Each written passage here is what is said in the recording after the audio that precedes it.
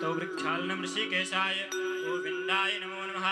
पृथिवी त्वया धृता लोका हे वित्तं कृष्णारता पञ्चधारे मां देवी पवित्रं कुरु चाशनम्। अथ हस्ते अक्षतपुष्पाणि गृहीत्वा श्रीप्रणपुरुषोत्तम देवताध्यानम्। हरिः ओम्। ॐ जन्माद्यस्य यतोऽन्वयादितरतश्चार्थे सविज्ञास्वराट् तेने ब्रह्महृदाय आदिकवये मुह्यन्ते सूरयः तेजो वारिमृतां यदा विनिमयो यत्र त्रिसर्गो मृषा धाम्ना स्वेन सदा निरस्तकुहकं सत्यं परं धीमहि। श्रीप्रणपुरुषोत्तमाय नमः। धनं ध्यानार्थे पुष्पाणि समर्पयामि। हरिः ओम्। शुद्धबालः सर्वशुद्धबालो मणिबालस्त आश्विनः श्वेतः श्वेताख्यो रुडस्ते रुद्राय पशुपते कर्णायामस्तनभोरूपाः पार्जन्याः रूपरान्तेन चन्दनं। हरिः ओम्। त्वां गन्धर्वा अखनस्त्वामिन्द्रस्त्वां बृहस्पतिः त्वामोखधे सोमो राजा विद्वान् क्षमाद्दामुच्यत चन्द्रोपरान्ते अक्षतान्। हरिः ओम्। अक्षन्नामे मरन्तश्चावप्रिया आधुखता अस्तो खर्सवफान विप्रानविष्ठया मतेजो जान्विन्दरते हरि उपरान्तेन पुष्पमाल्यां। हरिः ओम्। माल्यादेन सुगन्धेन मालेत्यादेन वै प्रभु मया हृतानि पुष्पाणि पूजार्थं प्रतिगृह्यताम्।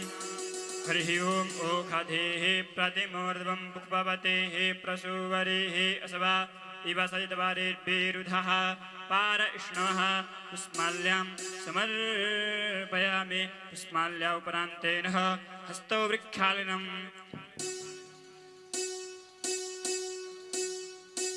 हस्तौ वृक्षालनम् अथ नैवेद्यम्। हरिः ओम्। नाभ्या आसीदन्तरिक्षगो शेषणोद्योः समावृत्तता प्रभ्यां भूमृद्धिसा श्रोत्रात् तथा लोकाम् अकल्पयन् नैवेद्यान्तेन एका आचमनीयं जलं समर्पयामि। विपरान्तेन प्राणाय स्वाहा अपानाय स्वाहा व्यानाय स्वाहा समानाय स्वाहा उदानाय स्वाहा मध्ये मध्ये पाणिमुत्रपोषणं मुखे आचमनीयं जलं समर्पयामि। पूगीफल ताम्बूल समर्पयामि। दक्षिणा कुछ दक्षिणा पकड़ दीजिए। हरिः ओम्।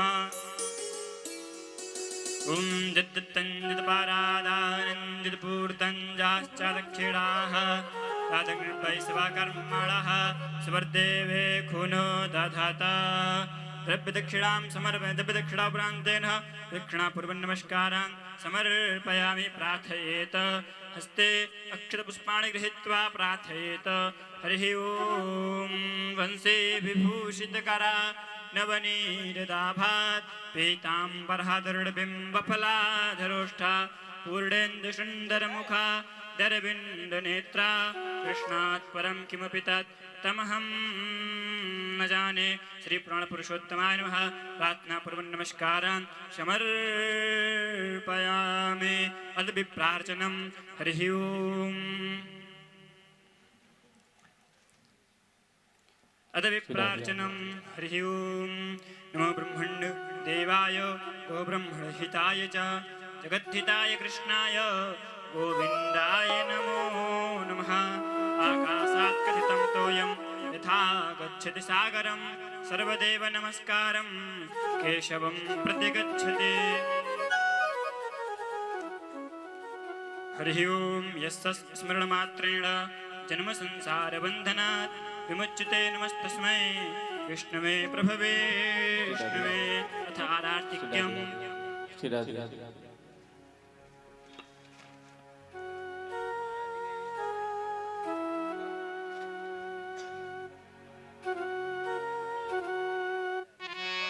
बंसी विभूषित करा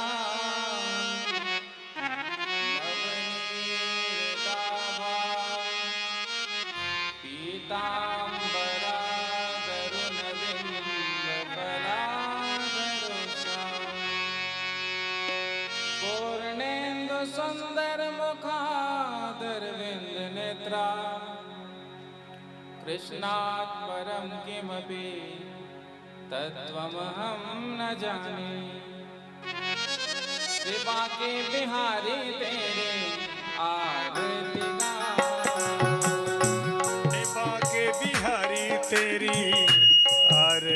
गाऊं।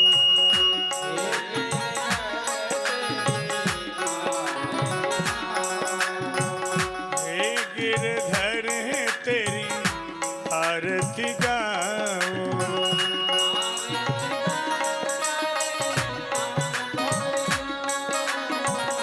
आरती गाऊं प्यारे आपको रिझाऊं।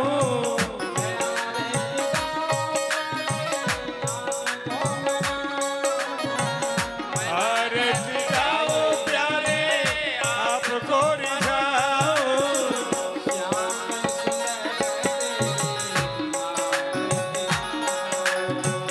श्याम सुंदर तेरी आरती गाऊं।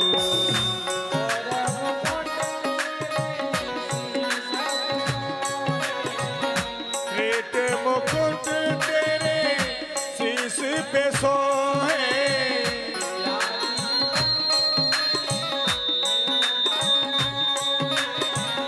प्यारे बंसी मोर मन मोहे।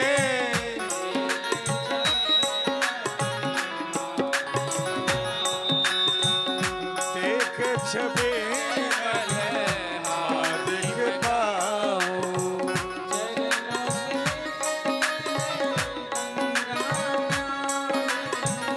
चरणों से निकली है गंगा प्यारी।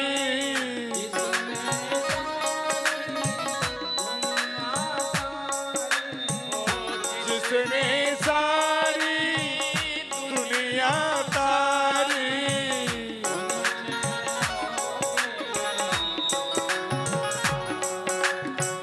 उन चरणों में मैं शीश नवाऊं। जय हो।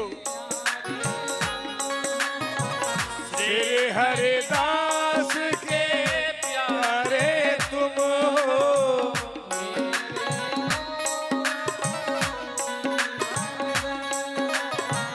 मेरे मोहन जीवन धन हो।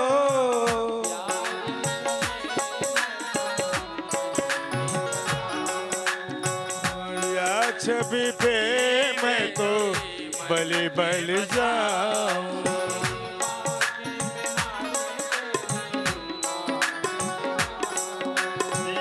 बाके बिहारी तेरी आरती गाऊं।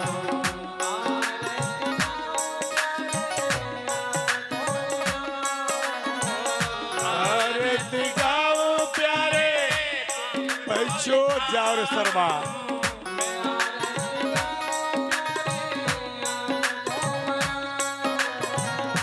आरती गाऊं प्यारे आपको मनाऊं।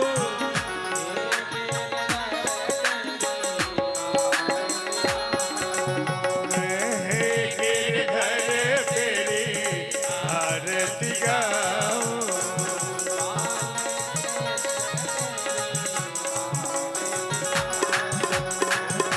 बाल कृष्ण तेरी आरती गाऊं।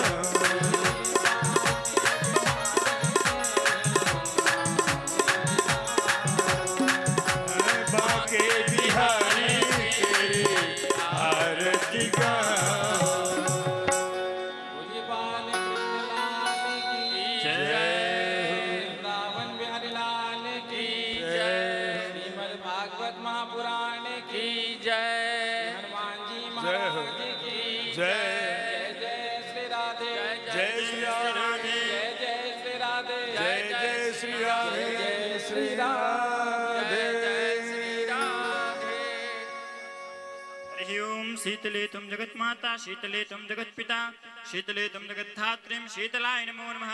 आरार्तिक्यं समर्पयामि जलेन शीतलीकरणं पुष्पे देवादिवन्दनं मन्त्रपुष्पाञ्जलिं। हरिः ओम जदनेन जदन्यामायजन्त देवास्तानि धर्मा विप्रथमन्नाशन्नातेहनाकं महिमानः सचन्त यत्र पूर्वे साध्याः सन्ति देवाः नाना सुगंध पुष्पाणि यथा कालो भवानि च पुष्पाञ्जलिर्मया दत्ता गृहाणः परमेश्वरः मंत्रपुष्पांजलिं समर्पयामि। श्रीमद्भागवत महापुराण की जय। सुखदेव जी महाराज की जय। श्री व्यास जी महाराज की जय। हम सभी लोग अपने अपने यथास्थान पर बैठ करके महाराज जी के मुखारविंद से कथा को श्रवण करेंगे और अपने जीवन को धन्य बनाएंगे। जय श्री राधे, जय श्री श्याम। बैठे बैठे आप लोग यथास्थान पे आरती पहुंच जाएगी। अब सभी लोग आरती लेंगे।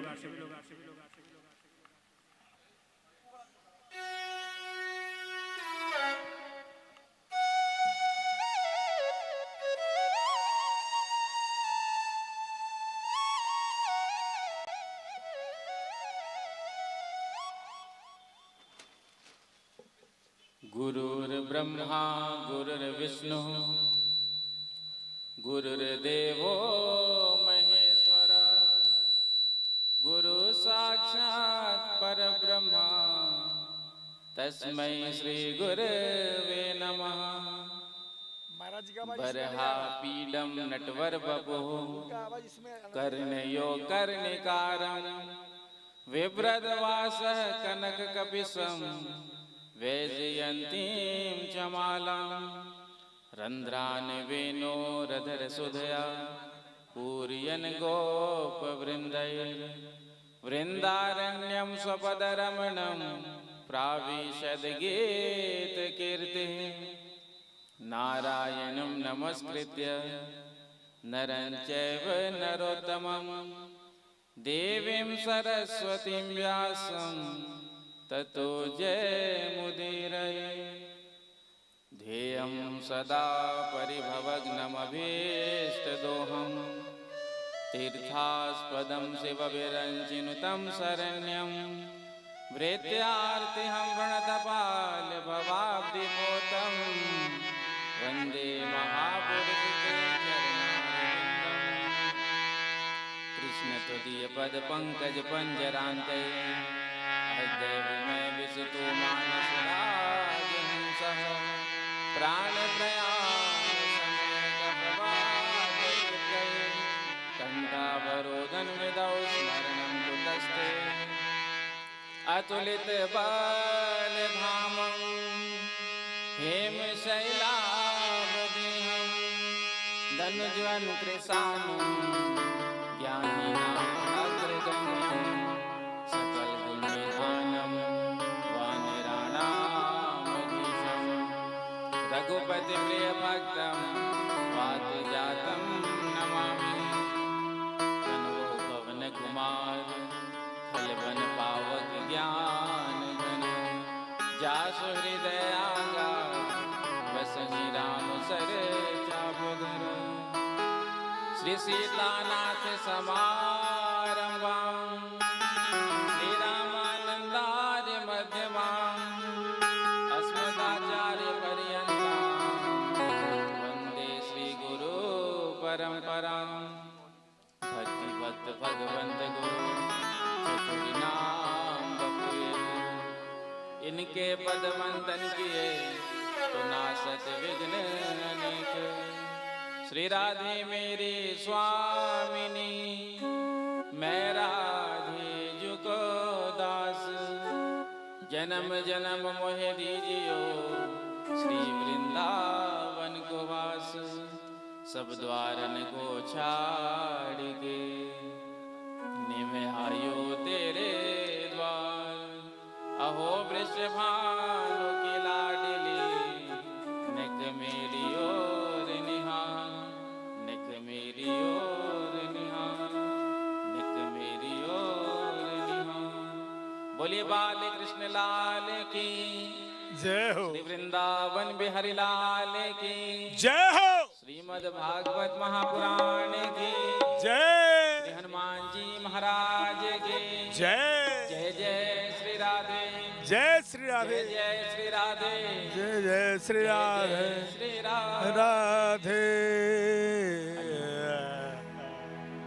भागवत कथा के तृतीय दिवस में प्रवेश करने से पूर्व कुछ क्षणों के लिए बड़े प्रेम से भाव से अपने मन और वाणी को पवित्र करते हुए भगवान नाम का कीर्तन करें।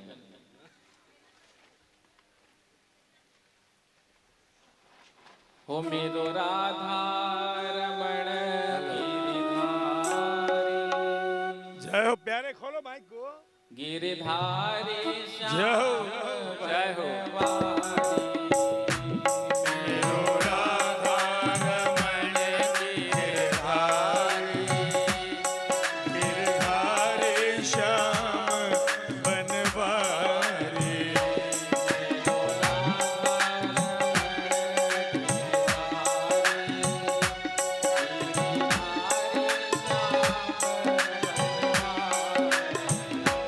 मेरो राधा रमण गिरधारी।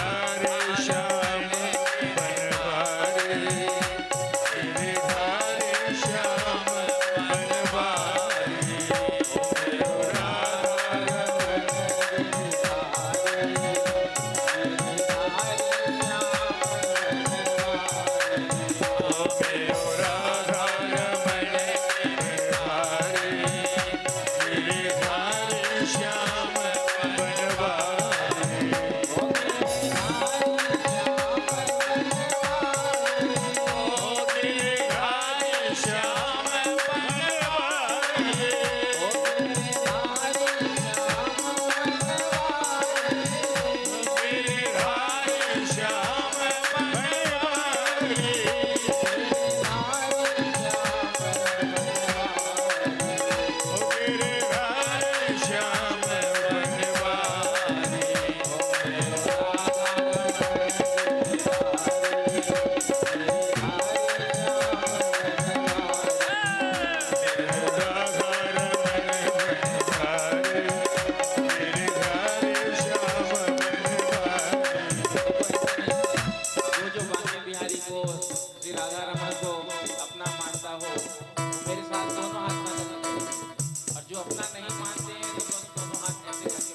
राधे मेरो राधा रमण प्यारो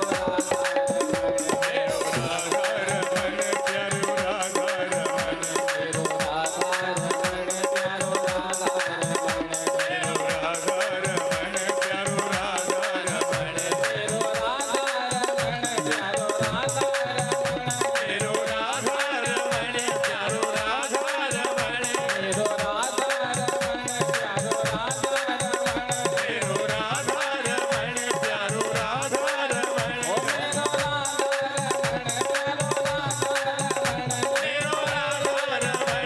रमण प्यारो राधा रमण मेरो राधा रमण प्यारो राधा रमण मेरो राधा रमण प्यारो राधा रमण मेरो राधा रमण प्यारो राधा रमण मेरो राधा रमण प्यारो राधा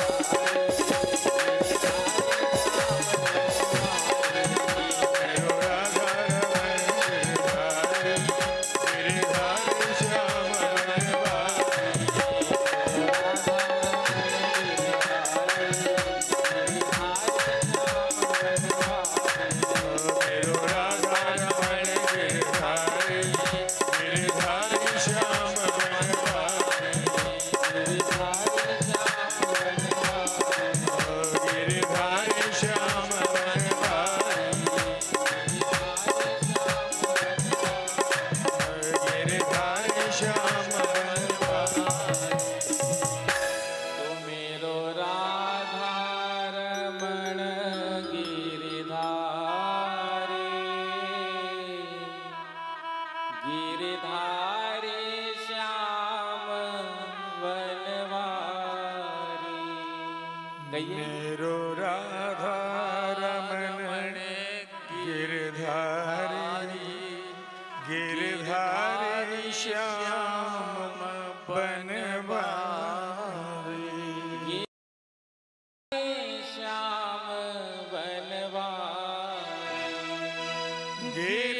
श्याम बनवारी गिरधारी श्याम बनवारी मेरो राधा रमण गिरधारी गिरधारी श्याम बनवारी बोली बाल कृष्ण लाल की जय हो श्री वृंदावन बिहारी लाल की जय हो श्रीमद् भागवत महापुराण की जय हो श्री हनुमान जी महाराज की जय हो श्री सीतारामचंद्र भगवान की जय श्री राधा कृष्ण भगवान की जय हो श्री गौरी शंकर भगवान की जय श्री लक्ष्मी नारायण भगवान की जय अम्बे मैया की जय जगत जननी जानकी मैया की जय हो श्री सदगुरुदेव भगवान की जय हो सब संतन की जय सब भक्तन की जय सब विप्रन की जय 84 कोस ब्रजमंडल धाम की जय हो मिथिला धाम की जय जय जय श्री राधे जय श्री जय श्री राधे जय जय श्री राधे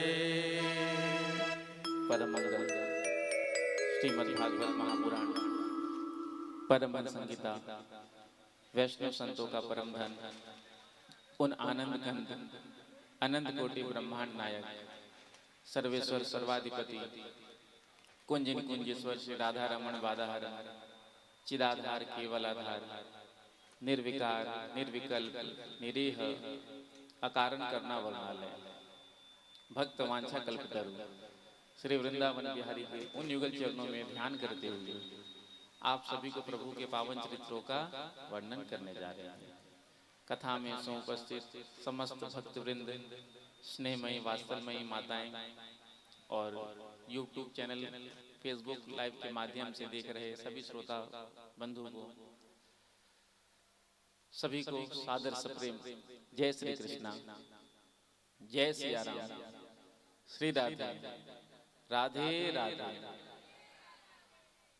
श्री बांके बिहारी जी महाराज की असीम अनुकंपा से मानव जीवन का सर्वोत्कृष्ट साधन फल सत्संग, जो हम सबको सुंदर श्रीमद् भागवत कथामृत के रूप में सुलभ हो रहा है। सिटी पैलेस, विराटनगर और नेपाल की पावन भूमि, और ये जो विराटनगर आपका है ये भी धर्म नगरी ही है, जहाँ खूब धर्म कर्म होता ही रहता है। धर्म नगरी किसको कहते हैं? जहाँ सदैव धार्मिक आयोजन अनुष्ठान चलते रहते हैं। तो उसी प्रकार से ये जो आपका विराटनगर है, जैसा कि मुझे बताया अध्यक्ष जी ने, मनोज मिश्रा जी ने, कि यहाँ तो ये विराटनगर में श्रीमद् भागवत कथा तो चलती ही रहती है, और वर्तमान में 9 स्थानों पर भागवत की कथा चल रही है। प्रेम से कहो श्री राधे। बहुत सुंदर बात है, बहुत प्रसन्नता होती है, क्योंकि कथा के माध्यम से ही सनातन संस्कृति का प्रचार और प्रसार होता है। धर्म के माध्यम से धर्म हमें अनुशासित बनाता है, धर्म हमें एक रास्ता दिखाता है, धर्म हमें ये बताता है कि हम जीवन में सम्मानित कैसे हो पाएंगे। यदि आपका जीवन धर्म के आचरण पर चल रहा है तो देखो आपके घर में राम राज्य है, और यदि आपने धर्म का आश्रय नहीं लिया है, यदि आप अधर्म के आचरण पर चल रहे हैं तो वहीं कलयुग का वास है। तो जब भगवान की अनन्य कृपा होती है जीव पर, तो कथा सुनने का लाभ मिलता है। वरना विचार तो पहले से होता है, सोचकर रखते हैं कि हाँ इस बार जब कथा होगी तो हम पूरी कथा सुनेंगे, लेकिन भगवान की कृपा यदि नहीं होती है तो फिर संभव नहीं हो पाता है। भगवान जिसके सिर पर हाथ रख करके बुलाते हैं वही कथा में आते हैं। इलेक्शन होता है, चुनाव, तो चुनाव जब होता है तो जनता इलेक्ट करती है, और जनता जिसको इलेक्ट करती है वो विधानसभा में, लोकसभा में जाकर बैठते हैं, तो वहां पर इलेक्शन होता है, और भगवान के दरबार में सिलेक्शन होता है। भगवान सेलेक्ट करते हैं कि यहाँ पर कौन आएगा।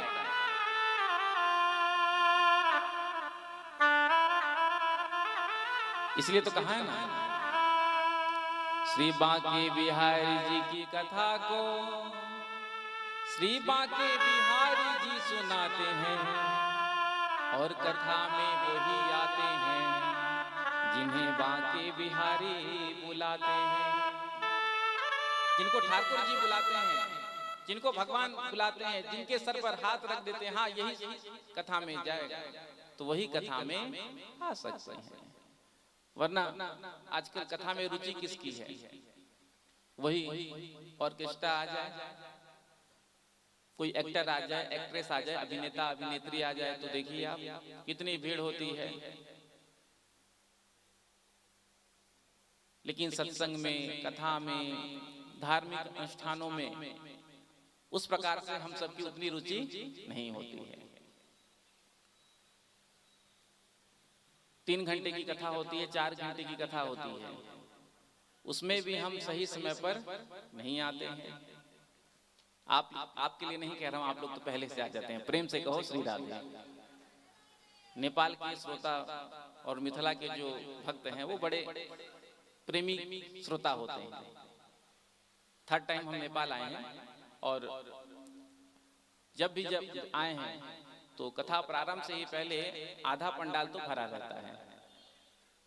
अन्यत्र की कहूँ तो जब कथा में हम पहुंचते हैं तो 50-100 लोग ही नजर आते हैं। फिर धीरे धीरे धीरे जैसे समय बढ़ता है तो भीड़ बढ़ता है, क्योंकि हमारे लिए कथा इम्पोर्टेंट नहीं है। यदि इम्पोर्टेंट होती तो सब काम छोड़ करके समय से पहले आकर के बैठ जाते।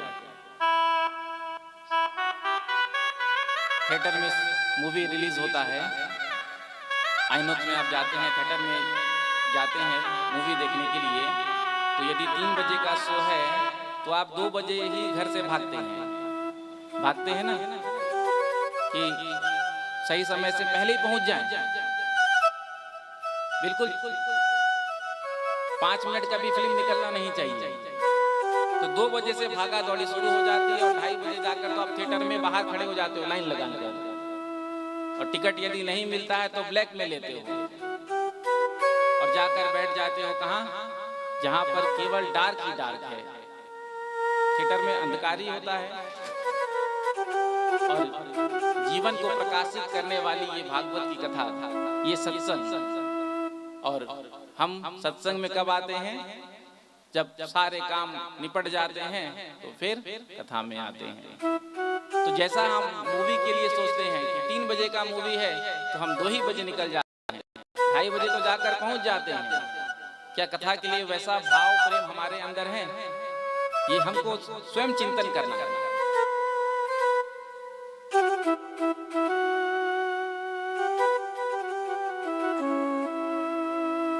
तो हमारे हृदय में सत्संग के लिए, कथा के लिए कितना प्रेम है, ये हमको बताता है। जो सच्चे श्रोता होते हैं वो बिल्कुल समय से आकर के इतना स्थान ग्रहण कर लेते हैं। आप लोग के लिए नहीं कह रहा हूं, आप लोग पहले से आ जाते हैं। प्रेम से कहो श्री राधे। ये उनके लिए है, लाइव के माध्यम से चल रहा है ना, तो कम से कम उनको भी प्रेरणा मिले। कैमरा वाले भैया घुमा दीजिए। हाँ, कि कथा के प्रारंभ में देखो पूरा पंडाल भरा हुआ है, और अन्यत्र तो जब कथा विश्राम होने का आता है, प्रसाद का समय आता है, तब कथा पंडाल भरता है। प्रेम से कहो श्री राधे।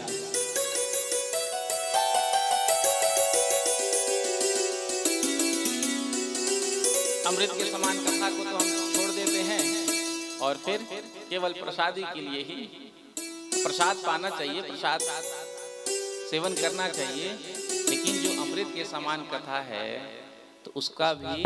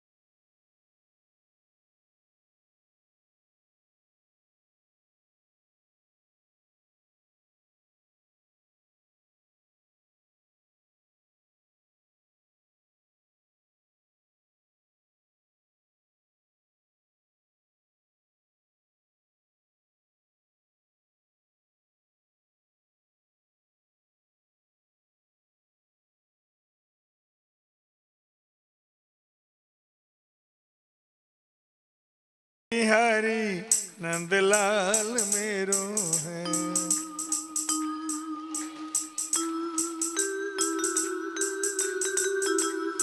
बोलो वृंदावन बिहारी लाल की।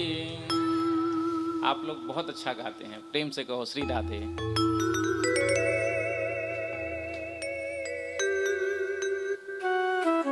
तो क्या कह रहे थे? क्या कह रहे थे? हाँ हाँ, जितनी उत्सुकता मूवी के लिए हमारे हृदय में रहता है, उतना कथा सत्संग आदि के लिए नहीं रहता है। जिस दिन उतनी उत्सुकता जैसे मूवी के लिए होता है, वैसे ही उत्सुकता कथा सत्संग आदि के लिए हो जाए तो हमारा जीवन कृतार्थ हो जाए।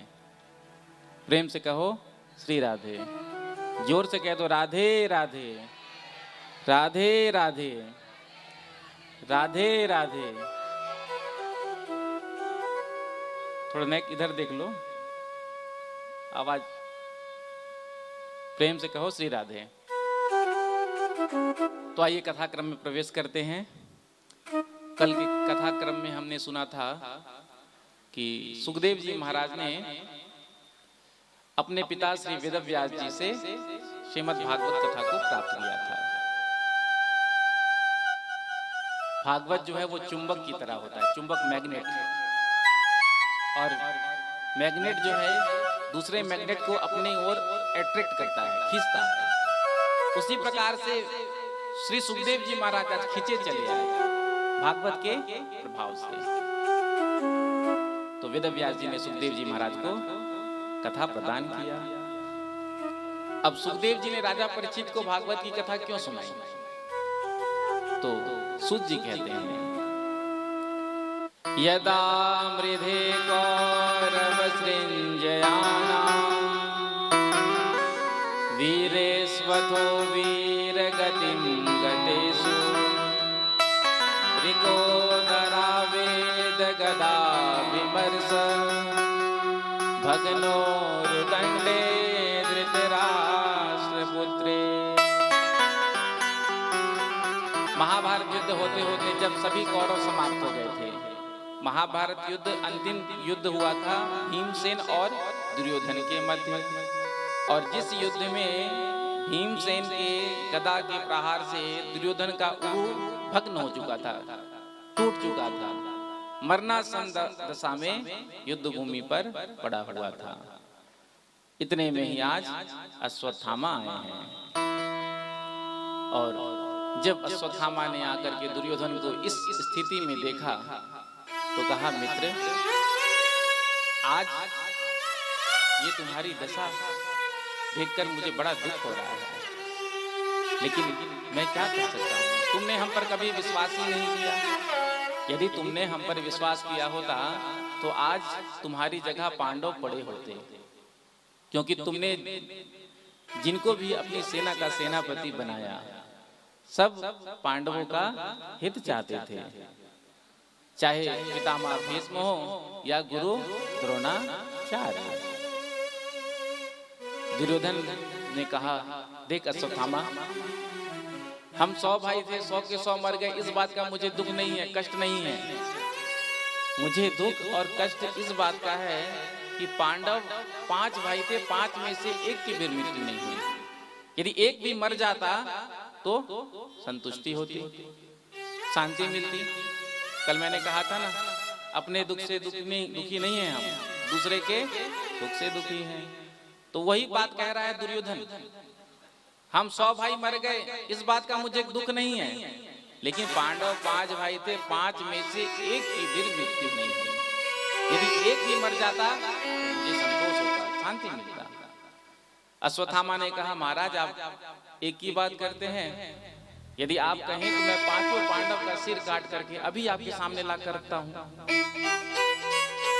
दुर्योधन ने कहा, यदि तूने ऐसा कर दिया तो बड़ा उपकार होगा तेरा मुझ पर, क्योंकि मरने से पहले मैं भीमसेन का सिर देखना चाहता हूँ कटा हुआ।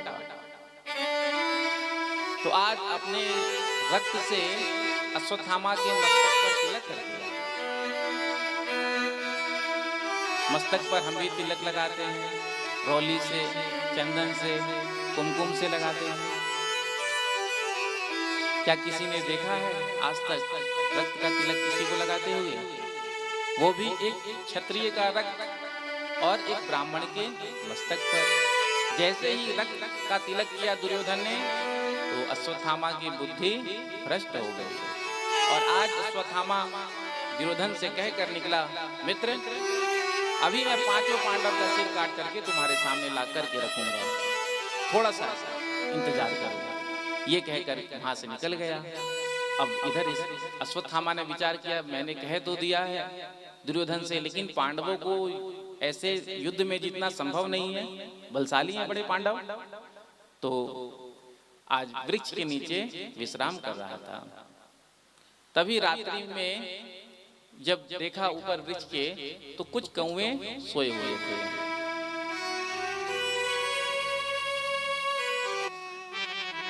रात्रि में एक उल्लू उड़ता हुआ आया और उल्लू ने सभी कौवों का सर धड़ से अलग कर दिया। जो इस दृश्य को देखा तो आज अश्वत्थामा ने सोचा, क्यों ना मैं सोते हुए पांडवों को मार दूं। उस समय तो उनके पास अस्त्र और शस्त्र भी नहीं होंगे। तो आज अश्वत्थामा निकला। इधर भगवान श्री कृष्ण पांडव पांचों भाई विश्राम कर रहे थे अपनी सैया पर। आकर के भगवान ने कहा, देखो आज हमने महाभारत युद्ध जीता है, चलो चल करके उत्सव मनाएंगे, सेलिब्रेट करेंगे। तो पांचों पांडवों को भगवान लेकर के निकले हैं। 5 सुनी सैया में पांडवों के 5 पुत्र जो द्रौपदी जी से उत्पन्न हुए थे।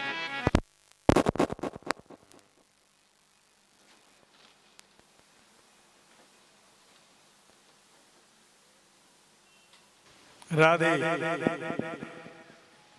जो दिखने में बिल्कुल पांडवों की तरह ही लगते थे।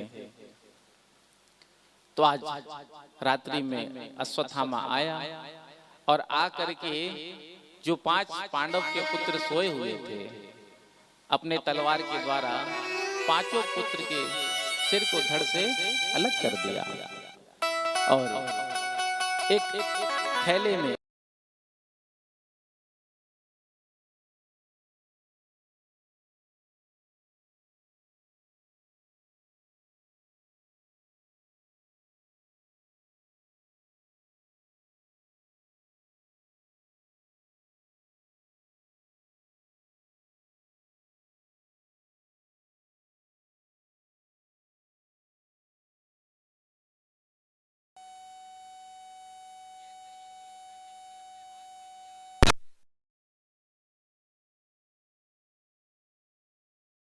दुर्योधन के नेत्र से आंसू बहने लगा और कहा, दुर्योधन ने, अरे ये तूने क्या कर दिया?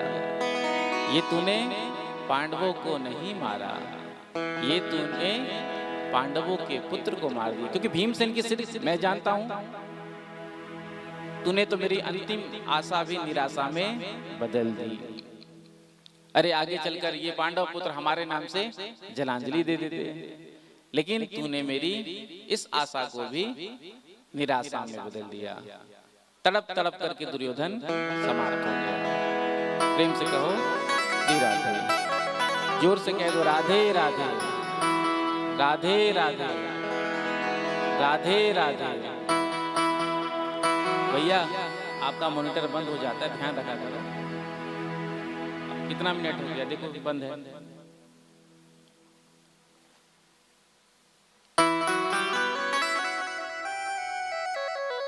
इधर प्रातः काल जब द्रौपदी जी अपने पुत्रों को जगाने के लिए शिविर में गई हैं, तो क्या देखती है? रक्त की धार बहती हुई आ रही है। जो प्रवेश किया शिविर के अंदर, तो द्रौपदी जी ने जब दृश्य को देखा, 5 पुत्र के केवल धड़ ही पड़े हैं, एक के भी सिर। चीत्कार उठी, चिल्ला उठी। द्रौपदी के चीख को सुन करके आज अर्जुन आए हैं। अर्जुन ने देखा 5 पुत्र के केवल धड़ ही पड़े हैं।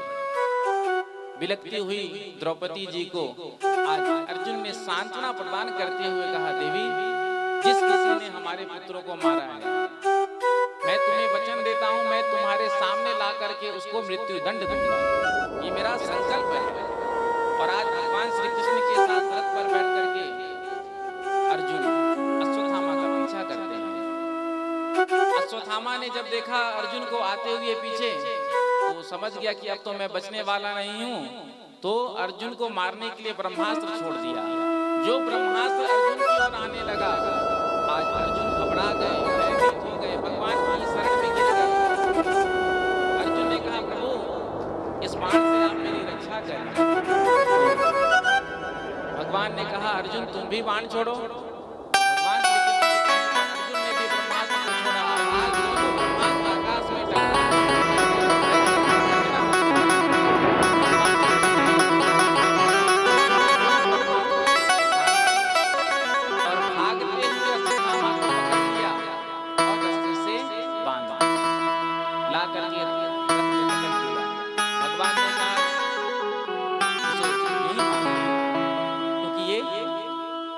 आतताई है।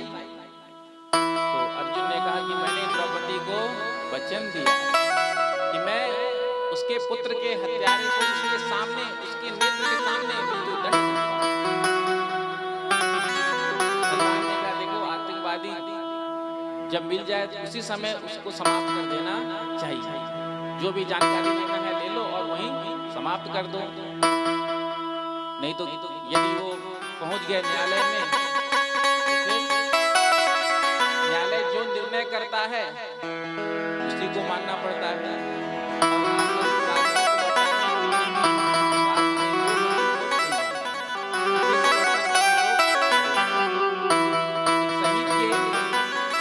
सब यात्रा में जितनी भीड़ नहीं होती है उससे कई गुना ज्यादा भीड़ एक आतंकवादी के सब यात्रा में होती है। ये बड़ी सोचनीय बात है। जो देश के लिए बलिदान दे दिया उस वीर शहीद के लिए जितनी संख्या नहीं उमड़ती है उससे कई गुना संख्या एक आतंकवादी के लिए निकलती है। इसलिए आतंकवादियों को तुरंत समाप्त कर देना चाहिए, क्योंकि आतंकवाद का ना तो कोई धर्म होता है ना कोई रंग होता है। लेकिन दिखता भी है आतंकवादियों का धर्म और रंग, लेकिन देखकर भी हम मानना नहीं चाहते हैं। सबको पता है आतंकवाद कहां से फल फूल रहा है और किस धर्म के हैं, लेकिन कोई मानना नहीं चाहता। भगवान ने कहा यहीं समाप्त कर दो। अर्जुन ने कहा मैंने वचन दिया है। तो आज अर्जुन अश्वत्थामा को लेकर के आए हैं और सभा में बीच में खड़ा कर दिया। जो द्रौपदी जी ने देखा पशु की तरह बंधे हुए अश्वत्थामा को, तो आज द्रौपदी जी आकर के प्रणाम करने लगी और बंधन खोलने लगी। वाम स्वभाव कृपया ननाम जा। अर्जुन ने कहा देवी ये तुम क्या कर रही हो, इसको प्रणाम कर रही हो? इसी ने हमारे 5 पुत्रों को मारा है, वो भी सोते हुए। अरे सोते हुए बच्चों को कोई मारता है क्या? सोते हुए बच्चे को, पागल को, स्त्री को कोई धर्मवेत्ता पुरुष स्पर्श करता है? और तुम इसको प्रणाम कर रही हो। तो द्रौपदी जी ने कहा महाराज क्या आप भूल गए, ये ब्राह्मण देवता है और ब्राह्मण तो सदा वंदनीय होते हैं, इसीलिए मैंने प्रणाम किया। अर्जुन ने कहा देवी इसी ने हमारे पुत्रों को मारा है और तुम बंधन मुक्त कर रही हो। तो द्रौपदी जी ने कितना सुंदर कहा। उवाच चासहन्त्यस्य बंधनानैनं सति मुच्यतामेष ब्राह्मणो नितरां गुरुः। क्या भूल गए आप गुरुदेव के उपकार को? आज गुरुदेव के उपकार को आप भूल गए?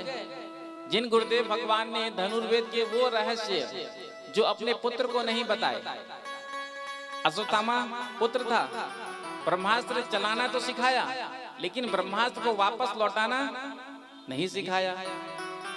लेकिन अर्जुन को ब्रह्मास्त्र चलाना भी सिखाया और वापस लौटाना भी सिखाया। क्या भूल गए आप गुरुदेव भगवान के उन उपकारों को? और वेद भगवान कहते हैं कि पिता की आत्मा ही पुत्र के रूप में प्रकट होता है। आत्मा वै जायते पुत्रः इति वेदानुशासनम्। तो आज मानो गुरुदेव ही पुत्र के रूप में खड़े हैं।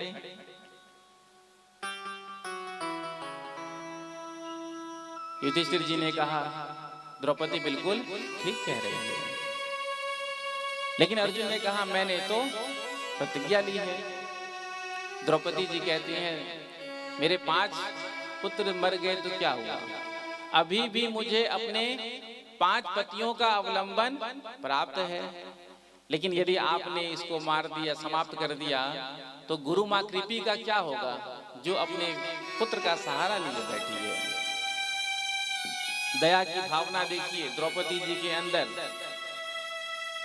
जिनके 5 पुत्रों को मार दिया, धड़ सर से अलग कर दिया और अभी तक अंतिम संस्कार भी नहीं हुआ है, सब पड़ा हुआ है। और द्रौपदी जी के अंदर कितनी दया की भावना है। और हमसे यदि कोई 2 वचन भी कुछ उल्टा सीधा कुछ बोल देता है तो हम जीवन भर उस बात को पकड़ के रखते हैं। उस दिन उसने हमसे ऐसा कह दिया, समय आने पर मैं देख लूंगा। युधिष्ठिर जी ने कहा द्रौपदी ठीक कह रही है, जो हो गुरुदेव पुत्र है, ब्राह्मण है, तो छोड़ दिया जाए। भीमसेन ने कहा अर्जुन भले तुम छोड़ दो, लेकिन मैं छोड़ने वाला नहीं। अर्जुन ने कहा मैंने भी संकल्प लिया है, और एक बार कोई क्षत्रिय प्रतिज्ञा लेता है तो उसका पालन जरूर करता है। तो भगवान श्री कृष्ण बगल में खड़े थे। भगवान श्री कृष्ण से अर्जुन ने पूछा महाराज अब आप ही अपना कुछ मंतव्य बतलाइए, क्या करना चाहिए। भगवान ने कहा हमने तो तुमको उसी समय कहा था कि इसको समाप्त कर दो वहीं पर, लेकिन तुम माने नहीं। अब देख लो, अब न्यायालय में जब केस पहुंच जाता है तो जज साहब जो जजमेंट देते हैं तो फिर वही माना जाता है। और इधर उधर यदि पकड़ा गए तो समाप्त कर दो तो कोई देखने वाला नहीं, गाड़ी पर उल्टा दो पलटा दो। तो अब तो न्यायालय में बात पहुंच गई, तो अब क्या करना चाहिए क्या नहीं करना चाहिए शास्त्र कहते हैं। तस्मात् शास्त्रम प्रमाणम ते कार्य व्यवस्थितो, क्या करना चाहिए क्या नहीं करना चाहिए शास्त्रों में प्रमाण मिलता है। तो अर्जुन ने पूछा महाराज शास्त्र तो मैंने पढ़ा नहीं, आप पढ़कर बता दीजिए क्या लिखा है।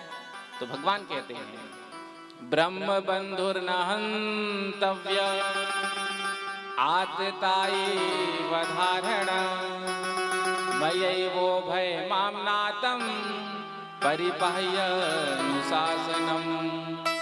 ब्रह्म बंधुर न हन्तव्य, ब्राह्मण कितना भी बड़ा अपराधी क्यों ना हो उसको मृत्यु दंड देना नहीं चाहिए। ब्रह्म बंधुर न हन्तव्यम। और उसके बाद क्या कहते हैं आतताई कैसा भी क्यों ना हो, कोई भी क्यों ना हो उसको छोड़ना नहीं चाहिए। आतताई वधारणा, आतताई का वध कर देना चाहिए। अर्जुन ने कहा महाराज आपने तो दोनों बात कह दिया, ब्राह्मण को मारना नहीं चाहिए, आतताई को छोड़ना नहीं चाहिए। अब अश्वत्थामा ब्राह्मण भी है और आतताई भी है। तो अर्जुन को गीता का एक श्लोक याद आ गया। देखो जब शिक्षक बच्चों को पढ़ाते हैं तो वर्ष में एक बार एग्जाम होता है, परीक्षा होता है ना। जो पढ़ाया है शिक्षक ने तो परीक्षा के माध्यम से ये पता चलता है कि बच्चे ने कितना ग्रहण किया। तो उसी प्रकार से महाभारत के युद्ध के प्रारंभ में भगवान ने गीता का उपदेश दिया। तो अब मानो ठाकुर जी भगवान श्री कृष्ण परीक्षा ले रहे हैं कि अर्जुन ने कितना ग्रहण किया भगवत गीता को। तो अर्जुन को गीता का श्लोक याद आ गया। गीता में भगवान ने कहा था संभावितस्य चा कीर्ति वर्णादति रिच्यते, सम्मानित व्यक्ति का अपमान मृत्यु के समान होता है। कोई बड़ा सम्मानित व्यक्ति हो तो समाज के बीच में भरी सभा में कोई अपमान कर दे तो जब जब वो अपने अपमान को याद करेगा तब तब मरेगा। यदि कोई बाण से मारता है तो एक ही बार समाप्त हो गया, गोली मार दिया एक ही बार समाप्त हो गया। लेकिन वचन से यदि किसी ने मार दिया, वाक वज्र से किसी ने मार दिया, तो जब तक वो जीवित रहेगा तब तक वो उस अपमान की ज्वाला में जलता रहेगा और मरता रहेगा कि उसने मेरा इतना बड़ा अपमान कर दिया था। तो आज अर्जुन ने अश्वत्थामा के मस्तक पर जो मणि था उसको तलवार के द्वारा निकाल लिया और धक्के मार करके भगा दिया। अश्वत्थामा ने विचार किया पांडवों ने मेरा इतना बड़ा अपमान किया, मैं इनके वंश में पानी देने वाला नहीं छोड़ूंगा। पांडवों ने देखो कम से कम इसको प्राण तो छोड़ दिया था, इसके प्राण को। तो अश्वत्थामा को क्या सोचना चाहिए, देखो मैंने इनके 5 पुत्रों को मार दिया लेकिन इन्होंने तब भी मुझे छोड़ दिया। लेकिन कहते हैं ना एक दुष्ट की दुष्टता कभी खत्म नहीं होती है।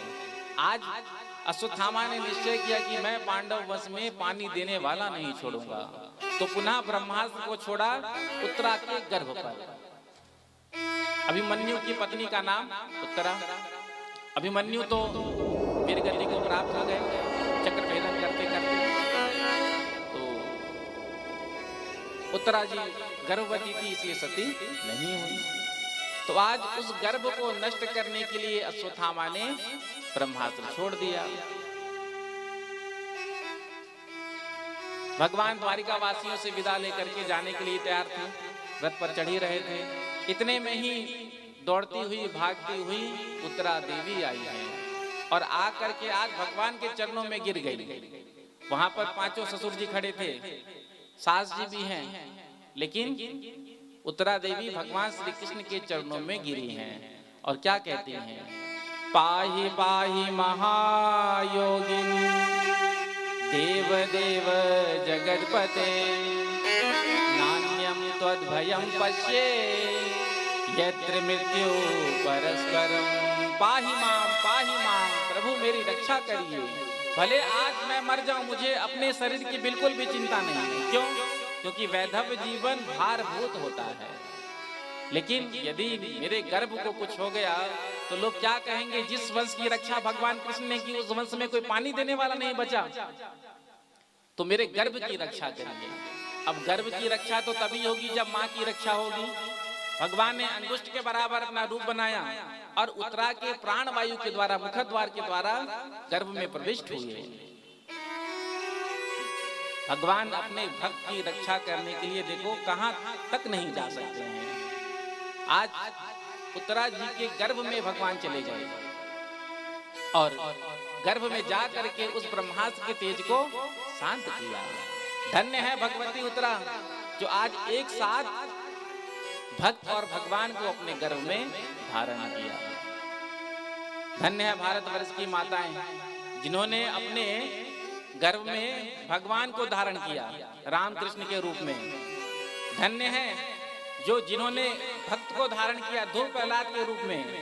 लेकिन उत्तरा का सौभाग्य देखिए, एक के साथ भक्त और भगवान को भगवती उत्तरा ने अपने गर्भ में धारण किया। भगवान बाहर निकल कर के आए, पूछा बेटी अब तो कोई कष्ट नहीं? उत्तरा मूक हो गई, कुछ बोल ही नहीं सकती। भगवान विदा लेने के लिए तैयार हैं। इतने में ही भगवान की बुआ कुंती आज रथ के आगे आकर खड़ी हो गई। अभी अभी आपने हमारे वंशधर की रक्षा की, आपको किसी ने धन्यवाद तक नहीं दिया। हे प्रभु, आज मैं आपकी स्तुति करना चाहती हूँ। भगवान ने कहा, बुआ ये उल्टी गंगा आप क्यों बहा रही हो? जब भतीजा अपनी बुआ जी से विदा लेता है तो भतीजा बुआ जी को प्रणाम करता है ना। आज भतीजा जब जा रहा है तो बुआ जी प्रणाम कर रही हैं अपने भतीजे को। भगवान ने कहा, बुआ जी आप उल्टी गंगा क्यों बहा रही हो? तो कहा, कुंती मैया ने देखो आज मैं ये जान गई हूं कि तुम केवल मेरे भतीजे नहीं, साक्षात श्री कृष्ण हो, ईश्वर हो, नारायण हो, भगवान हो। जब जब मैं आपकी भगवत्ता को जान जाती हूँ तभी आप प्यार से कह देते हो बुआ जी, और मैं केवल आपको अपना भतीजा मान करके बैठ जाती हूँ। लेकिन आज मैं जान गई जब तक मेरी स्तुति पूरी ना हो तब तक आप अपना मुंह बंद रखना, क्योंकि जैसे ही आप प्यार से कह देंगे बुआ जी तो फिर मैं भूल जाऊंगी कि तुम केवल हमारे भतीजे हो। तो कहा, बुआ जी हमारा बोलना आपको ठीक नहीं लगता है तो ठीक है, हम मौन रहेंगे। कहा, ठीक है, जब तक मेरी स्तुति पूरी ना हो तब तक आप मौन रहिएगा। और बड़ी सुंदर 26 श्लोकों में स्तुति को गाया है कुंती जी ने। कृष्णाय वासुदेवाय देवकी नंदनाय च नंद गोप कुमाराय गोविंदाय नमो नमः। नमः पंकजनाभाय नमः पंकज मालिने नमः पंकज नेत्राय नमस्ते पंकजांग्रये। आज कुंती मैया ने बड़ा ही सुंदर स्तुति गाया। प्रभु मैंने देखा जब जब हमारे जीवन में संकट था, कष्ट था, तब तब आप हमारे पास थे और सभी संकटों से आपने हमें बचाया। जब पांडवों को लाक्षा भवन में जलाने का प्रयास किया गया तो भगवान ने बचाया। भीमसेन को मारने के लिए विष के लड्डू खिलाए गए, लड्डू में विष मिला दिया और खिला दिया, भगवान ने रक्षा की। द्रौपदी जी के लाज की रक्षा भगवान ने की। जब जब हमारे जीवन में संकट था तब तब आप हमारे समीप थे, निकट थे, पास थे। लेकिन जो आज हमारे जीवन में सुख का समय आया, सो ही आप कहते हैं बुआ जी मैं चलता हूँ। तो मैं आज आपसे एक वरदान मांगना चाहती हूँ। भगवान ने कहा मैं तो बहुत देर से सोच रहा था बुआ जी कि मैं आपको कुछ दूं, आपने तो मेरे मुख की बात को ही छीन लिया, बताइए मैं आपको क्या दूं।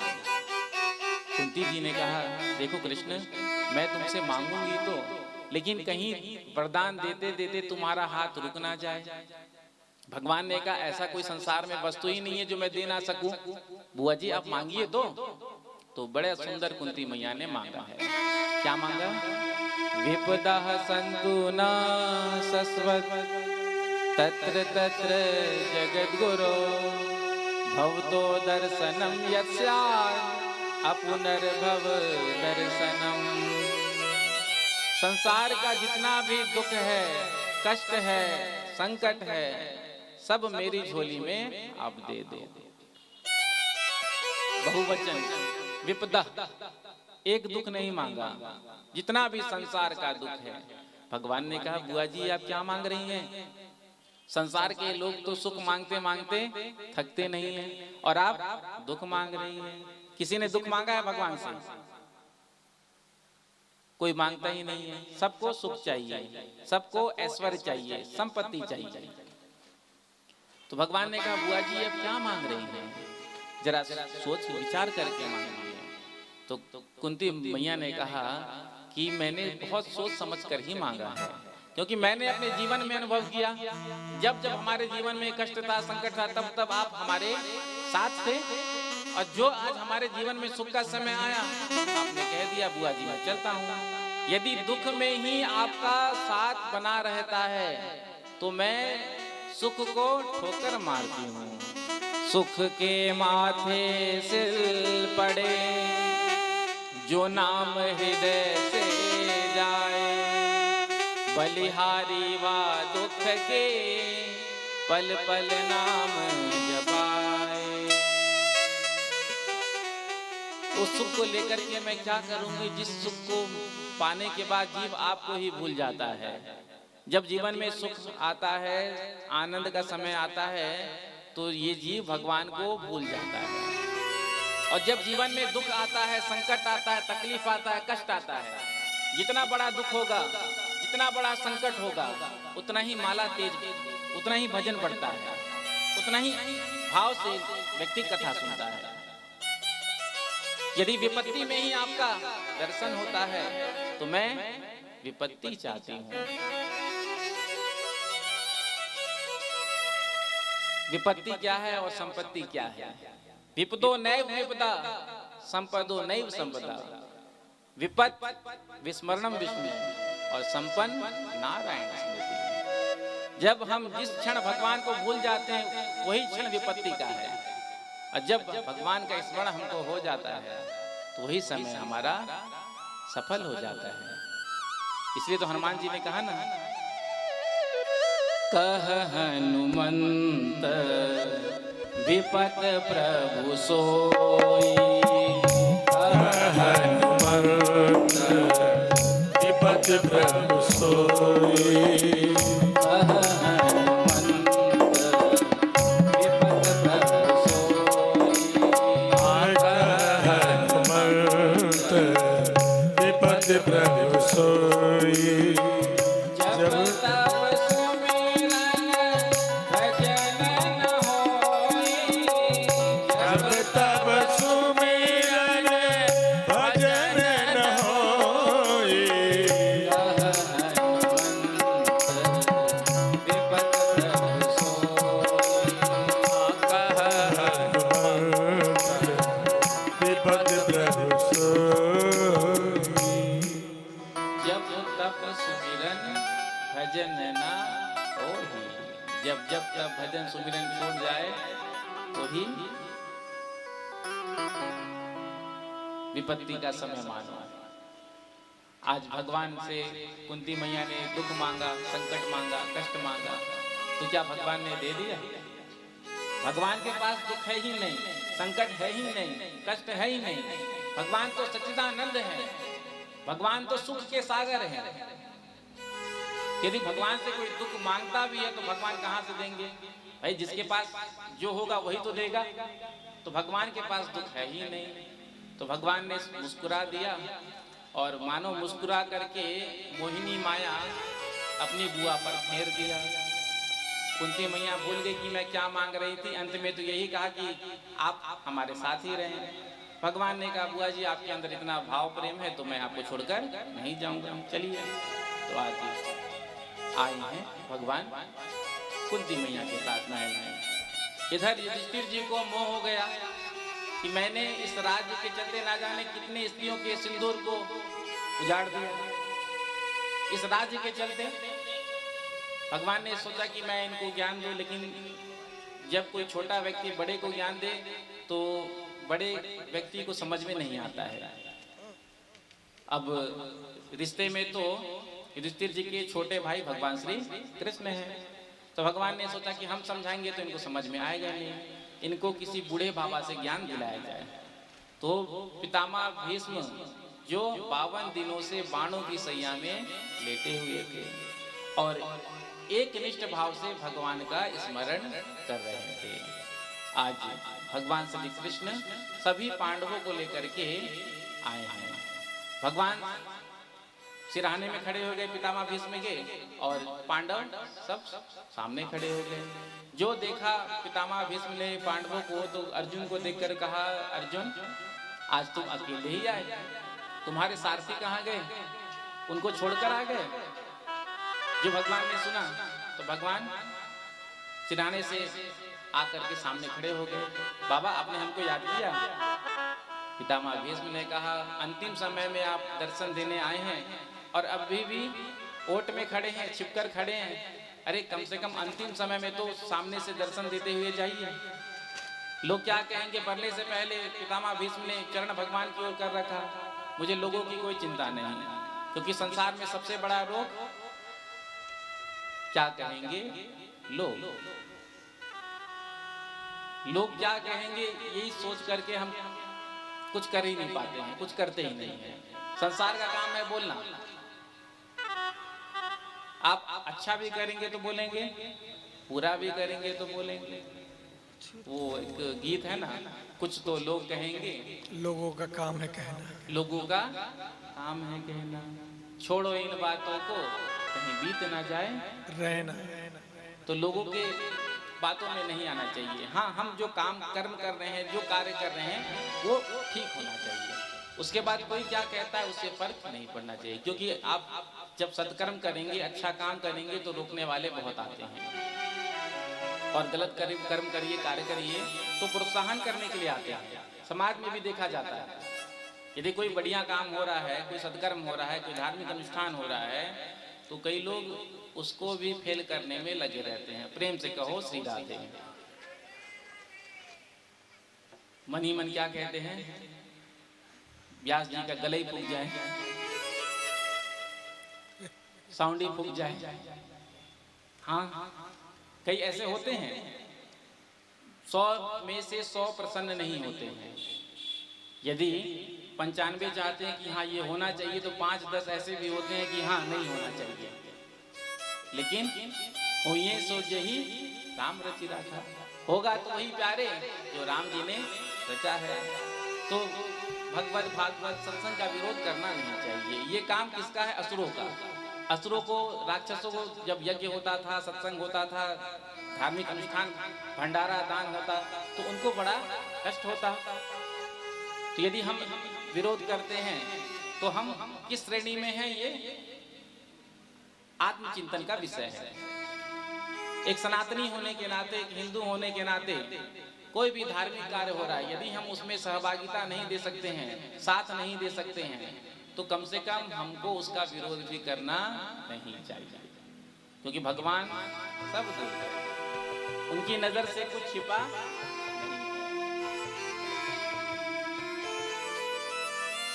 पितामह भीष्म भगवान श्री कृष्ण से कहते हैं। इधर पांडवों को भगवान श्री कृष्ण के कहने पर पितामह भीष्म ने सभी धर्मों का ज्ञान कराया। दान धर्मान राज धर्मान मोक्ष धर्मान विभाग धर्मान भगवत धर्मान समास व्यास योगता। दान धर्म के बारे में बताया कि समय समय पर जो भी अर्थ हम अर्जित करते हैं तो उसमें से कुछ ना कुछ दान करते रहना चाहिए। दान धर्म सबसे पहले, क्योंकि कलयुग में तो दान से ही कल्याण हो जाता है। प्रगट चारि पद धर्म के कलिमहु एक प्रधान जेन के विधि दीन्हे दान करहि कल्याण। तो जब अवसर मिले, जब समय मिले, जहाँ आपकी श्रद्धा हो वहाँ दान करना चाहिए। एक नगर में कथा हो रही थी, तो सार्वजनिक कथा थी, समिति का आयोजन था। तो जब सार्वजनिक कथा होता है तो भागवत समिति का गठन होता है और वो समिति जो है सबसे डोनेशन, चंदा कह लीजिए जो भी, तो जब बैठते हैं मीटिंग में तो पहले यही निर्णय किया जाता है कि इतना बड़ा कार्य है, इतना एस्टिमेट बनेगा, इतना खर्चा होगा। तो सबसे पहले तो फंड की ही व्यवस्था देखनी पड़ती है। तो जब बैठक होता है तो फिर निर्णय करते हैं कि हाँ लिस्ट बनाओ, कौन कौन कितना दे सकता है। एक अपना अनुमान होता है, देना लेना वो तो बात की बात है, लेकिन हाँ ये इतना कर सकते हैं, हाँ ये बहुत भक्त हैं, ये दानी हैं, तो इनके पास जाएंगे तो इतना तो मिलेगा ही। तो सब ने बढ़िया लिस्ट बनाया। अब जब लिस्ट बन रहा था तो उसी नगर के एक सेठ जी थे। सेठ जी बड़े कंजूस थे, जिन्होंने कभी जीवन में 10 रुपए का भी दान ना किया। लेकिन जब समिति वाली लिस्ट बना रहे थे, सेठ जी का नाम भी लिख दिया और कहा कि जाएंगे तो कुछ ना कुछ तो मिलेगा ही। तो लिस्ट बन गया। उसके बाद समिति वाले तैयारी में लग गए और घर घर जाकर के सबसे सहयोग की अपेक्षा करते हुए जाकर के चर्चा करते। तो इसी क्रम में सेठ जी के पास पहुंचे। सेठ जी, हम अपने नगर में सुंदर भागवत की कथा का आयोजन कर रहे हैं और इतना बड़ा आयोजन है तो आपसे सहयोग की अपेक्षा है। सेठ जी ने कहा बड़ा सुंदर आयोजन कर रहे हो, इससे तो जन जन का कल्याण होगा। बहुत सुंदर आप सब कार्य कर रहे हैं, बताइए क्या सेवा करूं। तो समिति वालों ने कहा जो आपकी इच्छा, ये रहा रसीद बुक काट दीजिए। तो कहा कि ठीक है। अपने मुनीम जी को बुलाया, चेक बुक मंगवाया और चेक बुक मंगवा करके उसमें 21,000 रुपए अमाउंट भर दिया और चेक फाड़ करके समिति वाले को दे दिया। अब समिति वाले जब चेक लेकर के निकले तो बड़े प्रसन्न हुए। आशा तो 1100 की भी नहीं थी, लेकिन होता है ना कि सब दे रहे हैं तो भाई कम से कम इसी बहाने आमंत्रण भी पहुंच जाएगा। तो आशा तो 1100 की भी नहीं थी, लेकिन सेठ जी ने आज 21,000 दे दिया। बड़े प्रसन्न हुए। जहाँ से आशा ना हो वहाँ से मिल जाए बढ़िया तो मन प्रफुल्लित हो जाता है। कहा सेठ जी ने तो आज कमाल कर दिया। तो दूसरे दिन समिति वाले चेक को कैश कराने के लिए बैंक में गए और जब चेक को दिया तो वहाँ बैठे थे काउंटर में कि चेक को आप कैश में कन्वर्ट कर दीजिए। तो उसने देखा कि भैया इसमें तो साइन ही नहीं है। तो चेक लौटा दिया, कहा इसमें साइन कराकर ले आओ। समिति वालों ने कहा कि हो सकता है सेठ जी भूल गए, जल्दी जल्दी में होता है, कभी कभी मिस्टेक हो जाता है, तो चलो कोई बात नहीं, सेठ जी से साइन कराकर आ जाएंगे।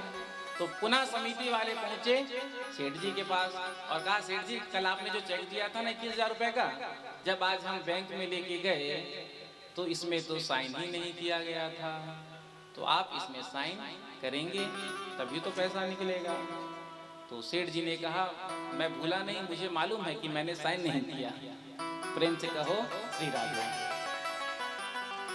समिति वालों ने कहा आपको मालूम था कि आपने साइन नहीं किया तो फिर आपने चेक ही क्यों दिया? क्योंकि बिना साइन के तो चेक कैश होगा नहीं। तो सेठ जी ने क्या कहा, देखो तुमसे ज्यादा, तुम तो पहली बार कथा का आयोजन कर रहे हो, मैं कई कथा में जाकर के सुन चुका हूँ कि गुप्त दान की बड़ी भारी महिमा होती है।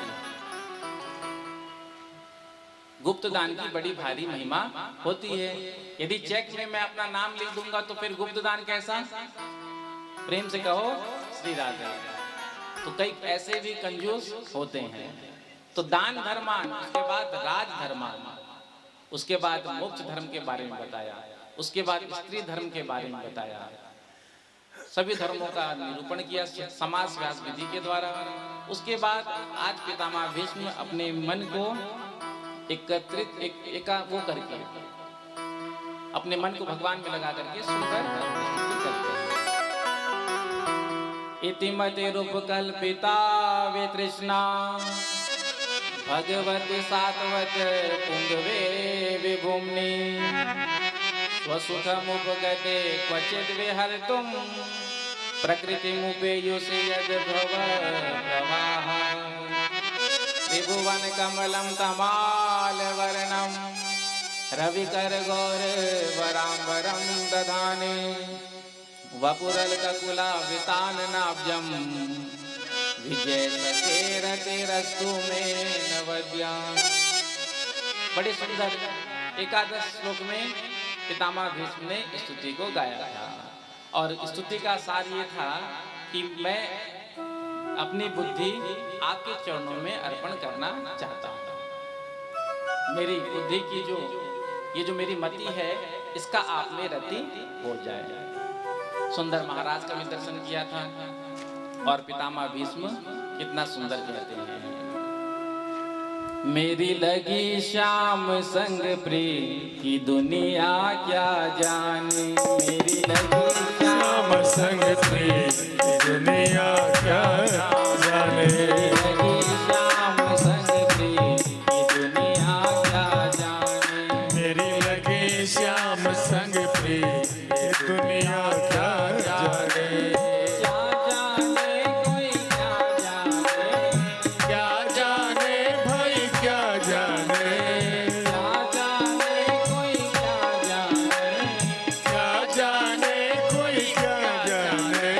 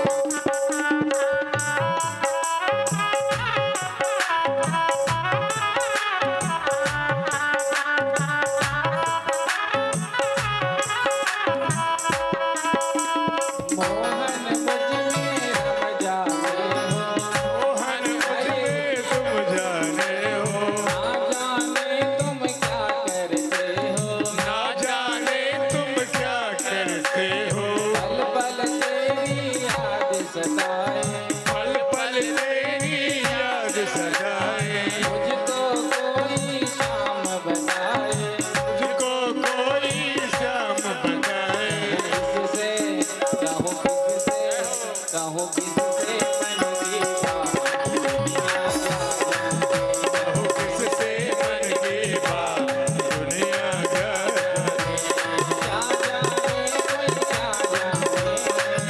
जाने कोई क्या जाने क्या जाने कोई क्या जाने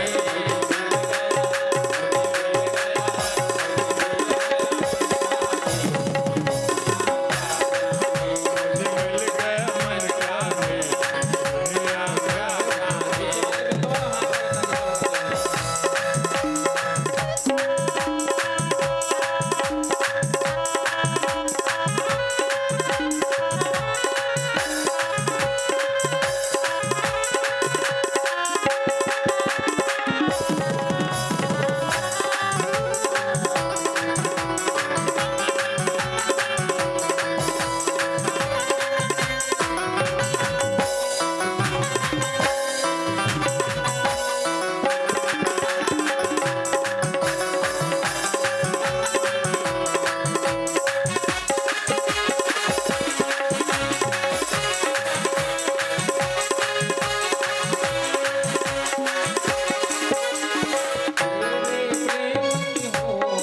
मैं भी प्रेम की हूँ दीवानी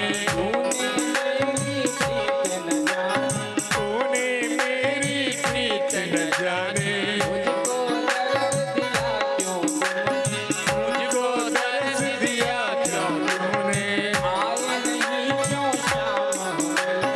आए नहीं क्यों शाम तू मिलने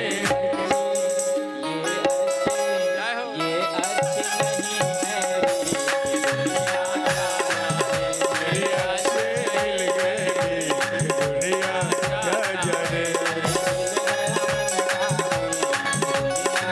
मुझे मिल गया मन का भी दुनिया क्या जाने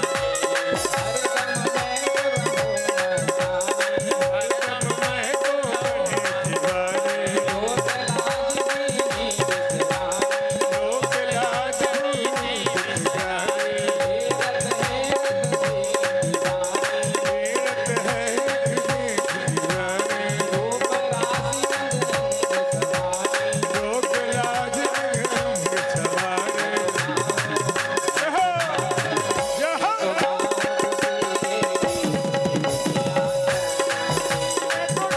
खुशी देगी ये दुनिया क्या जाने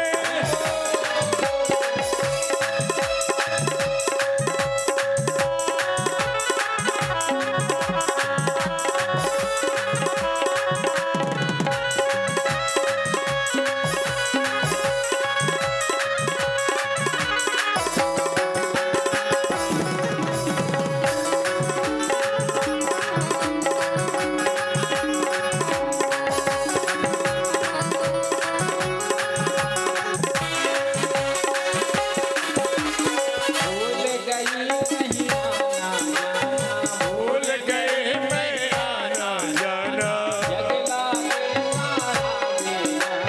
जग लागे सारा बेगाना हम तो केवल श्याम तुम्हारा रूठ जाए चाहे सारा जमाना ये हो हो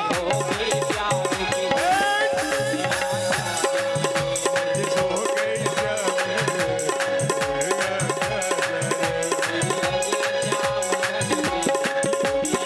मुझे लगी शाम से प्रीत दुनिया क्या जाने क्या जाने कोई क्या जाने क्या जाने कोई क्या जाने मुझे मिल गया मन का भी दुनिया क्या जाने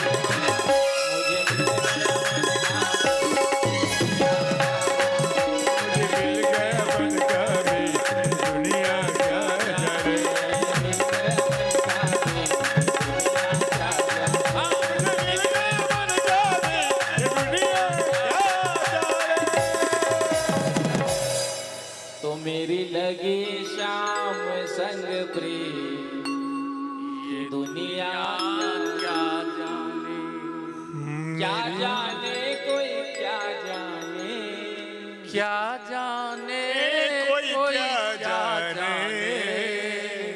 जब दो व्यक्ति के बीच में प्रेम होता है तो इशारों में ही बात हो जाता है, तीसरे को पता तक नहीं चलता है, लेकिन आंखों ही आंखों में बात हो जाती है। आहा क्या बात है। ऐसे ही हम सबका प्रेम किससे है? ठाकुर जी से। तो मेरी लगी श्याम संग प्रिय ये दुनिया क्या जाने।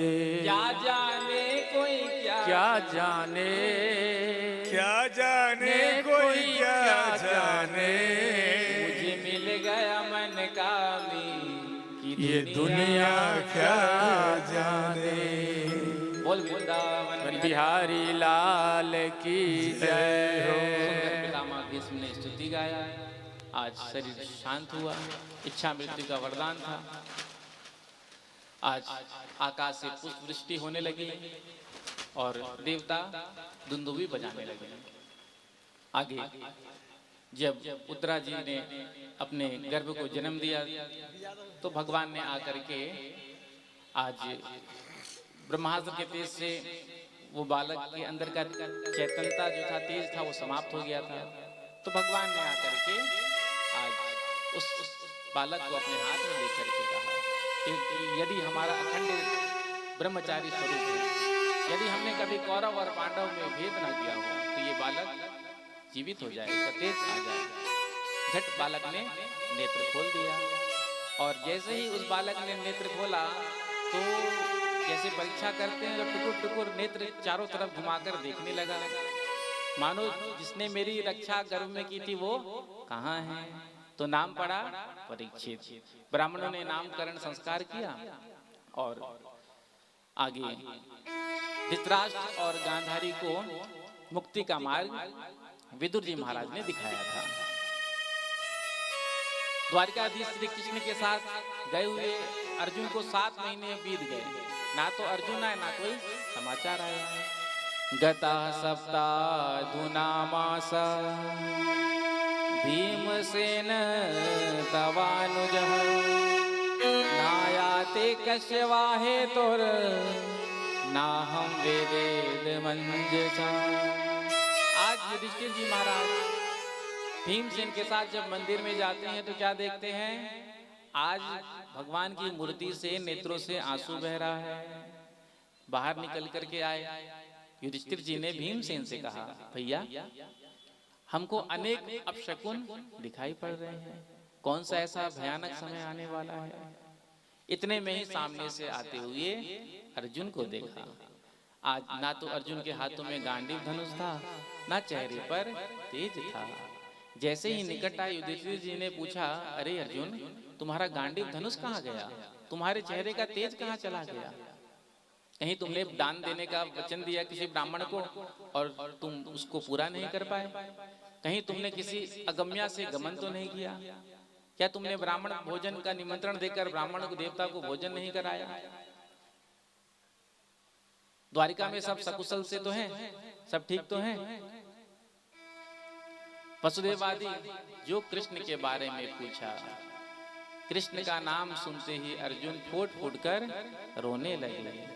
वंचितो हम महाराज हरिणा बंधुरूपिणा येन मे परितं तेजो देव विस्मापनम महत्।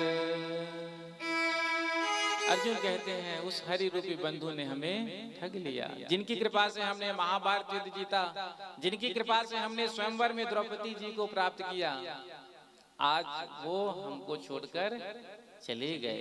जो कुंती मैया ने सुना उसी क्षण अपने शरीर को छोड़ दिया। इधर पांडव रोने लगे, गीता का ज्ञान आया याद, उसको स्मरण करके अपने पौत्र परीक्षित को राजगद्दी पर बिठाया और सब पांडव स्वर्गारोहण के लिए निकले। परीक्षित जी का विवाह उत्तर की बेटी इरावती के साथ हुआ। 4 पुत्र हुए जन्मेजय आदि। परीक्षित जी ने एक बार विचार किया, क्यों ना मैं दिग्विजय करूं। राजा का काम क्या? अन्य देशों पर चढ़ाई करके उस देश को अपने अधीन करना, अपने राज्य का विस्तार करना। तो आज सरस्वती नदी के तट पर जब पहुंचे हैं परीक्षित, तो क्या देखते हैं, एक वृषभ और एक गाय जो आपस में पुरुष भाषाएं बात कर रहे हैं। वृषभ एक पैर पर खड़ा है, वृषभ कहते हैं बैल। वृषभ धर्म का स्वरूप है। सतयुग में धर्म के 4 चरण होते हैं, त्रेता में 3 चरण, द्वापर में 2 चरण, कलयुग में 1 चरण। सत्य, शौच, तप, दया। तो सत्य रूपी चरण पर कलयुग में धर्म खड़ा है। आज वो गाय और बैल आपस में बात कर रहे थे। इतने में ही एक काला काला पुरुष जो राजसी वेश धारण किए हुए था, मुकुट पहन करके राजा वाला, आया और डंडे से गाय और बैल को मारने लगा। जो परीक्षित ने देखा, बाहर निकल करके आया और कहा, तू मेरे राज्य में गौ माता और वृषभ पर प्रहार करता है, बता तू कौन है। तो जो भय दिखाया, तो आज उसने अपना राजसी भेष त्याग दिया। क्योंकि जब भय उत्पन्न होता है तो व्यक्ति निज स्वरूप में आ जाता है। प्रेम से कहो श्री राधे। अचानक से एकदम भय दिखा दिया जाए तो व्यक्ति अपने निज स्वरूप में आ जाता है। एक जगह रामलीला हो रही थी, तो रामलीला में हनुमान जी महाराज माँ जानकी जी की खोज के लिए लंका गए थे। लंका जाकर के आज जानकी जी को राम जी का संदेश सुना दिया। उसके बाद जब हनुमान जी महाराज को भूख लगा तो अशोक वाटिका उजाड़ दिया। जब खाने लगे तो आए प्रहार करने के लिए राक्षस, तो हनुमान जी ने सब को नष्ट कर दिया। तो रामलीला में इतनी लीला को दिखाया गया। उसके बाद आगे की लीला जो है कल दिखाएंगे। अब जो आगे की लीला थी उसमें मेन रोल जो था हनुमान जी महाराज का था। अब हनुमान जी को बंदी बना करके रावण के सामने प्रस्तुत करते और रावण और हनुमान जी का संवाद था। मुख्य लीला रात्रि में क्या हुआ, हनुमान जी जो बने पात्र थे, जो रामलीला आप देखते हैं ना, तो जो पात्र हनुमान जी का रोल करते थे उनकी तबीयत बिगड़ गई। अब जो मंडली के जो स्वामी जी थे उन्होंने कहा कि कल का तो मेन रोल हनुमान जी का ही है। अब हनुमान जी ही बीमार पड़ गए तो लीला कैसे होगी। तो चलो किसी और को देखते हैं जो हनुमान जी का रोल प्ले कर सके। तो जहाँ रामलीला हो रही थी तो वहाँ मेला भी लगा था। जैसे ही रामलीला का जो पंडाल था उससे बाहर निकले तो एक चाट पकोड़े का दुकान था। बगल में ही देखा जो चाट पकोड़ा बना रहा था, अच्छा हट्टा तगड़ा, देख करके सोचा कि ये रोल में फिट हो जाएगा। तो आकर के स्वामी जी ने उस दुकानदार से पूछा, भैया दिन में कितना कमा लेते हो। कहा 500-700 रुपये कमा लेता हूँ। तो स्वामी जी ने कहा, देखो हम तुमको 2000 रुपये देंगे, हमको तुमसे एक छोटा सा काम चाहिए लेना है। तो कहा कैसा काम। तो स्वामी जी ने कहा कि रामलीला में तुमको थोड़े देर के लिए हनुमान जी का रोल प्ले करना है, हनुमान जी की भूमिका अदा करनी है। अब उस व्यक्ति ने कहा, मैंने तो कभी रामलीला ना देखा, ना कभी मैंने रामायण पढ़ा, मुझे तो कुछ पता ही नहीं है। तो कहा हम तुमको बता देंगे, तुमको क्या करना है सिखा देंगे। अब उसने सोचा कि दिन भर जब बैठता हूँ सुबह से लेकर रात तक 500-700 बनता है, यहाँ तो 10 मिनट का रोल प्ले करना है और 2000 मिल जाएगा। तो पैसे का लोग तो व्यक्ति को अंधा बना ही देता है। तो कहा ठीक है हो जाएगा। अब स्वामी जी लेकर के आए और सिखा दिया। देखो जब पर्दा खुलेगा ना तो रावण सिंहासन पर बैठा हुआ होगा और आपको बंदी बना करके वहां खड़ा किया जाएगा। जब आपसे रावण पूछेगा कि हे बानर बता तू कौन है, तो आप कह देना कि मेरा नाम हनुमान, माँ जानकी की खोज के लिए मैं राम जी का दूत यहाँ आया हूँ। बस इतना बोल देना, पर्दा हम गिरा देंगे, आगे की लीला बढ़ा देंगे। अब कोई कमजोर पात्र होता है तो ऐसे ही किया जाता है, थोड़े से में उसको तो कहा इतना ही करना है। कहा ठीक है। तो अब ठीक है, तैयार हो गया। अब मंचन के लिए सज गया, पर्दा खुल गया। अब जो रावण बना था वो उस गांव का 1 नंबर का गुंडा, सिंहासन पर बैठे हुए हनुमान जी महाराज, जो वो हलवाई बना था, आकर के जैसे ही पर्दा खुला, जैसे ही देखा उस गुंडे को, हाथ में तलवार कपकपाने लगा। इतने में ही रावण ने कहा, ए बानर, बता तू कौन है? तूने हमारे पुत्र को मारा, हमारे वाटिका को तूने उजाड़ दिया, बता तू कौन है? अब वो थर-थर कांपे, जैसे तैसे, मेरा नाम हनुमान, मैं राम जी का दूत माँ जानकी जी की खोज के लिए आया हूँ। तेरी इतनी हिम्मत, तूने हमारे पुत्र को मारा, बता तू कौन है? कांपने लगा। इतने में ही ताव देकर रावण ने मुझ पर हाथ घुमाया और तलवार निकाला, बता तू कौन है, नहीं तो अभी समाप्त कर दूंगा। जो इतना कहा तो कहता है, हाथ जोड़कर मैं गंगू हलवाई हूं।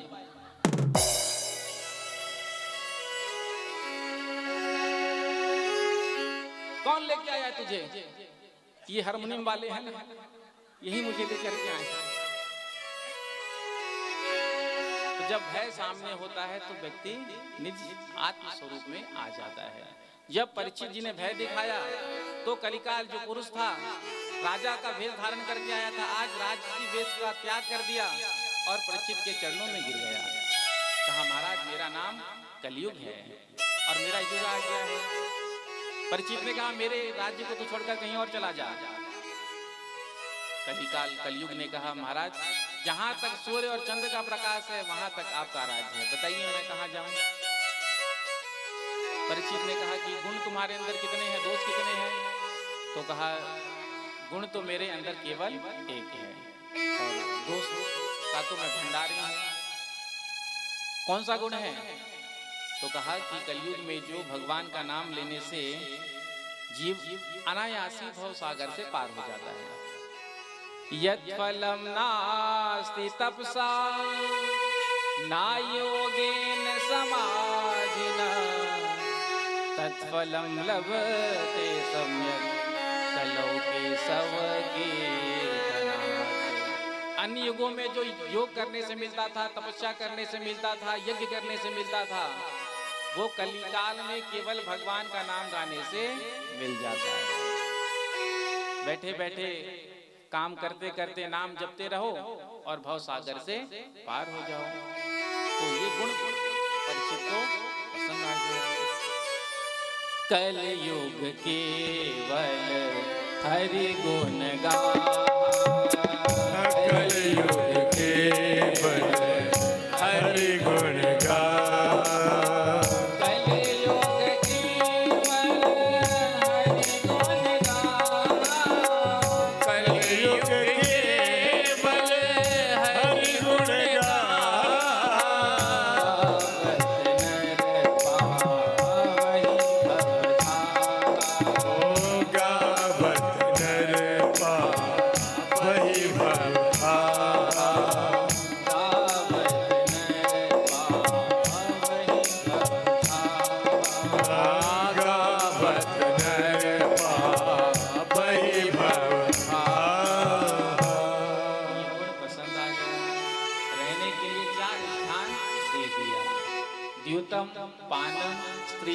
सूना यत्रा धर्मस् चतुर्विधा।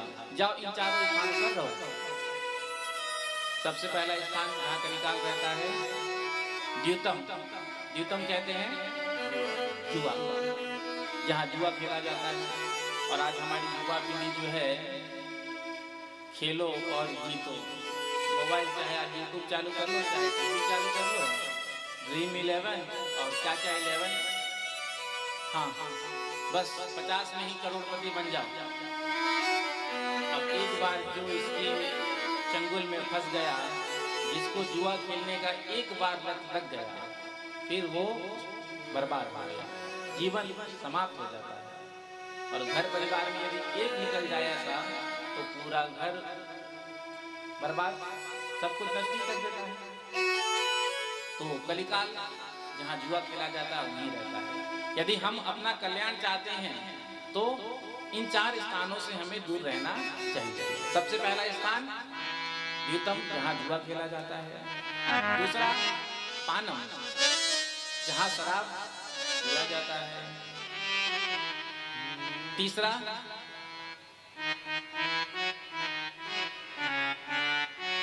जहाँ पर हिंसा किया जाता है, निर्दोष पशुओं को मारा जाता है। चौथा जहाँ लंपट पुरुष जाते हैं। तो यदि कलयुग से, कलिकाल से बचना हो तो इन 4 स्थानों से दूर रहना चाहिए। कलिकाल ने कहा, महाराज ये तो आपने मेरे जैसे ही मुझे कमरे दे दिए। यदि आपको मेरा एक गुण पसंद आया तो कम से कम एक बढ़िया सा बेडरूम दे दीजिए या ड्राइंग रूम बना लूँगा। कोई गेस्ट आएगा तो उसमें उसको बिठाऊंगा। तो 5वां स्थान दिया स्वर्ण में। स्वर्ण में भी कलिकाल निवास करता है। अब आप सब मन में सोच रहे होंगे कि स्वर्ण में यदि कलिकाल रहता है तो हमको सोना नहीं पहनना चाहिए। अब एकादश स्कंद में भगवान श्री कृष्ण उद्धव जी से कहते हैं, धातु नाम अस्मि कांचनम, धातुओं में स्वर्ण मेरा ही स्वरूप है। यहाँ जो स्वर्ण में 5वां स्थान दिया है वो जो अनीति से धन कमाया जाता है, 2 नंबर के पैसे से जब सोना खरीदा जाता है तो उसमें कलिकाल निवास करता है। इसलिए बेईमानी के पैसे से सोना खरीद करके पहनना नहीं चाहिए। प्रेम से कहो नहीं तो हुआ ये, 2 नंबर का पैसे से स्वर्ण खरीद लिया, कान में लटका करके नहीं माता जी घूम रही हैं तो कान ही काट के चला गया। होता है गले में धारण किया है चैन, कोई गला ही काट कर चला गया। आजकल तो आप देख ही रहे हैं, भरी बाजार से इतना दुस्साहस लोगों का बढ़ गया है, भरी बाजार से लोगों के बीच से लेकर के निकल जाते हैं। तो यदि हम अपना कल्याण चाहें तो इन स्थानों से दूर रहना चाहिए। परीक्षित जी महाराज इन सबसे दूर रहते थे। एक दिन अपने राजकोष में गए, पूर्वज जी के द्वारा जो संभाल कर रखा गया था, आभूषण आदि देख रहे थे। मंत्री जी ने एक मुकुट देखा, कहा कितना सुंदर लग रहा है, रत्न जड़ित थे, हीरा लगा हुआ था। महाराज इसको आप पहनेंगे तो बड़ा सुंदर लगेंगे, इसको धारण करेंगे। तो परीक्षित जी ने उस मुकुट को धारण कर लिया। अब ये मुकुट किसका था? जरासंध का था। भगवान ने जब भीमसेन के द्वारा जरासंध को मरवाया था तो जरासंध के पुत्र सहदेव ने भगवान श्री कृष्ण को मुकुट दिया था। भगवान श्री कृष्ण ने युधिष्ठिर जी को दे दिया था मुकुट। वही मुकुट आज पहनकर जब परीक्षित निकले हैं तो कलिकाल प्रवेश कर गया। आज तक कभी शिकार खेलने नहीं गए थे परीक्षित जी, लगभग 45 वर्ष की आयु हो गई है, लेकिन जैसे ही मुकुट पहना कलिकाल सवार हो गया और शिकार खेलने की इच्छा हुई। मंत्री आदि को साथ में लिया, निकल पड़े। मंत्रियों का साथ छूट गया, राजा अकेले भटक गए। भरी दोपहरिया में भूख प्यास से व्याकुल हो गए। बगल में आश्रम देखा तो मन में सोचा कि चलो चल करके आश्रम में कुछ जलपान मिल जाए। जब आश्रम में आए हैं तो क्या देखते हैं, एक ऋषि वहां पर बैठे हैं, वो भी आंख बंद करके समाधि लगाए हुए हैं, जिनका नाम था समीर। अब कलिकाल सर पे प्रवेश है तो राजा को क्या लगा कि देखो ये ढोंग कर रहा है, नाटक कर रहा है, राजा की सेवा से बचना चाहता है। तो परीक्षा लेने के लिए जो मरा हुआ सर्प बगल में पड़ा हुआ था उसको धनुष कोटि से उठाया और गले में पहना दिया समीर ऋषि की। अब समाधि तो सच्ची थी, समाधि खुली नहीं। कुछ बालक खेल रहे थे, जो इस दृश्य को देखे जाकर के समीर ऋषि के पुत्र श्रृंगी जो इस सरोवर में स्नान कर रहे थे उनसे कहा, श्रृंगी आज तेरे पिता का अपमान एक राजा ने कर दिया, उनके गले में मरा हुआ सर्प डाल दिया। तपस्वी बालक थे, हाथ में जल लिया, अभिमंत्रित किया और साफ दे दिया। इति लंघित मर्यादम तक्षकः सप्तमे हनि। जिस राजा ने मर्यादा का उल्लंघन करके हमारे पिता के गले में मरा हुआ सर्प, आज से 7वें दिन उसे तक्षक नाम का सर्प डसेगा और उसकी शाप दे दिया और लौट करके अपने पिता के पास आए। तो आज श्रृंगी जोर जोर से अब तक समाधि नहीं खुली थी, लेकिन पुत्र की रोने की आवाज को सुनने के बाद अच्छों की समाधि खुल जाती है। आज समीक ऋषि की समाधि खुल गई। पूछा बेटा क्यों रो रहे हो, क्या बात है? श्रृंगी ने कहा आज एक राजा ने आपका अपमान कर दिया, आपके गले में मरा हुआ सर्प डाल दिया। समीक ऋषि ने देखा तो उसको निकाल करके नीचे रखा, आंख बंद करके ध्यान लगाया तो क्या देखा कि आज हमारे यहाँ राजा परीक्षित आए थे। पूछा बेटा तुमने कोई दंड तो नहीं दिया? श्रृंगी ने कहा पिताश्री मैंने 7 दिन में मरने का साथ दे दिया। आज समीक ऋषि को बड़ा दुख लगा। समीक ऋषि अपने पुत्र श्रृंगी से कहते हैं बेटा ये तुमने क्या कर दिया? जिनकी रक्षा करने के लिए भगवान माँ के गर्भ में गए उनको तुमने साथ दे दिया। अरे ऐसा भगवत भक्त राजा अब भविष्य में कभी नहीं होगा। आगे कलिकाल में जितने भी राजा होंगे सब धर्म निरपेक्षता का ढिंढोरा पीटेंगे। धर्म सम्मत राजा जब सिंहासन पर बैठता है तो प्रजा भी लाभान्वित होती है। यथा राजा तथा प्रजा। जब राजा ही धर्म को नहीं मानेगा तो प्रजा क्या मानेगा? और आगे तो जो भी राजा बैठेंगे सब धर्म निरपेक्ष बनकर के बैठेंगे। शासन देखो धर्म सापेक्ष होना चाहिए। धर्म निरपेक्षता का अर्थ यहाँ पर केवल सनातन धर्म का विरोधी माना गया है। प्रेम से कहो श्री राधे। अन्य जितने भी धर्म हैं उसके तो पालक पोषक होंगे, सबका विरोध होगा तो केवल सनातन धर्म से। आपका ये जो नेपाल हिंदू राष्ट्र था, लेकिन विदेशियों की नीति के चलते क्या हुआ? हिंदू राष्ट्र समाप्त कर दिया गया और केवल अर्थ के लोभ से विश्व में जितने भी देश हैं या तो इस्लामिक कंट्री है या तो क्रिश्चियन, और उनका ये प्रयास रहता है कि हम जो भी बचा है उसको अपना ही आधिपत्य में कर लें। तो उनका प्रयास रहता है कि इस्लामिक कंट्री ही बना दें। देखो धर्मांतरण कितना चल रहा है। क्रिश्चियनिटी लोभ दिखा करके, पैसे का भय दिखा करके, डर दिखा करके आज कन्वर्सन किया जा रहा है, धर्मांतरण किया जा रहा है। हिंदुओं की संख्या घटती जा रही है और मुस्लिमों की, क्रिश्चियनों की संख्या बढ़ती जा रही है। आगे क्या होगा भैया? जिसकी ज्यादा संख्या उसकी बहुमत, उसकी सरकार। यदि आगे चल करके इनकी संख्या ज्यादा हो जाएगी, हमारी कम हो जाएगी, तो क्या होगा? उनका ही राज होगा। तो इसलिए राजा जो है वो धर्म सापेक्ष होना चाहिए। आज आपके देश में भी हिंदू राष्ट्र की आवाज उठ रही है और मैं तो भगवान से प्रार्थना करता हूँ और मुझे जैसा भगवान प्रेरणा कर रहे हैं, बहुत जल्दी नेपाल हिंदू राष्ट्र घोषित होगा। प्रेम से कहो श्री राधे। हम सबको भी इसका समर्थन करना है। जब नेपाल हिंदू राष्ट्र बनेगा तो फिर यहाँ हिंदुओं का ही शासन होगा। प्रेम से कहो श्री राधे। श्री तो राधे, हम सब भी, श्री राधे। हम सबका भी कर्तव्य है कि हम सब बिल्कुल आगे बढ़ करके अपनी मांग रखें, क्योंकि विश्व भर में केवल एक हिंदू राष्ट्र नेपाल था। आज हमारे भारतवर्ष में भी पूज्यपाद श्री पूरी पीठाधीश्वर श्री शंकराचार्य जी का पावन संकल्प है कि भारत को हिंदू राष्ट्र घोषित करना है। तो भारत भी हिंदू राष्ट्र बनेगा, लेकिन उसमें थोड़ा समय लगेगा, क्योंकि हमारे भारत देश में राजनीति बहुत ज्यादा है, आप सब परिचित ही हैं। तो खाते तो हमारे देश का है, लेकिन गाते किसी और का है। तो ये भी होगा, कंफर्म होगा, पूर्ण विश्वास है, लेकिन उसमें समय लगेगा।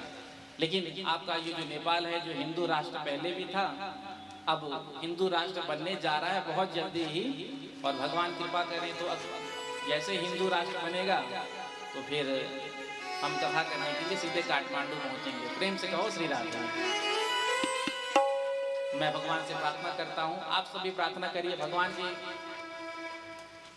आशीर्वाद की देर है, बस भगवान ने आशीर्वाद दे दिया तो सत्ता पलटते देर नहीं लगती है। प्रेम से कहो श्री राधे। जनता का हवा कब किधर पलट जाए पता ही नहीं चलता। जनता करते हैं ना वाह वाह वाह वाह वाह, वाह का उल्टा क्या होता है? हवा। बड़े बड़े एग्जिट पोल फेल हो जाते हैं। जनता जिसको सर पर बिठा ले, एक क्षण में बिठा ले और एक क्षण में गिरा दे। तो राजा धर्म सापेक्ष होना चाहिए। धर्म सापेक्ष राजा जब शासन पर होता है, गद्दी पर होता है, तो उस राज्य में धर्म कर्म होता है, और जब धार्मिक अनुष्ठान होता है उससे उस राज्य की प्रगति होती है। जिस राज्य में धर्म कर्म नहीं होता, पूजा पाठ सत्संग आदि नहीं होता, दान धर्म नहीं होता, तो उस राज्य में दुर्भिक्ष फैलता है, महामारी फैलता है, अकाल पड़ता है। जब पृथ्वी पर पापाचार बढ़ जाता है, कोरोना महामारी आया था ना, ये क्या था? कोरोना जो आया इसने भी हमको बहुत कुछ सिखाया कि देखो संसार में कुछ अपना नहीं है, कोई अपना नहीं है। जो अपने थे, यदि कोरोना हो गया तो सारे रिश्तों की पोल खुल गई। प्रेम से कहो राधे राधे। तो ये सब महामारी वगैरह क्यों आता है? जब पापाचरण बढ़ता है, पशुओं को काट काट करके खाओगे तो क्या होगा? कहां से ये वायरस पैदा हुआ था आप सब जानते हैं।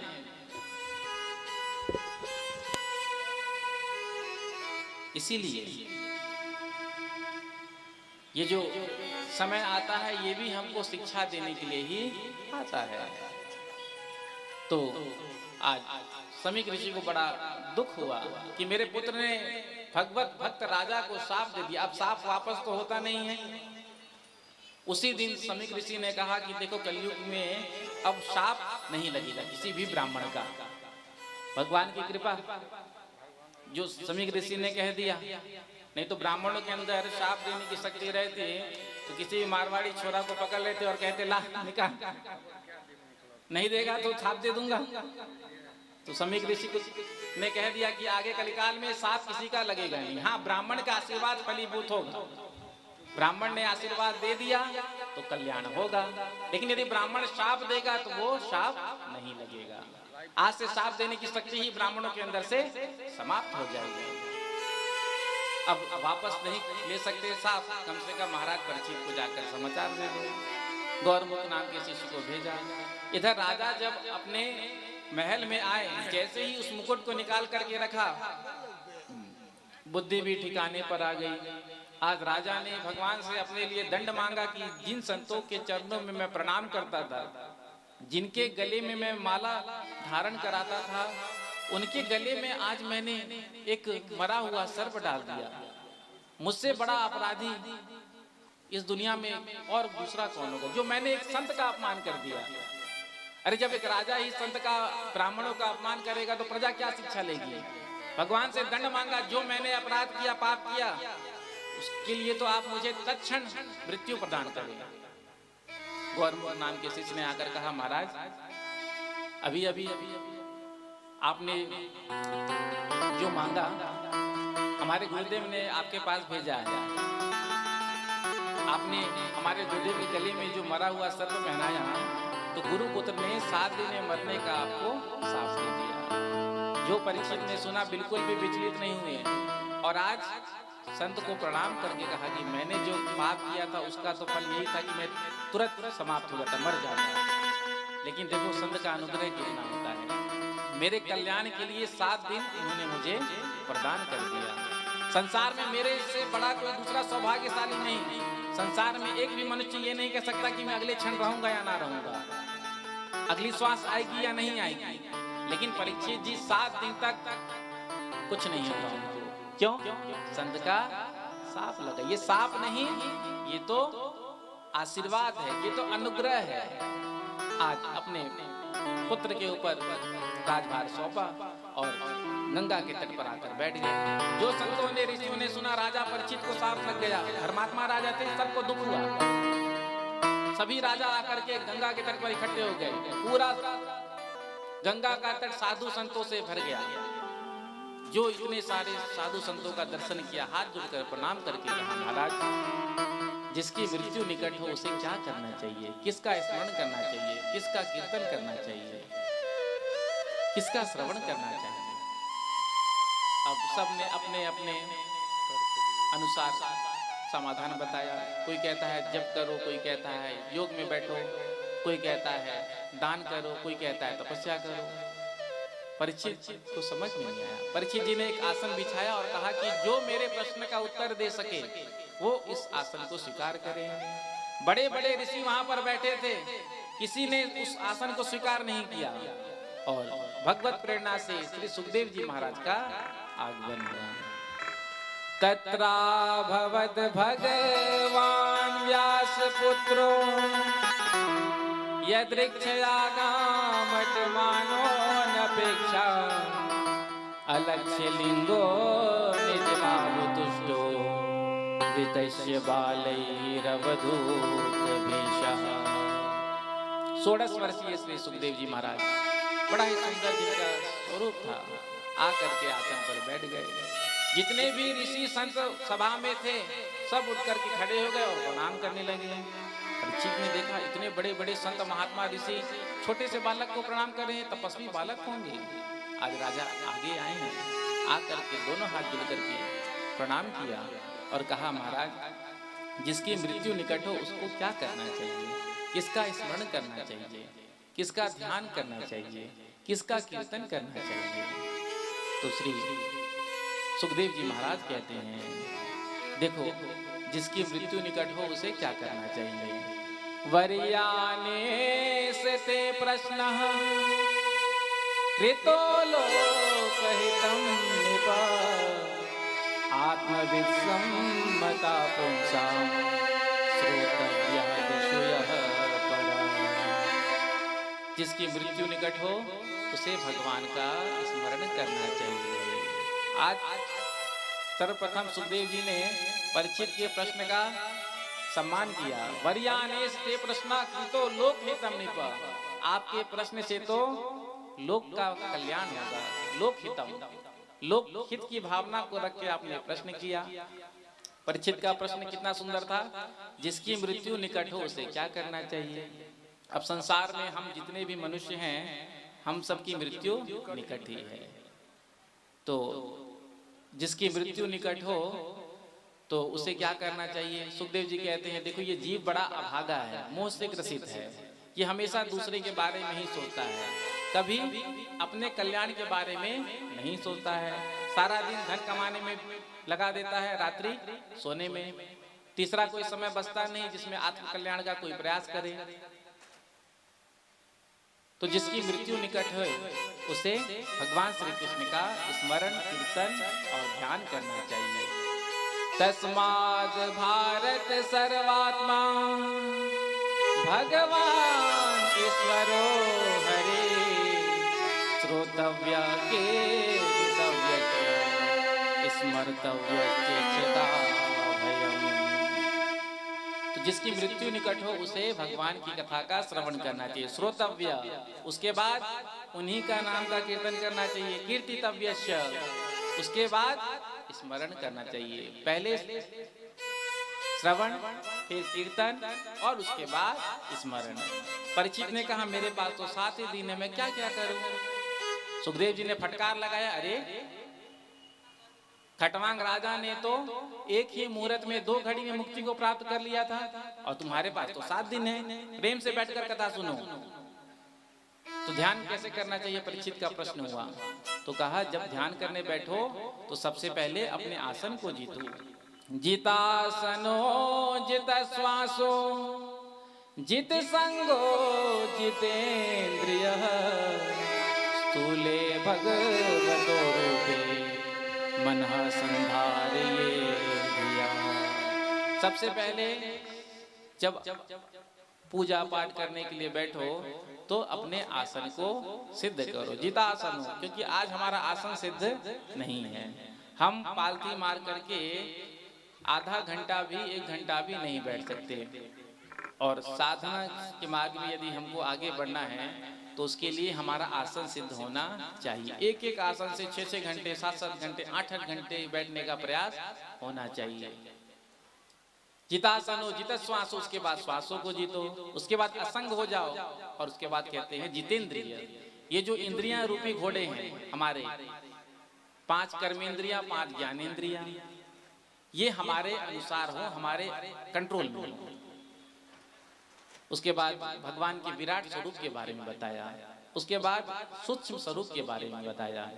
10 श्लोक में बताया कौन से देवी देवता की उपासना करने से कौन सा फल मिलता है।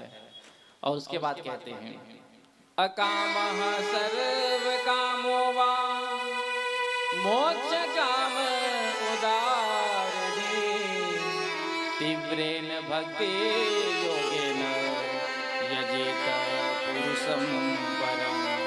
जीव अकाम हो चाहे सकाम हो, मनुष्य का परम धर्म है कि वो भगवान नारायण की उपासना करे। क्योंकि मानव शरीर क्यों मिला है? उपासना के लिए। तो मानव जीवन का लक्ष्य क्या है? भजन करना, उपासना करना। मानव तन मिलने के बाद भी जो भगवान का भजन नहीं करते, उपासना नहीं करते, तो 4 पुरुष पशु उनकी प्रशंसा करते हैं। कौन कौन? स्ववीर खरे संस्तुता पुरुषः पशु। मानव जीवन मिलने के बाद भी जो भगवान का उपासना भजन नहीं करते, 4 पुरुष पशु उनकी प्रशंसा करते हैं। सबसे पहला प्रशंसक कुत्ता। प्रेम से कहो श्री राधे। जब संसारियों को देखता है, मानवों को देखता है, छोटे छोटे बात में आपस में लड़ते झगड़ते हुए, एक दूसरे को गाली गलौज करते हुए, तो कुत्ता बड़ा प्रसन्न होता है और कहता है मन ही मन बिल्कुल हमारे जैसे ही है। प्रेम से कहो श्री राधे। कुत्ते भी तो आपस में हमेशा लड़ते ही रहते हैं। एक कुत्ता विदेश से आया, तो विदेश से आया तो कल्पना है तो फ्लाइट से ही आया होगा। तो बाकी सब कुत्ते स्वागत करने के लिए, रिसीव करने के लिए गए। तो सब ने बड़े प्रेम से रिसीव किया। आइए आइए, हमारे देश में आपका स्वागत है। कैसे आना हुआ? विदेश में तो जलवायु वगैरह बढ़िया सब सुंदर होता है, तो आपका आना यहाँ किस प्रयोजन से हुआ? तो कहा देखो, विदेश में जलवायु तो बहुत बढ़िया है, खाने पीने को भी बढ़िया मिलता है, लेकिन भौंकने की आजादी वहां नहीं है। प्रेम से कहो श्री राधे। भौंकने की आजादी तो हमारे देश में ही है। जो मन हो, अभिव्यक्ति की स्वतंत्रता के नाम पर कुछ भी आदमी कह सकता है। तो कुत्ते प्रसन्न होते हैं जब मानवों को देखते, छोटी छोटी बात में आपस में लड़ते झगड़ते हुए, कि बिल्कुल लगते हमारे ही तरह है। दूसरा प्रशंसक ग्रामीण सूकर, जिसका केवल एक ही हेतु होता है, भोजन, पेट भरना। क्या उचित क्या अनुचित सूकर विचार नहीं करता। जो भी मिलता है, जैसा मिलता है, बस पेट भरने से काम होता है। उसी प्रकार से मानव का भी अब ये हो गया, चाहे जैसे भी मिले, खाली पैसा मिलना चाहिए। क्या अनुचित क्या उचित? पहले लोग 2 नंबर के धन से डरते थे। बेईमानी का पैसा है, घर में नहीं लाना। देवी जी देवता से कह देती थी, बेईमानी का पैसा घर में आएगा, बच्चों की बुद्धि बिगड़ जाएगी। पहले लोग डरते थे। और आज का समय क्या है? धन आना चाहिए, पैसा आना चाहिए। क्या नीति क्या अनीति? और जब अनीति का पैसा आता है तो फिर जो नीति का होता है उसको भी लेकर के चला जाता है। कैसे? जैसे ही इनकम टैक्स का छापा पड़ा तो अब जितना माल मिलेगा सब चला जाएगा। इसीलिए मानव का भी स्वभाव हो गया केवल पेट भरना, चाहे जैसे मिले जो मिले, क्या उचित क्या अनुचित कोई विचार नहीं करता। शुकर भी ऐसे ही है, केवल पेट भरने से मतलब है। चाहे जैसे मिले जो भी मिल जाए, केवल पेट भरना है। तो अनीति के धन से बचना चाहिए। प्रेम से कहो श्री राधे राधे। कई लोग तो अपना सारा जीवन खोदने खादने में ही बिता देते हैं, कहीं गड़ा हुआ धन मिल जाए। आपने भी पढ़ा ही होगा, न्यूज़पेपर में, टीवी वगैरह में आते ही रहता है। तो दूसरा प्रशंसक वराह, तीसरा प्रशंसक ऊंट। थोड़ा सा पद प्रतिष्ठा पैसा अर्थ क्या मिल जाता है, तो जैसे ऊंट सिर ऊंचा करके चलता है, आपने देखा होगा राजस्थान वगैरह में, तो ऊंट जब चलता है तो उसका सिर ऊपर की ओर होता है, गर्वेन तुंगह सिरा। जो थोड़ा सा पद पैसा प्रतिष्ठा ऐश्वर्य मिल गया तो माता पिता को भी प्रणाम करने में, चरण छूने में शर्म आने लगता है, साधु संतों को प्रणाम करने में शर्म आने लगता है, हम इनको प्रणाम करेंगे। तो ऊंट देख करके बड़ा प्रसन्न होता है और कहता है बिल्कुल हमारे ही जैसे हैं। चौथा प्रशंसक गधा। प्रेम से कहो श्री राधे। गधा का काम क्या है? भार ढोना।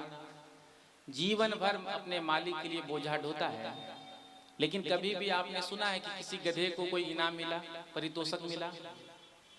सारा जीवन अपने मालिक के लिए बोझा ढोते ढोते निकाल दिया, लेकिन जब भी मिला तो खाने को केवल 2 डंडे ही मिले। मालिक केवल 2 डंडे ही देता है।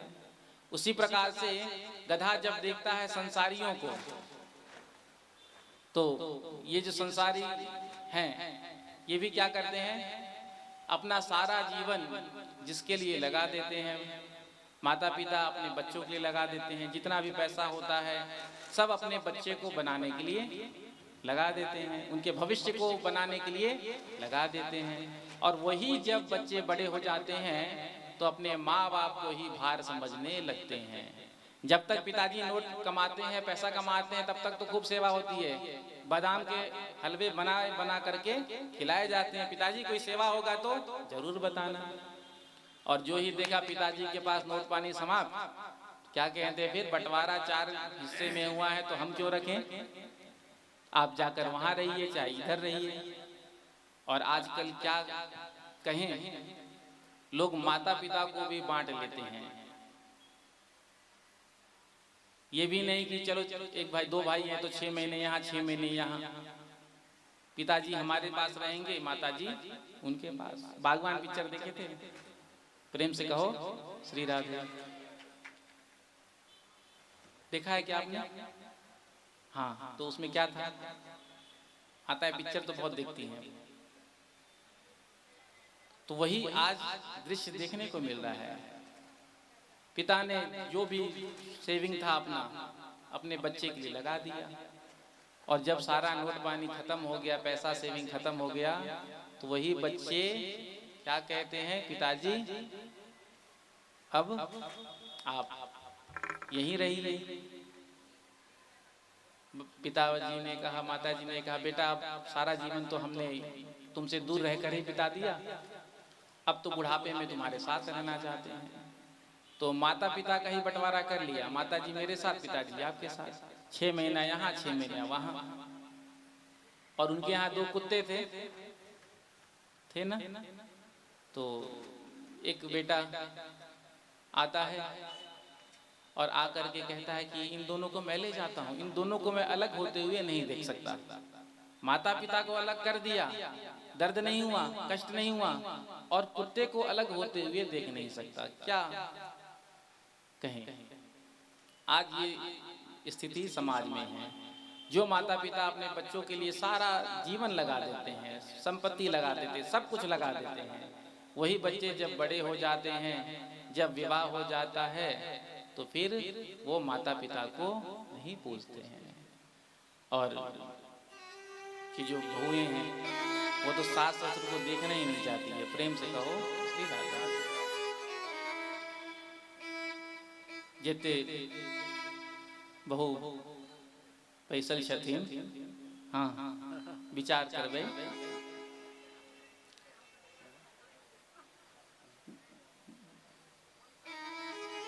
जेहन प्रेम माता पिता के लिए हमरा सबके हृदय में रही छे, सेहा प्रेम सास ससुर के प्रति होबा के चाही कि ना? हाँ, लेकिन ओहन प्रेम नहीं रही छे। ससुराल में रह कर मायके आई कल तो 10 बेर सुबह से लेकर फोन लगे छे, मम्मी जी ठीक हैं, पापा जी ठीक हैं, और ससुर जी सास जी बीमार हैं, पूछने वाला कोई नहीं। यदि आप अपने सास ससुर की सेवा करेंगे, आप बैठे हैं श्रीमान जी, आपने उद्घाटन समारोह में ये बात कहा था ना, प्रेम से कहो श्री राधे। तो ये बहुत विचारणीय बात है। यदि आज हम अपने माता पिता की सेवा नहीं, माता पिता को बांट लेते हैं। अरे पहले एक माता पिता के यहाँ 4, 6, 8, 10 बच्चे पल जाते थे, एक माँ के गोद में पल जाते थे। अब तो हम दो, हमारे दो का जमाना आया। पहले तो 5, 5, 7, 7, 8, 8 संतानें होती थी, और उस समय तो गरीबी का समय होता था। एक माता पिता के गोद में 8 बच्चे पल जाते, लेकिन 8 बच्चे मिलकर के एक माता पिता को प्रसन्न नहीं रख सकते। हम उनको क्या पालेंगे? पाल नहीं सकते। ये शब्द कहना अनुचित होगा। माता पिता की सेवा नहीं कर सकते। क्या जीवन है हमारा? जिन माता पिता ने हमको इस लायक बनाया, इस योग्य बनाया, सब कुछ लगा दिया, तो हमारा भी कर्तव्य है कि हम सेवा करें। और सेवा नहीं कर सकते हैं तो कम से कम 2 मीठा बोल तो बोल ही सकते हैं। आज सास ससुर के लिए घर में कोई जगह नहीं है, और आया रखते हैं लोग, आया बच्चे को पालने के लिए। तो कहने का अभिप्राय कि कथा सत्संग आदि में आने के बाद, सुनने के बाद अपने जीवन में थोड़ा परिवर्तन लाना चाहिए। देखिए, यदि आज आप अपने सास ससुर की सेवा कर रहे हैं तो आपके बच्चे आपकी सेवा करेंगे। यदि आप सेवा नहीं कर रहे हैं तो बच्चे आपकी सेवा नहीं करेंगे। बच्चे जो देखते हैं वही सीखते हैं। एक बच्चा, एक बूढ़ा शहर गया अपने बेटा बहू के यहाँ। अब गांव में रहता था देहाती व्यक्ति, जब शहर में आया तो शहर में लोग डाइनिंग टेबल पर भोजन करते, गांव में तो जमीन पर ही बैठ करके आसन लगाकर भोजन कर लेते हैं। जब वो बूढ़ा व्यक्ति भोजन करने डाइनिंग टेबल पर बैठे बेटा बहू के साथ, पोते के साथ, तो कभी मटर गिर जाए, तो कभी रोटी गिर जाए, कभी दाल गिर जाए। अब बहू को देखकर बड़ा कष्ट। बहू कहती, देखो इनको भोजन करने का ढंग भी नहीं आता है, कभी ये गिरा देते हैं, कभी वो गिरा देते हैं। एक दिन एक कांच का बाउल वो छूट गया, फूट गया। अब वो बिगड़ गई। तो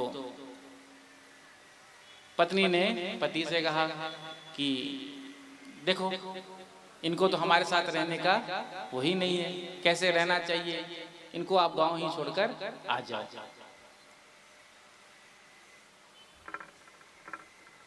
इतने में ही उनके यहाँ जो बच्चा था 5 साल का, वो आज एक लकड़ी से कुछ बना रहा था, कटोरे के आकार में। तो जब माँ ने देखा, बेटा ये तुम क्या कर रहे हो, क्या बना रहे हो? तो कहा कि मैं ये लकड़ी का कटोरा बना रहा हूँ। माँ ने पूछा क्यों? कहा कि जब ये गिरेगा ना तो फूटेगा नहीं, कांच का हो तो फूट जाता है, लेकिन यदि लकड़ी का कटोरा हो वो गिरे तो फूटेगा नहीं, तो इसमें किसको भोजन कराओगे बेटा? तो बेटे ने कहा, माँ जी जब आप बूढ़ी हो जाएंगे ना, पिताजी बूढ़े हो जाएंगे ना, तो मैं इस लकड़ी के कटोरे में ही आपको भोजन कराऊंगा। इस शब्द को सुनकर उस माँ को लगा कि देखो मेरे बच्चे के अंदर ये क्या भाव आ गया। क्यों? अपने माता पिता को उसने ऐसे ही देखा। तो कहने का अभिप्राय है कि हम सबको भी अपने माता पिता सास ससुर की सेवा करनी चाहिए। माता पिता के समान ही सास ससुर को भी समझना चाहिए। प्रेम से कहो श्री राधे। तो गधा बड़ा प्रसन्न होता है कि देखो जो गति हमारी सोई गति हमारी। जब तक संसारियों के पास भी नोट पानी होता है तो घर वाले खूब सेवा करते हैं, जैसे ही नोट पानी खत्म होता है तो फिर धक्के दे करके वृद्धाश्रम छोड़ाते हैं। तो गधा बड़ा प्रसन्न होता है, देखो जो गति हमारी सोई गति तुम्हारी। देखो एक बात भी अपने मन से नहीं कह रहा हूं, भागवत में सुखदेव जी कह रहे हैं, मनुष्य तन मिलने के बाद भी जो भजन नहीं करते तो 4 पुरुष पशु उनकी प्रशंसा करते हैं। प्रेम से कहो श्री राधे। जोर से कह दो राधे राधे। पद्मकल्प की सृष्टि के बारे में प्रश्न किया तो श्री सुखदेव जी ने कहा अभी तक तो हमने मंगलाचरण ही नहीं किया। तो 12 श्लोकों में मंगलाचरण किया और कहते हैं कोई कितना भी बड़ा तपस्वी हो, मनस्वी हो, मंत्रवेत्ता हो, कितना भी बड़ा योगी क्यों ना हो, जब तक भगवान की शरण में नहीं जाएगा तब तक उसका कल्याण नहीं होगा। और दूसरी ओर कोई कितना भी बड़ा पापी क्यों ना हो, सारा जीवन पापाचरण में क्यों ना बीता हो, वो भी जब भगवान की शरण में जाकर के कह देता प्रभु अहम तवास्मि, तो भगवान उसके सारे पाप को नष्ट करके उसको स्वीकार कर देते हैं। सुखदेव जी कहते हैं साधन सब करो लेकिन साधन का अभिमान मत करो, क्योंकि जहाँ पर अहंकार अभिमान आ जाता है वहाँ से भगवान चले जाते हैं। जो भी कुछ हो रहा है भगवान की प्रेरणा से हो रहा है, कृपा से हो रहा है। भगवान ने हमको एक निमित्त बनाया। बड़ा सुंदर भाव है, मेरे साथ आप भी गाइए।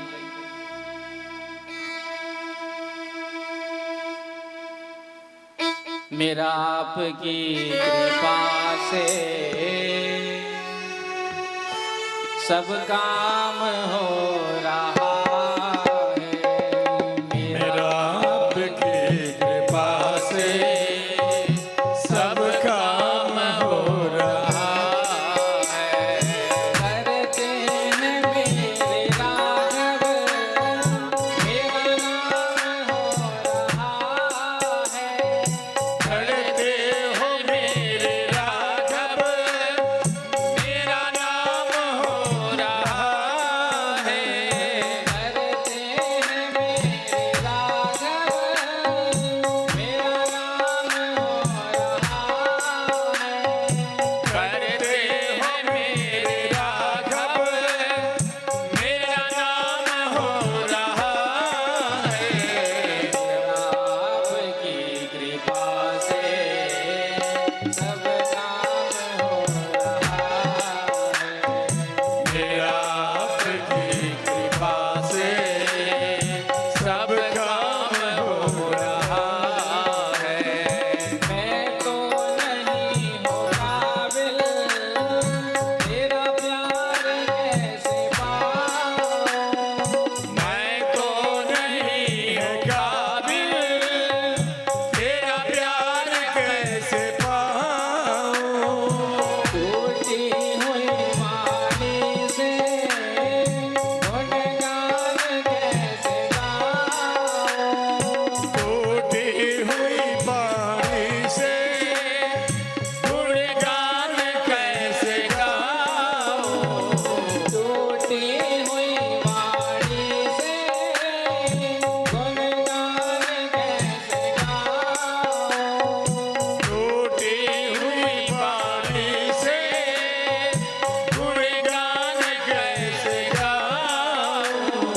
तेरी प्रेरणा से ही सब, तेरी प्रेरणा से ही सब ये कमाल हो रहा है। इतिहास में सब एक कमाल हो रहा है। करते हो मेरे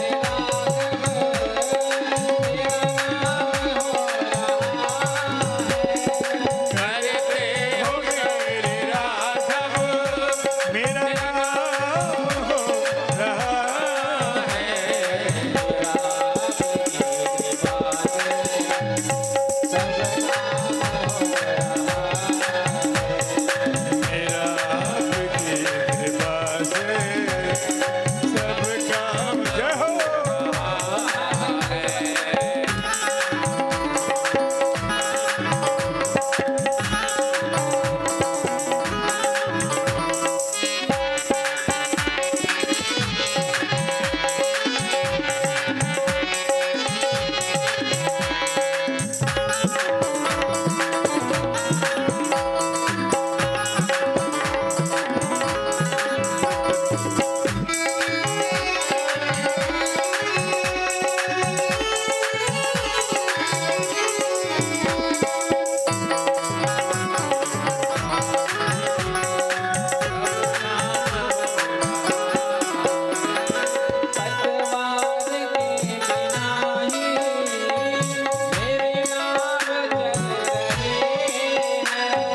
पतवार के बिना ही मेरी नाव चल रही है। युगल सरकार है दिल में तसल्ली दिल को रहती है। युगल सरकार है दिल में तसल्ली दिल को रहती है। सभी की नाव पानी पर अपनी रेती पर चलती है। प्रेम से बोल कहो। बाके बिहारी लाल की पतवार के बिना ही मेरी नाव चल रहे हैं। पतवार के बिना ही मेरी नाव चल रही है। हैरान है ज़माना,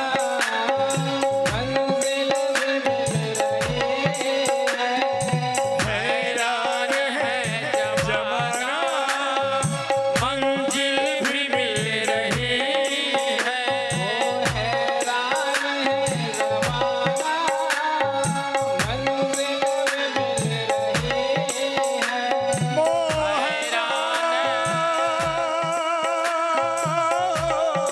मंजिल भी मिल रही है। मेरे प्यारे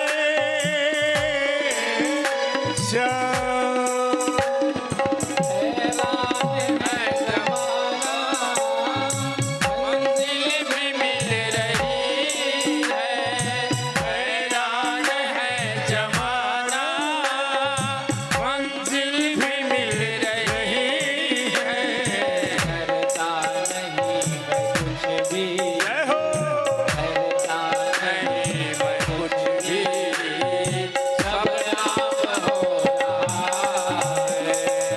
डरता नहीं हो कुछ भी, सब आप हो रहा है।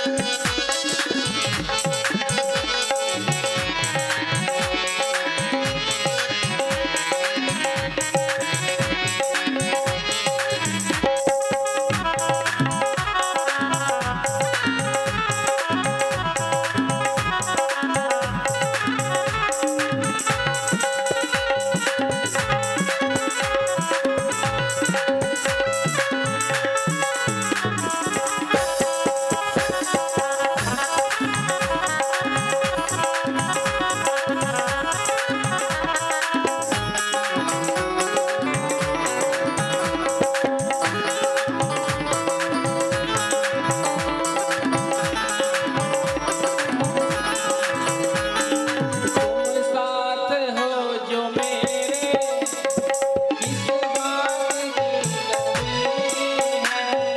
तुम साथ हो जो मेरे, किस बात की कमी है।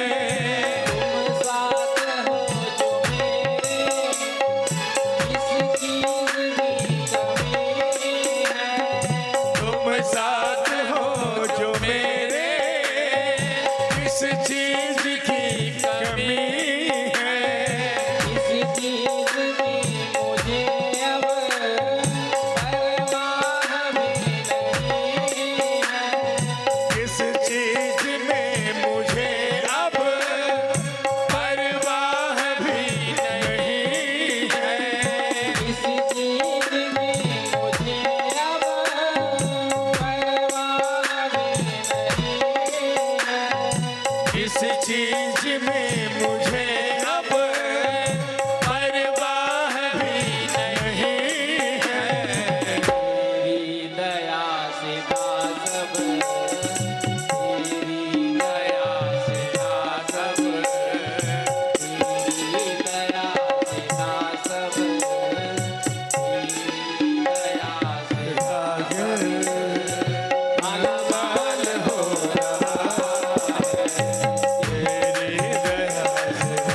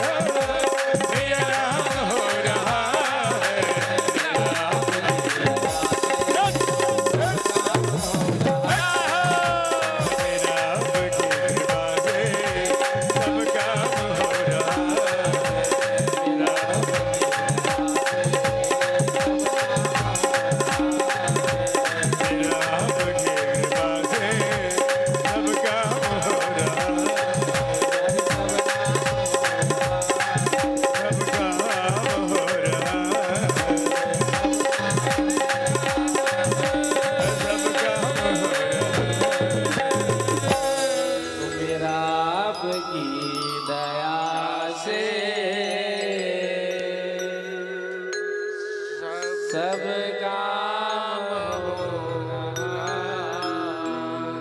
अच्छा बताओ आपका हो रहा है कि नहीं? एकदम हाँ? हो रहा है। हो रहा है। दोनों हाथ उठा कर कहो ना, मेरा आपकी दया से सब काम हो रहा है। और करते हो मेरे राघव, मेरा नाम हो रहा है। करते हो मेरे राघव, मेरा नाम हो रहा है। मेरा आपकी कृपा से सब काम हो रहा है। सब काम हो रहा है। भगवान की कृपा से सब कुछ हो रहा है। और नाम किसका हो रहा है?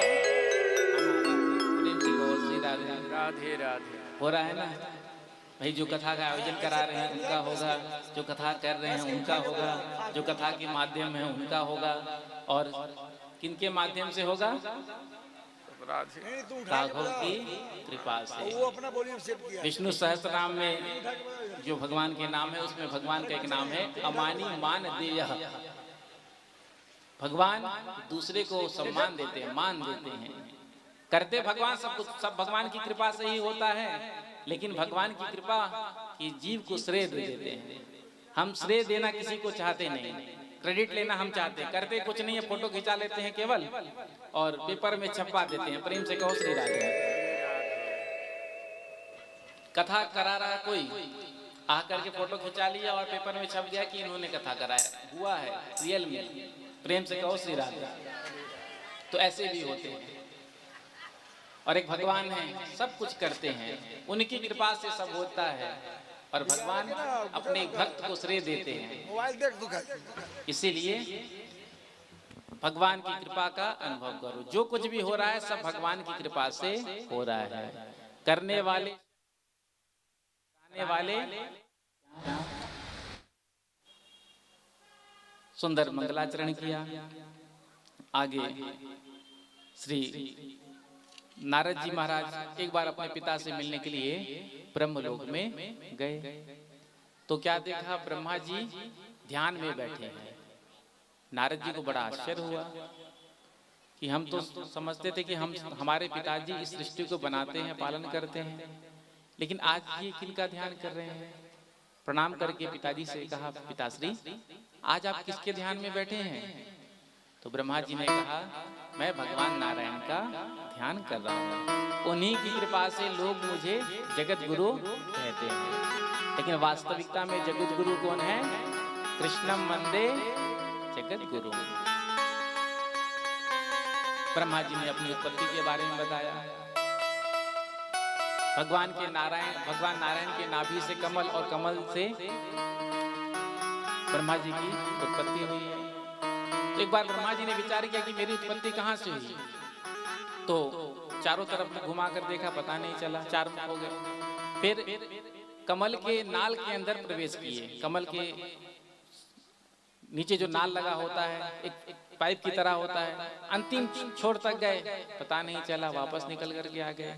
तब ब्रह्मा जी के कान में कुछ शब्द पड़े, तप, जिसको सुन करके ब्रह्मा जी ने तप किया, और जिस तप के प्रभाव से भगवान नारायण ने प्रकट होकर के दर्शन दिया और ब्रह्मा जी के कर का स्पर्श किया और चतुश्लोकी भागवत प्रदान की। प्रेम से कहो श्री राधे। तो भागवत के मूल में ये 4 श्लोक हैं। इन्हीं 4 श्लोकों का विस्तार वेद व्यास जी ने किया था, कल आपने कथा सुना था। तो मूल में ये 4 श्लोक है। आज कर स्पर्श करके ब्रह्मा जी को भगवान नारायण कहते हैं। हे ब्रह्मा, अहमेवास्मेवाग्रे नान्यद यद सत्परम पश्चादहं यदेतच्च यो वसीसेत सोऽस्म्यहम् ऋतेर्थं यत् प्रतीयेत न प्रतीयेत चात्मनि तद्विद्यादात्मनो मायां यथा भासो यथा तमः यथा महन्ति भूतानि भूतेषु चावचेष्वनो प्रविष्टानि तथा तेषु न तेष्वहम् एतावदेव जिज्ञास्यं तत्त्वजिज्ञासुनात्मनः अन्वयव्यतिरेकाभ्यां यत्स्यात् सर्वत्र सर्वदा। हे ब्रह्मा, जब ये सृष्टि नहीं थी तो केवल मैं था। जो सृष्टि के रूप में तुम देख रहे हो तो मैं हूँ। जब सृष्टि नहीं रहेगी तो मैं ही शेष रहूंगा। मैं था, मैं हूँ, मैं ही रहूंगा। ब्रह्मा जी ने प्रश्न किया, महाराज जब आपने सृष्टि को बनाया तो आपके पास कुछ सामान रॉ मटेरियल आदि होगा जिससे आपने सृष्टि को बनाया। तो भगवान कहते कुछ नहीं था, केवल मैं ही था, इसलिए जो कुछ बना वो मैं ही बना।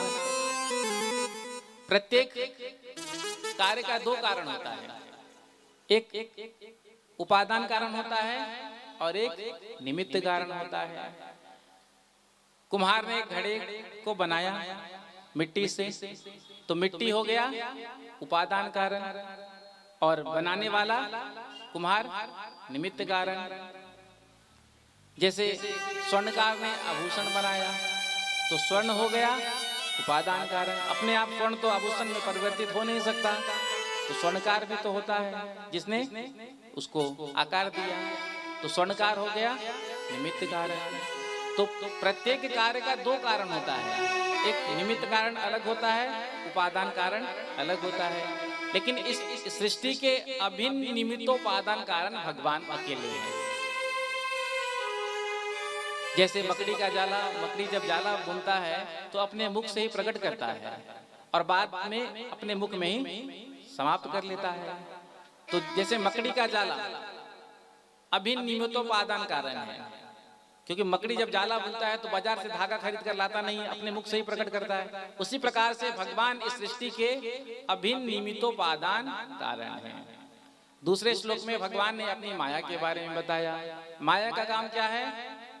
जो सत्य है उसको छुपाना और जो मिथ्या है उसको सत्य बताना। माया माने जहां आप जाओगे तो फंसोगे। प्रेम से कहो श्री राधे। और ये भगवान की माया बड़ी बलवती है। इसीलिए तो कल सुखदेव जी महाराज ने अपने पिताश्री से कहा था कि हम गर्भ से बाहर नहीं आएंगे, क्योंकि जैसे ही जीव गर्भ से बाहर आता है, माँ के गर्भ में जीव को पूरा स्मरण रहता है, लेकिन जैसे ही गर्भ से बाहर आया सब भूल गया। भूमि परत बा ढावर पानी, जनु जीव ही माया लपटा नहीं। तो इसी प्रकार से जो भगवान की माया है, माया के वशीभूत होकर ही ये जीव जो भगवान सत्य हैं, नित्य हैं, शाश्वत हैं, वो हमको नजर नहीं आते, और जो संसार अनित्य है वो हमें सत्य प्रतीत होता है। ये भगवान की माया के कारण। आगे भागवत के 10 लक्षण के बारे में बताया।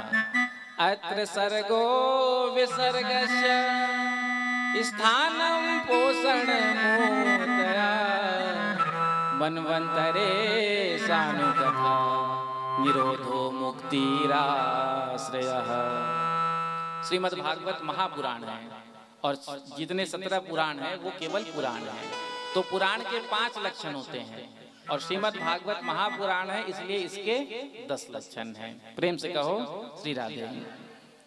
सुखदेव जी कहते हैं जैसा प्रश्न आपने किया ऐसा ही प्रश्न एक बार मैत्रेय जी के चरणों में विदुर जी ने किया था। ये दोनों परम संत हैं। परिचित ने पूछा सुखदेव जी से, तो इनका मिलन कहाँ हुआ, कैसे हुआ, थोड़ा विस्तार से बताइए। तो श्री सुखदेव जी कहते हैं, यदा तु राजा स्वसुतान् साधुन् धर्मेण विनाश दृष्टि। जब कौरव और पांडव दोनों आपस में जुआ खेले, द्वित क्रीड़ा। उस द्वित क्रीड़ा में शकुनी की कपट के चलते क्या हुआ, पांडव हारते गए। 12 वर्ष का वनवास, 1 वर्ष का अज्ञातवास। उसके बाद युधिष्ठिर जी से दुर्योधन कहता है, युधिष्ठिर जी दांव पर कुछ और लगाओ, यदि अब की बार आप जीत गए ना तो पहले आप जितना हारे हैं सब आपको मैं वापस कर दूंगा। तो जुआरी की दुराशा उसे बार बार ठगती है कि अब की बार मैं जीत जाऊंगा, जीत जाऊंगा, जीत जाऊंगा। युधिष्ठिर जी ने कहा हम तो सब कुछ अपना हार बैठे हैं, अब हमारे पास तो कुछ बचा ही नहीं है। दुर्योधन ने कहा द्रौपदी है ना, द्रौपदी को दांव पर लगाओ। तो द्रौपदी जी को दांव पर लगाया, और आज शकुनी ने जैसे ही पासा फेंका, युधिष्ठिर जी दांव हार गए। आज द्रौपदी जी को दुशासन उनके केस को पकड़ करके, एक वस्त्रा द्रौपदी थी, लेकर के आया है और ला करके सभा में खड़ा कर दिया। दुर्योधन ने कहा कि इस द्रौपदी को निर्वस्त्र करके मेरी जंघा पर बिठा दो। द्रौपदी जी ने पितामह भीष्म की ओर देखा, गुरु द्रोणाचार्य की ओर देखा, अपने 5 पतियों की ओर देखा।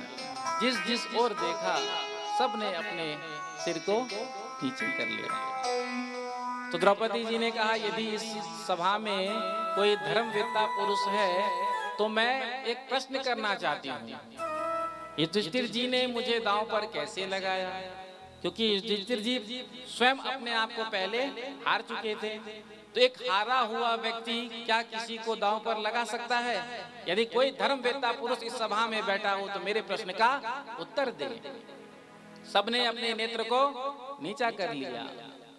दुर्योधन ने दुशासन से कहा, दुशासन के हाथ में 10,000 हाथियों का बल था और आज दुशासन द्रौपदी जी की साड़ी को खींचने लगा। द्रौपदी जी ने भी कहा कि मैं भी एक क्षत्राणी हूं, मेरे अंदर भी बल है।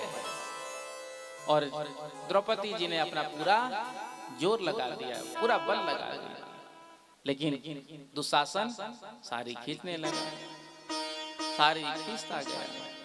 द्रौपदी जी अपना बल जब लगा करके हार गई तो द्रौपदी जी ने दोनों हाथ उठा करके भगवान श्री कृष्ण को पुकारा, गोविंद द्वारिकावासी देव देव जगत पते। जैसे ही भगवान को पुकारा द्रौपदी जी ने, आज भगवान वस्त्रावतार लेकर के प्रकट हो गए। दुर्योधन सारी खींच रहा है। सारी बिच नारी है कि नारी बिच सारी है, सारी ही की नारी है कि नारी ही की सारी है। 10,000 हाथियों का बल था दुशासन के भुजाओं में, आज थक गया लेकिन 10 गज का चीर नहीं खींच पाया। भगवान ने द्रौपदी जी की रक्षा की है। इधर विदुर जी महाराज ने आकर के ये धृतराष्ट्र से कहा, महाराज यदि आप अपने कुल की रक्षा चाहते हैं तो दुर्योधन का त्याग कर दीजिए। ये जो आपका पुत्र दुर्योधन है मूर्तिमंत कलयुग का स्वरूप है। यदि एक के त्यागने से अनेकों का हित होता है तो नीति यही कहती है कि उस एक का त्याग कर देना चाहिए। यदि एक व्यक्ति का त्याग करने से घर सुरक्षित होता है तो घर को सुरक्षित रखने के लिए, सभी लोगों को सुरक्षित रखने के लिए उस एक व्यक्ति का त्याग कर देना चाहिए, नीति कहती है। इतने में ही दुर्योधन आ गया। जैसे ही दुर्योधन ने सुना तो दुर्योधन ने आकर के विदुर जी को डांटा, फटकारा, ये दासी पुत्र, आज तू मेरे पिता को मेरे खिलाफ ही भड़का रहा है, तेरी इतनी हिम्मत, खाता तो तू हमारा है और पांडवों की गाता है। इतना दुर्वचन दुर्योधन ने कहा विदुर जी से, लेकिन धृतराष्ट्र ने कुछ नहीं कहा, एक शब्द नहीं कहा। तो मौनम सुकृति लक्षणम। तो विदुर जी को लगा कि धृतराष्ट्र भी इसमें सहमत है, इसलिए इन्होंने कुछ कहा नहीं। तो विदुर जी महाराज ने आज अपना धनुष बाण देहरी पर रख दिया, और धनुष बाण देहरी पर इसलिए रख दिया कि कौरव ये ना सोचे कि मैं पांडव पक्ष में जाकर के मिल जाऊंगा। रख दिया धनुष बाण देहरी पर और विदुर जी निकले। तो श्री सुखदेव जी कहते हैं केवल विदुर जी नहीं जा रहे हैं आज, सा निर्गता कौरव पुण्य लब्धो। आज मानो कौरवों का सारा पुण्य उनका त्याग करके जा रहा है।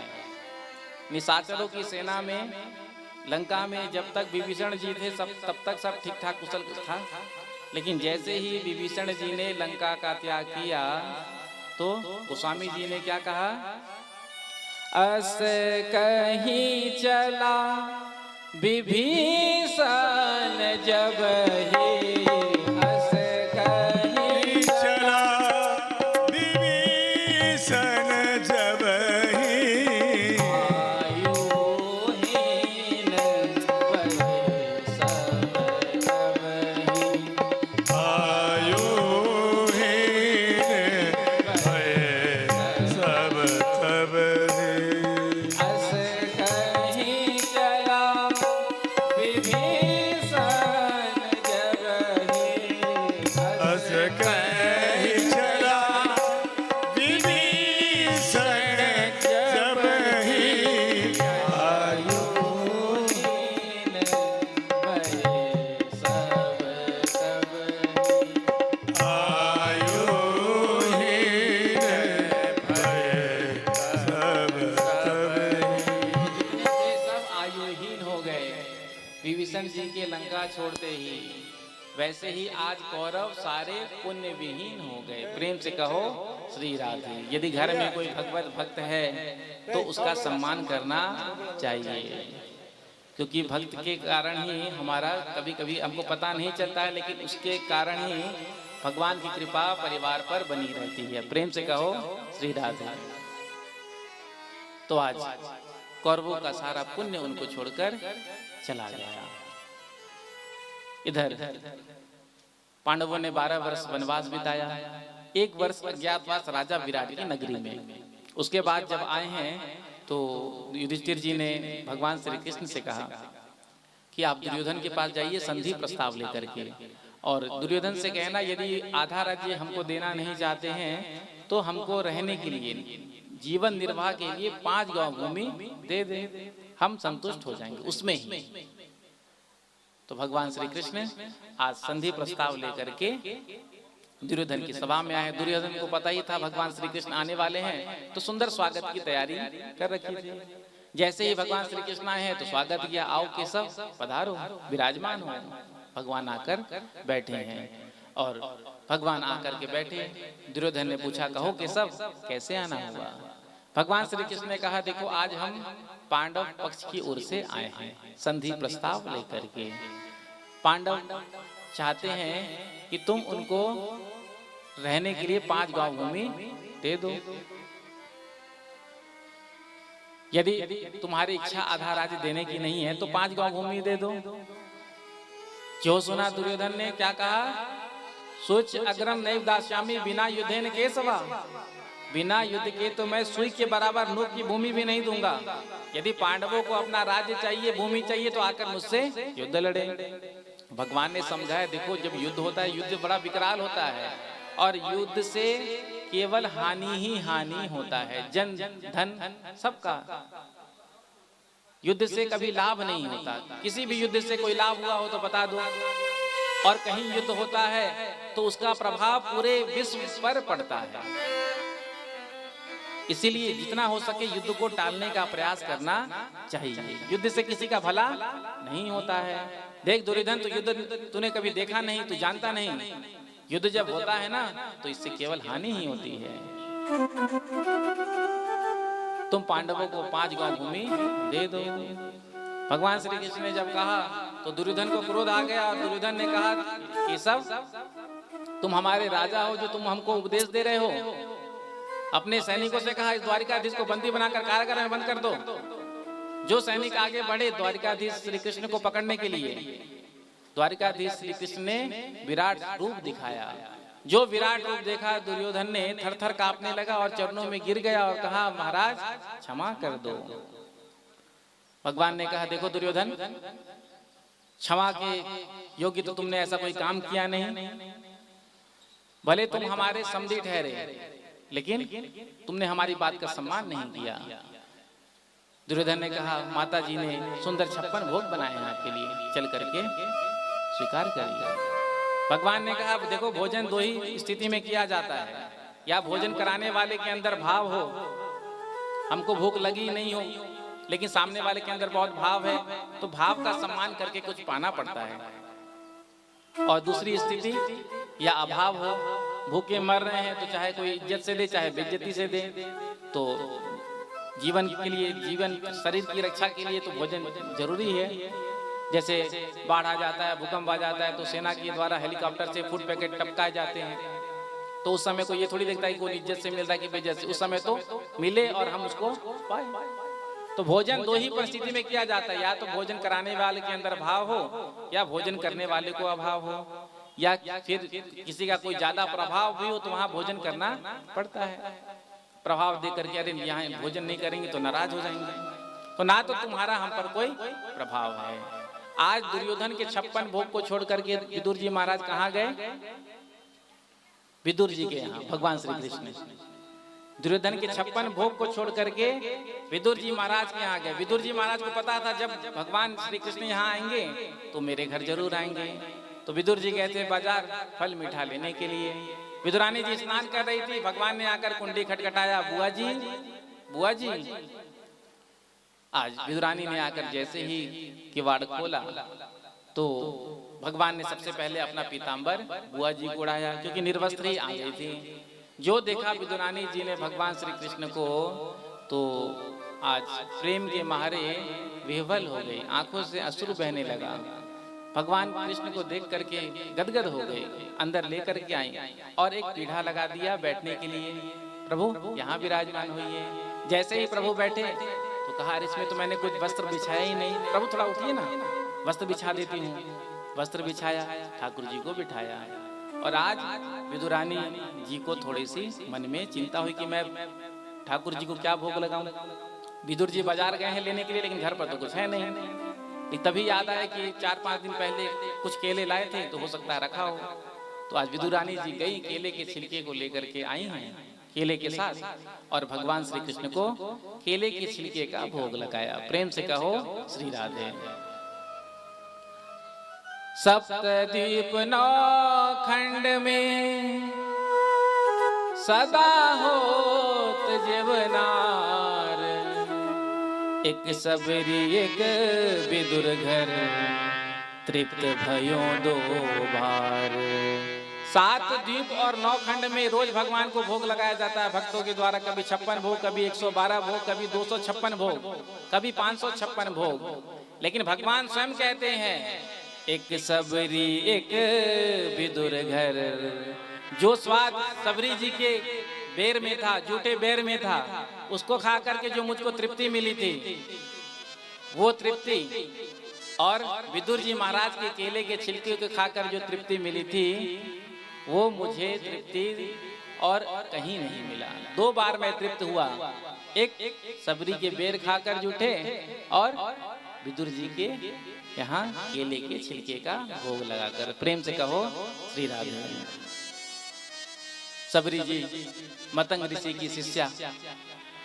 गुरुदेव भगवान ने कहा था, बेटी तुझे कहीं जाने की जरूरत नहीं, भगवान स्वयं आकर दर्शन देंगे यहाँ पर। मतंग ऋषि तो शरीर उनका शांत हो गया। सबरी जी गुरुदेव के वचन का विश्वास करके रोज प्रातः काल उठती हैं, और प्रातः काल उठने के बाद क्या करती हैं? बुहारी लगाती हैं, जल का छींटा देती हैं, पुष्प बिछाती हैं, और जाकर के सुंदर सुंदर मीठे मीठे फल पैर आदि लेकर आती हैं कि प्रभु मेरे आएंगे तो मैं उनको भोग लगाऊंगी। तो नित्य की यही क्रिया सबरी जी की। एक दिन भगवान श्री राम लक्ष्मण जी के साथ पहुंच गए। प्रेम से कहो श्री राधे। सबरी देखे रास्ता बाट, श्याम राम मेरे घर कब आएंगे। सबरी देखे रास्ता बाट, राम मेरे घर कब आएंगे। रोज सुबह उठ करके सुंदर तैयारी करती, बुहारी लगाती, पुष्प बिछाती, फल लेकर के आती और राम जी का इंतजार करती। मेरे झोपड़ी के भाग आज जाग जाएंगे, राम आएंगे। मेरे झोपड़ी के भाग आज खुल जाएंगे, राम आएंगे। मेरे झोपड़ी के भाग आज खुल जाएंगे, राम आएंगे। मेरे झोपड़ी के भाग आज खुल जाएंगे, राम आएंगे। राम आएंगे, आएंगे, राम आएंगे। ओ राम आएंगे, आएंगे, राम आएंगे। देखो, जब आप दोनों हाथ उठाकर भाव से गाओगे ना, तो राम लक्ष्मण जी हमको भी दर्शन देने आएंगे। दोनों हाथ उठाकर गाओ। मेरे झोपड़ी के भाग आज खुल जाएंगे, राम आएंगे। मेरी झोपड़ी के भाग आज खुल जाएंगे, राम आएंगे।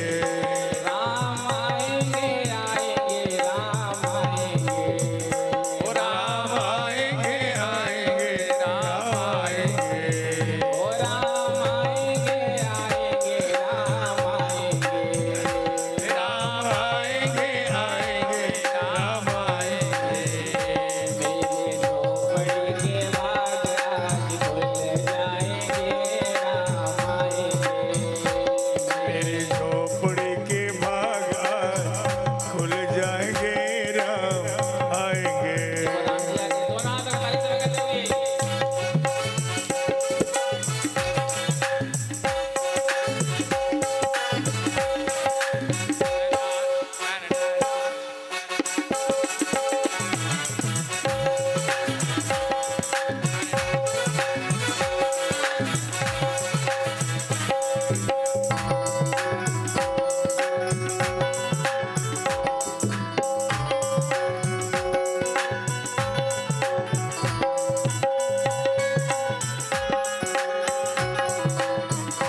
राम आएंगे तो अंगना सजाऊंगी। ओ राम आएंगे तो अंगना सजाऊंगी।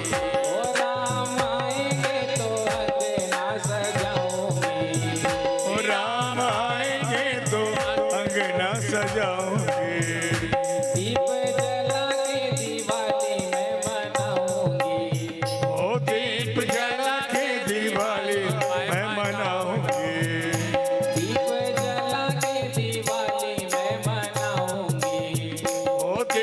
उजाला की दिवाली मैं मनाऊंगी।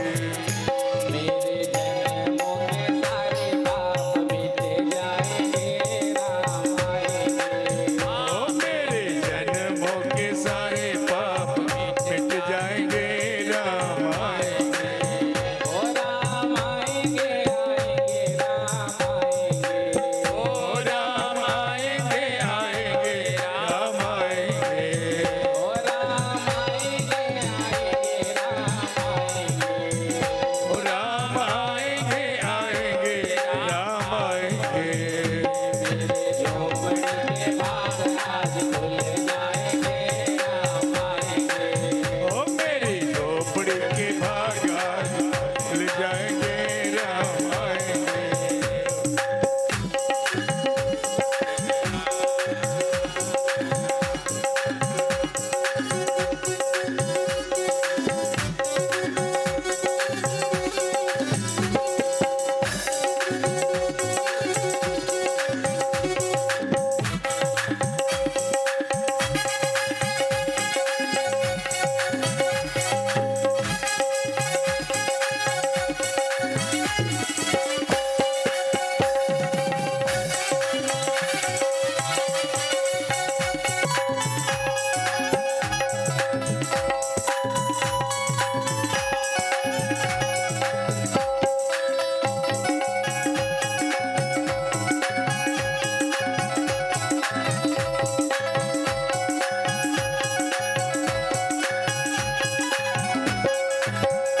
राम झूलेंगे तो पहले ना झूलाऊंगी। राम झूलेंगे तो पले ना झुलाऊंगी। राम झूलेंगे तो पहले ना झूलाऊंगी। राम झूलेंगे तो पले ना झुलाऊंगी। मीठे मीठे मैं भजन सुनाऊंगी। ओ मीठे मीठे मैं भजन सुनाऊंगी। मीठे मीठे मैं भजन सुनाऊंगी। ओ मीठे मीठे मैं भजन सुनाऊंगी। मेरे जिंदगी के सारे दुख मिट जाएंगे, राम आएंगे। ओ मेरी जिंदगी के रूठे भाग खुल जाएंगे, राम आएंगे। ओ राम आएंगे, आएंगे, राम आएंगे। राम आएंगे, आएंगे, राम आएंगे। ओ राम आएंगे, आएंगे, राम आएंगे। ओ राम आएंगे, आएंगे, राम आएंगे।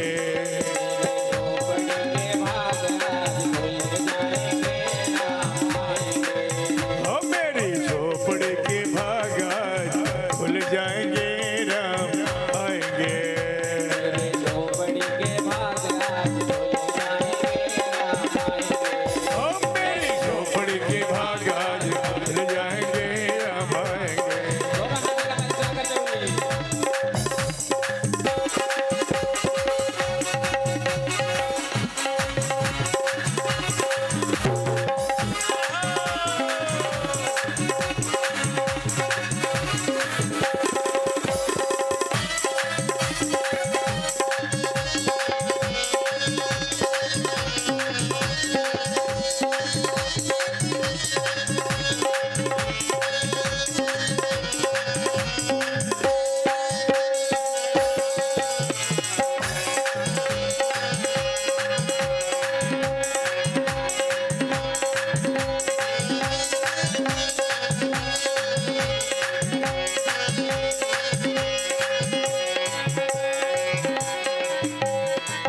मैं तो रुचि रुचि भोग लगाऊंगी।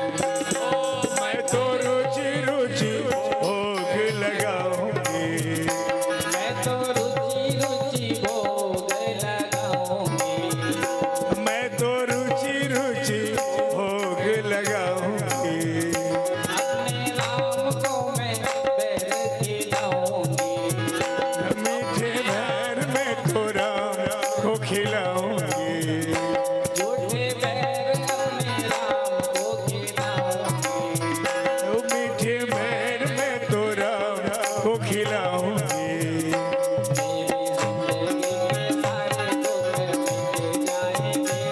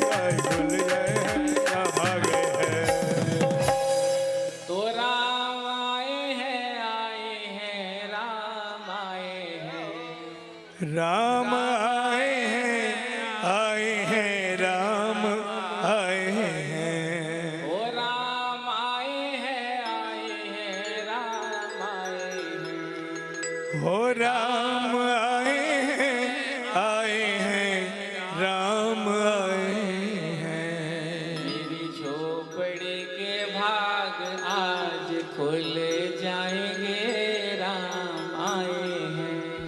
मेरे झोपड़ी के भाग आज खुल गए हैं राम आए हैं। तो मेरे झोपड़ी के भाग आज खुल गए हैं, राम आए हैं। मेरी झोपड़ी के भाग आज खुल गए हैं राम आए हैं। बोलो राजा रामचंद्र भगवान की जय हो। तो सबरी जी ने सुंदर सुंदर बैर अपने प्रभु को खिलाया। प्रेम से कहो श्री राधे। सबरी जी ने बैर खिलाने से पहले सोचा कि हो सकता है कोई बैर खट्टे हो, कोई मीठे हो, तो मैं अपने प्रभु को मीठे मीठे बैर खिलाऊंगी। तो चख करके, टेस्ट करके जो बैर मीठा होता वो प्रभु राम जी को खिलाती और जो खट्टा होता उसको फेंक देती।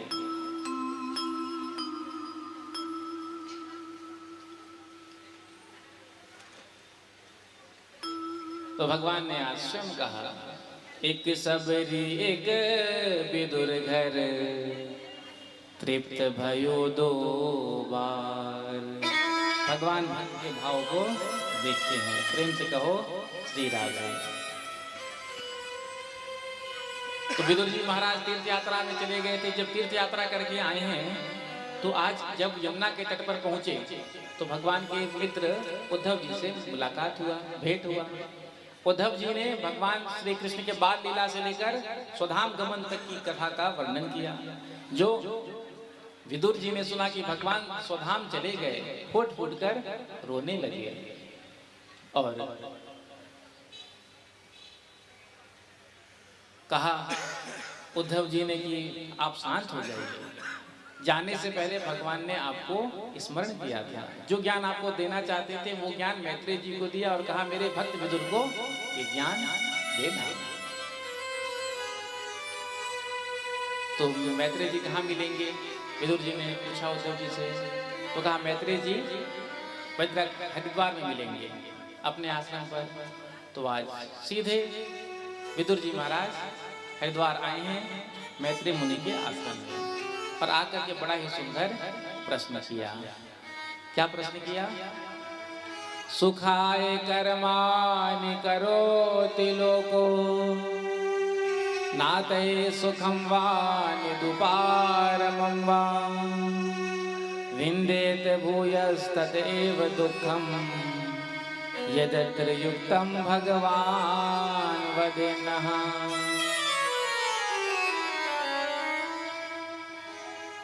विदुर जी ने प्रश्न किया कि संसार में प्रत्येक प्राणी सुखी होने के लिए कर्म करता है, लेकिन जो सुखी होने के लिए जितना परिश्रम करता है, कर्म करता है, सुखी तो हो नहीं पाता और दुखी ही हो जाता है। तो संसार विपरीत फल क्यों देता है? भगवान इस सृष्टि को क्यों बनाते हैं? भगवान तो अकर्ता है, तो क्या भगवान जब सृष्टि का निर्माण करते हैं तो भगवान कर्ता बन जाते हैं? तो मैत्रेय जी ने बड़ा सुंदर उत्तर दिया। देखो, जीव को जो भी सुख और दुख मिलता है वो प्रारब्ध के अनुसार मिलता है। कर्म प्रधान विश्व रचि राखा, जो जस करहि सो तस फल चाचा। जो जिस प्रकार का कर्म करता है वैसा ही फल भगवान देते हैं। यदि सत्कर्म करेगा तो भगवान उसको वैकुंठ स्वर्ग देते हैं। यदि पाप कर्म करेगा तो नरक देते हैं। यदि सत्कर्म करेगा, धर्म का आचरण करेगा, धार्मिक कृत्य करेगा तो जीवन में सुख होगा। यदि पाप करेगा, दूसरे को दुख देगा तो जीवन में दुख होगा। तो भगवान सृष्टि का विस्तार कैसे करते हैं तो बताया। सबसे पहले भगवान नारायण के नाभि से कमल, कमल से ब्रह्मा जी की उत्पत्ति, और ब्रह्मा जी ने मानसी सृष्टि की। मानसी सृष्टि में 4 पुत्रों को प्रकट किया, सनक, सनंदन, सनातन, सनत कुमार। इनसे कहा सृष्टि का विस्तार करो। इन्होंने कहा कि हम तो भजन करेंगे। तो क्रोध आ गया ब्रह्मा जी को, और ब्रह्मा जी का क्रोध भृकुटी का भेदन करके एक पुत्र के रूप में प्रकट हुआ, जिसका नाम रखा रुद्र। सृष्टि करने को कहा तो भगवान रुद्र ने भूत प्रेत पिशाच की सृष्टि प्रारंभ कर दी। प्रेम से कहो श्री राधे। जो देखा ब्रह्मा जी ने कहा बंद करो, हमको सृष्टि का विस्तार करना है कि सृष्टि का नाश करना है, बैठ के भजन करो। फिर 10 पुत्रों को उत्पन्न किया, पुलस्त, क्रतु, भृगु, वशिष्ठ, दक्ष, च्यवन, अंगिरा, नारद आदि। और ब्रह्मा जी की छाया से एक पुत्र का जन्म हुआ। प्रेम से कहो श्री राधे। जिसका नाम करदम। करदम जी से सृष्टि विस्तार करने के लिए कहा। तो सृष्टि विस्तार तो तब हो जब गृहस्थ आश्रम में प्रवेश करें।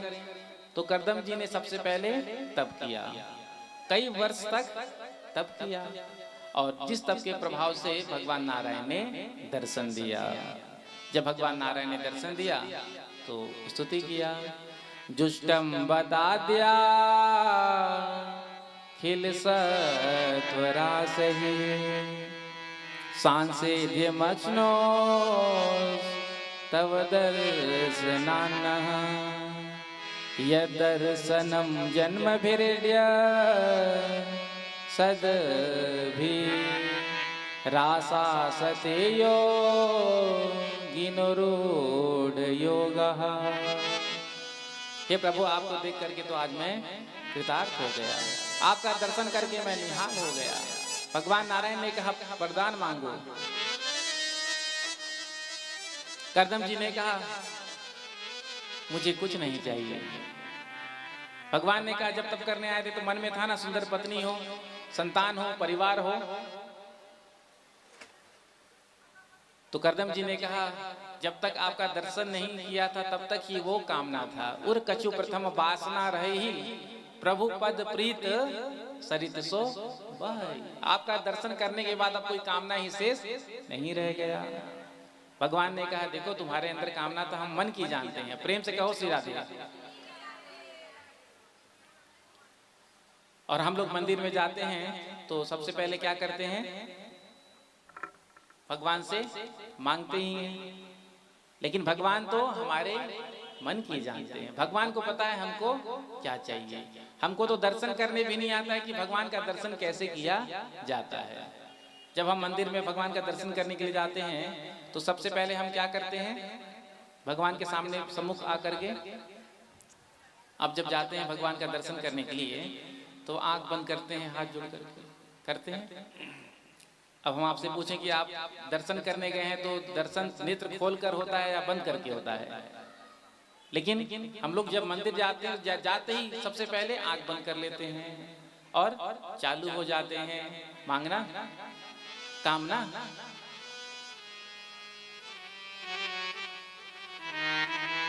तो आंख बंद करके दर्शन नहीं होता है। दर्शन करने की एक पद्धति है। जब आप दर्शन करने जाएं तो सबसे पहले भगवान का दर्शन नेत्र खोल करके सुंदर करें, और जिस छवि का आप दर्शन कर रहे हैं उसी छवि को अपने नेत्र मार्ग से अपने हृदय में पधराएं, और आंख बंद करके उसके बाद उसी छवि का अपने हृदय में हमको दर्शन करना चाहिए। लेकिन मंदिर जाने के बाद भी हमारा भगवान के दर्शन में मन नहीं लगता है। हमारा मन कहाँ लगा रहता है? जूते और चप्पल में। हाँ, ऐसे जगह की कथा में भी आते हैं, चाहे मंदिर जाते हैं, जूते चप्पल ऐसे जगह उतारते हैं जहां से भगवान का भी दर्शन होता रहे और जूते चप्पल भी दिखे। भगवान को देख करके स्तुति करते हैं, त्वमेव माता च। तभी ध्यान आता है चप्पल का, सैंडल का। तो फिर जैसे ही ध्यान आता है तो भगवान को देखकर क्या कहा, त्वमेव माता च पिता त्वमेव। अब माता भगवान हो गया, पिता चप्पल हो गया। त्वमेव विद्या द्रविणम त्वमेव। इतना भगवान को देख करके कहा और फिर जूते चप्पल की याद आ गई। त्वमेव सर्वम मम देव देव। मतलब चप्पल ही जूता सब कुछ हो गया। प्राय ऐसे ही होता है, हम लोग भी जाते हैं दर्शन करने के लिए मंदिर में, तो जूते चप्पल ऐसे ही जगह उतारते हैं। कथा में भी जाते हैं तो जूता चप्पल भी दिखते रहे और कथा भी सुन ले और भगवान का दर्शन भी होता रहे। तो वहां भी मंदिर जाकर मन हमारा एकाग्र नहीं होता है। उसके बाद दर्शन करके जब परिक्रमा देते हैं, परिक्रमा ऐसे भागते हुए दौड़ते हुए करते हैं जैसे कोई फ्लाइट छूट रही हो। प्रेम से कहो श्री राधे। तो परिक्रमा का भी विधान है। जैसे एक गर्भवती स्त्री अपने सिर पर मटका में जल भर करके चलती है तो कितना धीरे धीरे चलती है, उसी प्रकार से भगवान की परिक्रमा प्रदक्षिणा करनी चाहिए, ना कि दौड़ भाग करके। आपने देखा होगा। उसके बाद मंदिर में थोड़ा सा समय बैठना चाहिए, 2-4-5 मिनट जो भी है। उसके बाद वापस आना चाहिए। और भगवान से यदि मांगना हो तो भगवान को ही मांगना चाहिए। प्रभु आप ही हमको मिल जाए। जब भगवान ही हमारे हो जाएंगे तो संसार में हमारे लिए क्या दुर्लभ है। एक राजा ने घोषणा की कि मेरे राज्य में जिसको जो चाहिए एक वस्तु मैं प्रदान करूंगा, सोना चांदी हीरा मोती जो भी एक वस्तु। सभी गांव वाले गए और जिसकी जो इच्छा मांग कर ले आए। जब एक संत पहुंचे गांव में तो उन्होंने इस घोषणा को सुना तो संत भी पहुंच गए राजा के पास और राजा से पूछा, राजा तुमने घोषणा किया है क्या तुम्हारे राज्य से एक वस्तु जो चाहिए वो मिल जाएगा? तो राजा ने कहा हाँ, आपको क्या चाहिए बताइए। संत सिंहासन के पास आए और आकर के राजा का हाथ पकड़ लिया और कहा, राजन मैं तुमको चाहता हूँ। जैसे ही संत ने राजा को ले लिया तो राजा का जितना संपत्ति है किसका हो गया? संत का हो गया। उसी प्रकार से जब हम भगवान को ही मांग लेंगे तो सारी दुनिया किसकी है? भगवान की है। सब कुछ हमारा हो जाएगा। तो आज करदम जी से भगवान ने कहा कि ठीक परसों स्वयंभू मनु अपनी कन्या के साथ आपके आश्रम पर आएंगे और देवहूति जी से आपका विवाह होगा। 9 कन्या का जन्म होगा आपके यहाँ और स्वयं मैं आपका पुत्र बन करके आऊंगा। ठीक परसों स्वयंभू मनु अपनी पत्नी शत्रुपा जी के साथ कन्या को लेकर के आए, विवाह का प्रस्ताव रखा। करदम जी ने कहा कि देखो विवाह तो हम करेंगे लेकिन एक शर्त है। विवाह से पहले एक शर्त रखा कि हम एक संतान होते ही वन में जाकर भजन करेंगे। उस शर्त को स्वीकार किया, पाणी ग्रहण संस्कार हुआ। विवाह होते ही करदम जी तो समाधि में बैठ गए और देवहूति जी सेवा करने लगी। कई वर्ष बीत गए सेवा करते करते, लेकिन करदम जी तप में ही बैठे थे।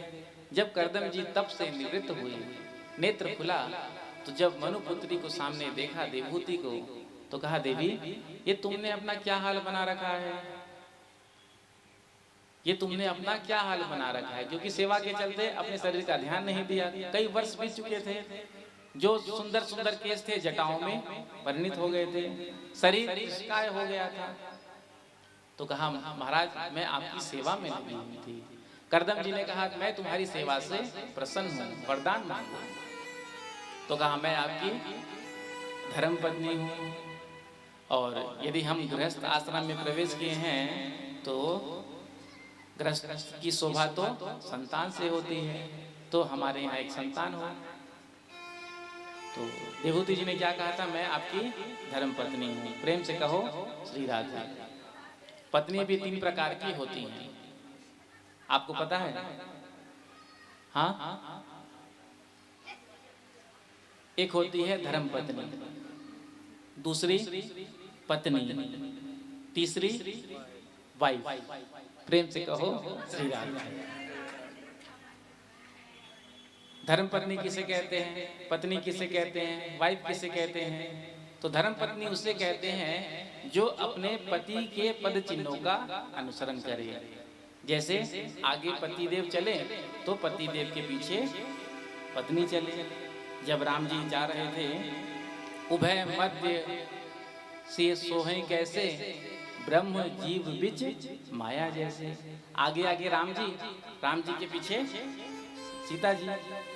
तो सीता जी धर्म पत्नी थी, तो धर्म पत्नी का क्या स्वभाव कर्तव्य होता है, अपने पति के पद चिन्हों का अनुसरण करे। तो धर्म पत्नी तो अब देखने को मिलती ही नहीं है, अब तो प्रायः पत्नी ही या वाइफ देखने को मिलती है। तो धर्म पत्नी किसे कहते हैं, जो अपने पति के पद चिन्हों का अनुसरण करे। पत्नी किसे कहते हैं, जो अपने पति से कंधे मिला करके चले। होता है ना, बराबरी का युग है, हम आपसे कम थोड़ी हैं। तो जो अपने पति के कंधे से कंधे मिला करके चले, उसे पत्नी कहते हैं। तीसरी वाइफ किसे कहते हैं, जो अपने पति से भी 4 हाथ आगे चले। ऊंची सैंडल, आंखों में चश्मा, पर्स लगा हुआ, मोबाइल में बात करते हुए पत्नी आगे आगे, पति पीछे पीछे, फॉलो मी। तो आजकल प्रायः वाइफ ही देखने को मिलती है। वाइफ का मीनिंग पता है आपको? वाइफ किसे कहते हैं? बच्चा साधन का हाँ, गर्मी से प्राण जाइए। Without information fighting every time. प्रेम से कहो श्री राम। हस्बैंड लोग बड़े प्रसन्न हो रहे हैं, प्रेम से कहो श्री राम। वाइफ का मीनिंग बताया है तो हस्बैंड का भी बता ही देंगे। हाँ, हस्बैंड किसे कहते हैं? पत्नी बैंड बजाती रहती है और पति बेचारा हंसता ही रहता है। हस्बैंड, कोई ऑप्शन भी नहीं है, कुछ कर भी नहीं सकता। होता है ना, प्रेम से कहो श्री राधे। तो देवहूति जी ने कहा, महाराज मैं आपकी धर्म पत्नी हूँ, तो हमारे यहाँ एक संतान हो। सुंदर कामक विमान बनाया, जिसमें ना तो पेट्रोल लगे ना डीजल लगे, कामना से चले। उसी का विमान में बिठाया, कई वर्षों तक भ्रमण कराया, फिर बिंदु सरोवर पर आकर स्थित थे। 9 कन्याओं का जन्म हुआ। करदम जी ने सोचा, हमने तो सोचा था एक संतान होते ही वन में जाकर भजन करेंगे, यहाँ 9 कन्या हो गई। ऐसे ग्रस्त के चक्कर में पड़ रहे कि हम तो भूल ही गए। उठाया दंड कमंडल और निकलने लगे। देवहूति जी ने चरणों में गिर करके कहा, महाराज इन 9 कन्याओं का भार आप मुझ पर छोड़कर कहाँ जा रहे हैं? कम से कम एक पुत्र देते जाइए जो बुढ़ापे में मेरी सेवा करे। तो करदम जी को याद आ गया कि भगवान ने कहा था कि मैं स्वयं पुत्र बन करके आऊंगा, तो स्थित हो गए। आज सुंदर दिन आया और भगवान ने देवहूति जी के गर्भ से कपिल रूप से अवतार धारण किया। बोलो कपिल भगवान की जय। कपिल भगवान का दर्शन करने के लिए ब्रह्मा जी अपने 9 पुत्रों के साथ आए। तो करदम जी के यहाँ 9 कन्या, ब्रह्मा जी के 9 पुत्र, तो इनका आपस में विवाह हो गए। नारद जी कहीं घूमने गए थे, इसलिए बच गए। संन्यास धर्म का वर्णन कपिल भगवान ने अपने पिता को किया। करदम जी वन में जाकर भजन करने लगे। अब एक दिन देवहूति जी अपने पुत्र के पास गई और पुत्र से कहा, तुम त्वागता हम शरणं शरण्यं स्वभृत्य संसार तरोह कुठारम जिज्ञासयाहं प्रकृते पुरुषस्य नमामि सधर्म विदां वरिष्ठं त्वं त्वागताहं शरणं शरण्यं। हे पुत्र, आज मैं जान गई कि तुम मेरे केवल पुत्र नहीं, साक्षात नारायण हो, जो मेरे पुत्र बन करके आए हो। तो देवहूति जी ने प्रश्न किया था, मेरे अज्ञान रूपी वृक्ष को आप अपने ज्ञान के खड़ग से काट दो। जैसा जैसा देवहूति जी ने प्रश्न किया था, कपिल भगवान ने उसका उत्तर दिया था। प्रेम से कहो श्री राधे। जोर से कह दो राधे राधे। राधे राधे। आध्यात्म के बारे में बताया था। उसके बाद 3 प्रकार की भक्ति के बारे में बताया, सात्विकी भक्ति, राजसी भक्ति, तामसी भक्ति। अष्टांग योग के बारे में बताया था। यम, नियम, प्राणायाम, आसन, प्रत्याहार, ध्यान, धारणा, समाधि। उसके बाद भगवान का ध्यान कैसे करना चाहिए बताया। उसके बाद प्रत्येक जीव में भगवान का ही दर्शन करना चाहिए ये बताया। उसके बाद सांख्य शास्त्र के बारे में बताया। देवहूति जी के शरीर से इतना जल निकला कि नदी में परिणित हो गया। कपिल भगवान गंगा सागर में जाकर के स्थित हो गए। बोलो कपिल भगवान की। श्री सुखदेव जी कहते हैं मनोस्तु सतरूपाया तिस्रा कन्यास जगिरे आकुतिर्देव होतिश प्रसूतिरिति विश्रुतः। स्वयंभू मनु की दूसरी कन्या। स्वयंभू मनु की 5 संतानें, 3 कन्या आकुति, देवहूति, प्रसूति, 2 पुत्र उत्तानपाद और प्रियव्रत। देवहूति जी का चरित्र आपने सुना। दूसरी कन्या आकुति जिसका विवाह रुचि प्रजापति के साथ किया। इनके यहाँ यज्ञ नारायण भगवान का जन्म हुआ। यज्ञ नारायण भगवान का विवाह दक्षिणा के साथ किया। इसीलिए कोई सा भी यज्ञ तब तक पूर्ण नहीं होता जब तक दक्षिणा उसमें दिया नहीं जाता है। प्रेम से कहो श्री राधे। बिना दक्षिणा के आपका कोई भी अनुष्ठान पूर्ण कभी नहीं होता। आज ही एक वीडियो देखिए, क्या सही क्या गलत। ब्राह्मणों पर लाठीचार्ज लगमा में।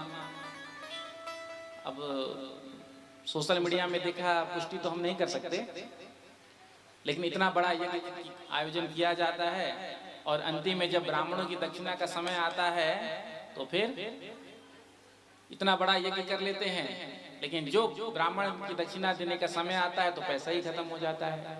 अब ब्राह्मण देवता ही कुपित हो गए तो आपका यज्ञ सफल हो ही नहीं सकता।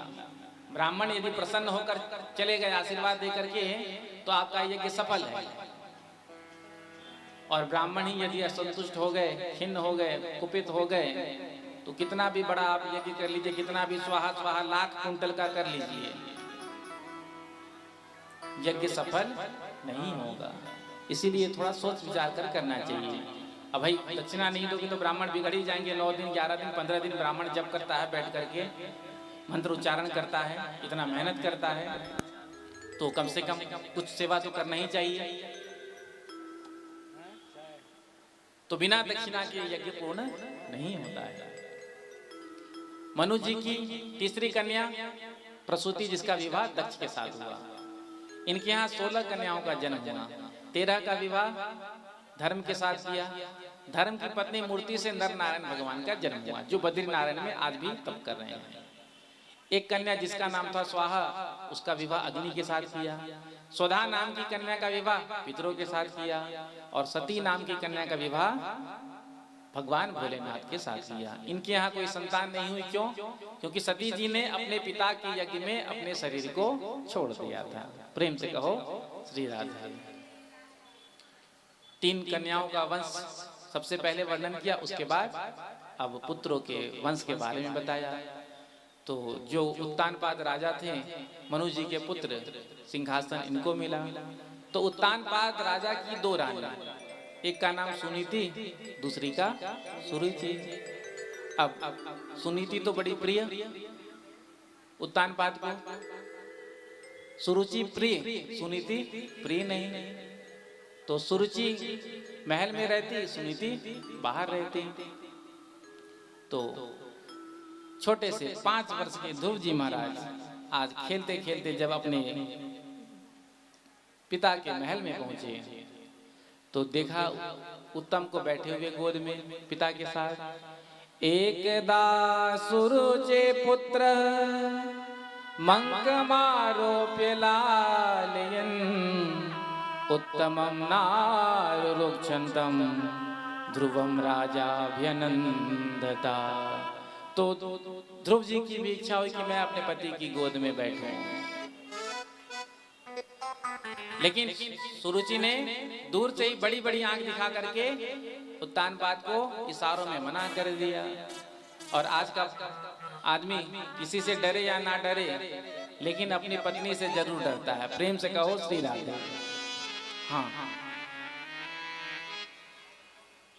डरना भी चाहिए। पत्नी कथा में आती थी और पति ऑफिस जाते। एक दिन ऑफिस से जल्दी छुट्टी हो गया तो घर में लॉक लगा था, तो पति पत्नी को ढूंढते ढूंढते कथा पंडाल में पहुंच गए। अब ढूंढते ढूंढते पत्नी के निकट तो नहीं पहुंच सके, पुरुष का लाइन अलग होता है, माताओं का अलग होता है। तो पुरुष के लाइन में धीरे धीरे पीछे से आते आते आगे तक आकर बैठे और दूर से देखा वहां बैठकर सुन रही है कथा। तो इशारों में एक दूसरे से, तो पत्नी ने देखा, अरे ये आज कैसे कथा में आ गए, लगता है कलयुग समाप्त हो गया जो ये कथा में आ गए। तो पति ने, अब कथा चल रहा है तो इशारों में ही पति ने कहा, पति ने क्या कहा, उठ और चल। पत्नी ने जवाब दिया, पति वहीं बैठ गया। कथा विश्राम हुआ, आरती हुआ, प्रसाद लेकर पत्नी तो चली गई, भूल गई नाच गाने में, नंदोत्सव था कि आए हैं करके। और जब पत्नी घर पहुंच गई तब याद आया, अरे आज तो पति देव कथा में आए थे। 2-3 घंटे इंतजार किया, जब नहीं आए, उस समय फोन तो था नहीं। तो पत्नी ढूंढते हुए कथा पंडाल में पहुंची तो क्या देखती है, पति वहीं उसी स्थान पे बैठे हैं। पत्नी ने आकर के देखा और कहा, महाराज क्या बात है, घर नहीं चलना है क्या? तो पति ने कहा कि तूने कहा ये कहा। तो पत्नी ने कहा, जैसे ही पत्नी ने कहा तो पति देव उठे और चले। प्रेम से कहो श्री राधे राधे। उसी प्रकार से उत्तानपाद अपनी पत्नी सुरुचि से बहुत डरता था। सुरुचि ने मना कर दिया कि इसको मत बिठाना, तो वह ध्रुव जी को नहीं बिठाया। और सुरुचि ने क्या कहा, यदि तुझे अपने पिता की गोद में बैठना है तो जाकर के तपस्या कर, भगवान नारायण को प्रसन्न कर। और भगवान नारायण जब प्रसन्न हो जाए ना तो उनसे वरदान मांगना कि मैं सुरुचि के गर्भ से जन्म लूं। जब तू मेरे गर्भ से जन्म लेगा तो इस राज सिंहासन पर बैठने का अधिकारी होगा। ध्रुव जी रोते हुए अपनी माता के पास पहुंचे और माँ से कह सुनाया जो हुआ महल में। माँ ने कहा, बेटा देख, तेरी भी माता ने तो तुझे वो बता दिया जो आज तक मैं नहीं बताई। भगवान का मार्ग बताया ना कि जा वन में जा करके भगवान नारायण की उपासना कर। उन्हीं नारायण की कृपा से तेरे परदादा दादा सर्वभौम राज्य को प्राप्त किए, तो जा उन्हीं की शरण में जा। आज ध्रुव जी महाराज निकल गए। नारद जी आए हैं परीक्षा लेने के लिए और देखा कि परीक्षा लेकर देखूं कि वैराग्य कैसा है, सच्चा है या झूठा है। तो परीक्षा में पास हो गए।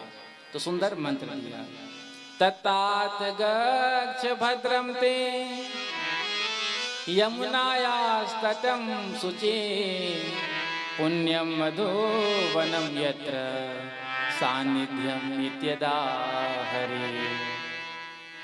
सुंदर स्थान बताया मधुवन में, यमुना के किनारे। ध्रुव जी महाराज आज मधुवन में यमुना किनारे आकर यमुना जी में स्नान किया और तप करने बैठ गए। पहले महीने में नियम लिया, त्रिरात्रांते कपित पदरासना, केवल बैर का फल खाकर तप करते हैं, वो भी 3-3 दिन पर एक बार। दूसरे महीने में तप को और बढ़ाया, हर 6ठे दिन में सूखे घास पत्ते खाते। तीसरे महीने में तप को और बढ़ाया, हर 9वें दिन केवल जल का आहार करते। चौथे महीने में तप को और बढ़ाया, 12-12 दिन पर केवल वायु का आहार करते, योगिक क्रिया है। 5वें महीने में अपने प्राणवायु को रोक लिया। जैसे ही प्राणवायु को रोका तो जो प्राणवायु चलती है संसार में वो बंद हो गई। देवताओं ने जाकर भगवान नारायण से प्रार्थना किया, प्रभु ये क्या हो रहा है, हम श्वास नहीं ले पा रहे हैं। भगवान नारायण ने कहा, मेरा भक्त तप में बैठा है, उसने अपने श्वासों को रोक लिया, इसलिए जो प्राणवायु चलती है वो अवरुद्ध हो गई है। अभी हम उसको दर्शन देकर आते हैं। छोटे से 5 वर्ष के ध्रुव जी महाराज आज भगवान नारायण सामने प्रकट हो गए। बोलो नारायण भगवान की जय हो। आंख बंद करके ध्रुव जी महाराज अपने हृदय में दर्शन कर रहे थे भगवान नारायण का। भगवान नारायण सामने खड़े हैं, लेकिन ध्रुव जी को पता ही नहीं। तो ध्रुव जी के हृदय के अंदर जो झांकी थी भगवान की, भगवान नारायण ने उसको गायब कर दिया, अंतर्हित कर दिया। जैसे ही ध्रुव जी को हृदय में दर्शन नहीं हुआ तो छटपटा करके अपने नेत्र को खोला तो क्या देखा, भगवान नारायण सामने खड़े हैं। देख करके आज ध्रुव जी ने सोचा कि मैं स्तुति करूं। अब ध्रुव जी क्या स्तुति करेंगे इसकी चर्चा हम कल के प्रसंग में करेंगे। प्रेम से कहो श्री राधे, जोर से कह दो श्री राधे। तो जैसे ही ध्रुव जी ने देखा भगवान नारायण को, तो ध्रुव जी क्या कहते हैं, मैं तो नाचूंगी तेरे दरबार मुरली वाले रसिया, मैं तो नाचूंगी मुरली वाले रसिया, मुरली वाले रसिया, ओ मुरली वाले रसिया, मुरली वाले रसिया, मुरली वाले रसिया। मैं तो नाचूंगी, ओ मैं तो नाचूंगी, ओ मैं तो नाचूंगी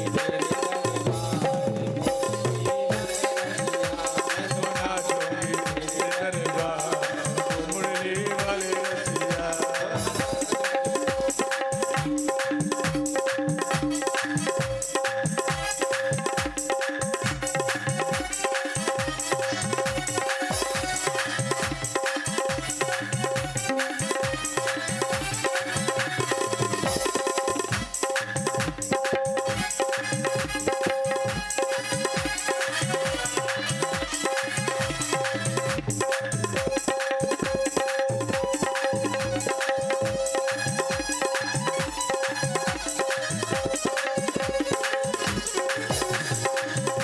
मुरली वाले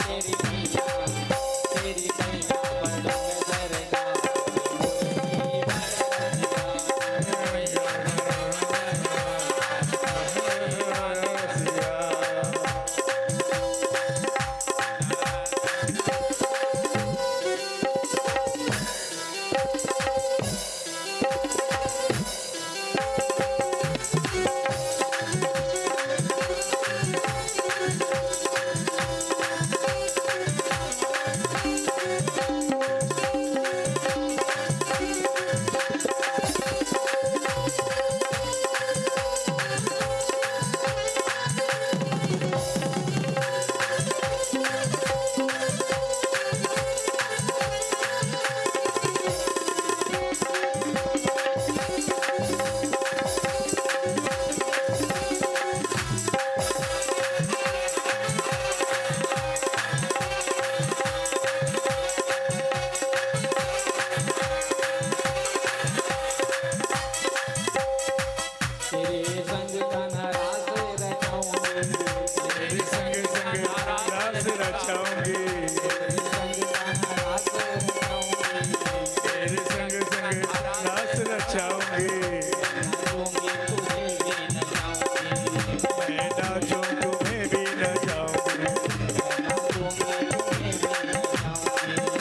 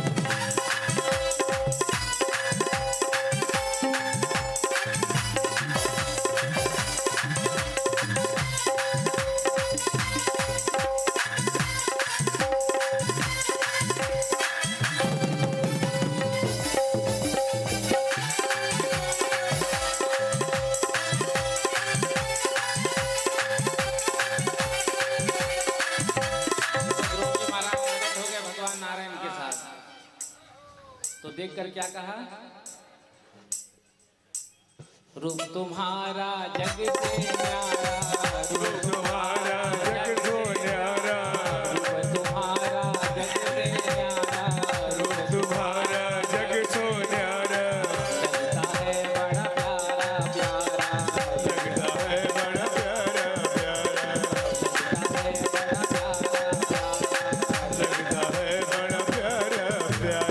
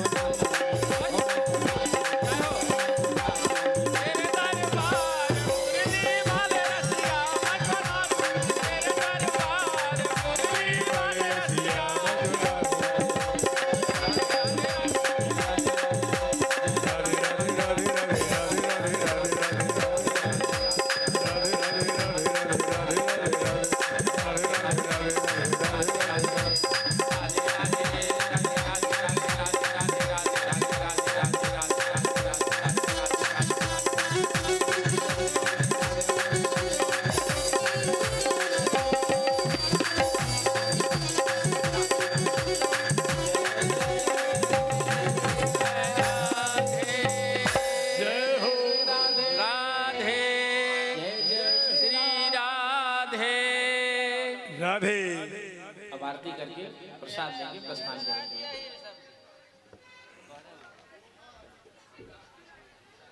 बोलो नारायण भगवान। सीधा सीधा सीधा बहुत बढ़िया।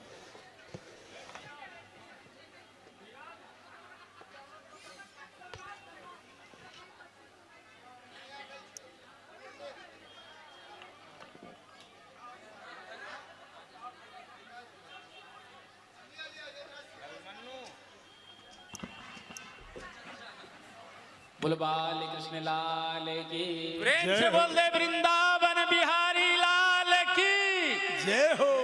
वीरेंद्र झा आबि के अपना एकटा भजन गुरुदेव के सुनाओ। आबू व्यास जी के आदेशानुसार हम अहाँ के बजा रहल छी। श्री राधे श्री राधे। व्यास जी के आदेशानुसार हम अपने के यथाशीघ्र बजबै छी मंच पर। एक माइक दे दो उसको कोडलेस है वही। कल से कथा का समय जो है 3 बजे से 7 बजे तक है और कल कथा का चतुर्थ दिवस है।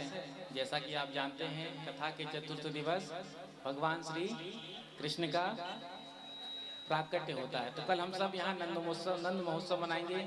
सभी माताएं पीत वस्त्र धारण करके आएंगे, पीला साड़ी पहन करके आएंगे और नंद बाबा यशोदा मैया कल खूब बधाई लुटाएंगे। तो हम सभी गोपी ग्वाला बनकर आएंगे और खूब चकाचक बधाई लुटाएंगे। प्रेम से कहो श्री राम। एक छोटा सा भजन, उसके बाद आरती।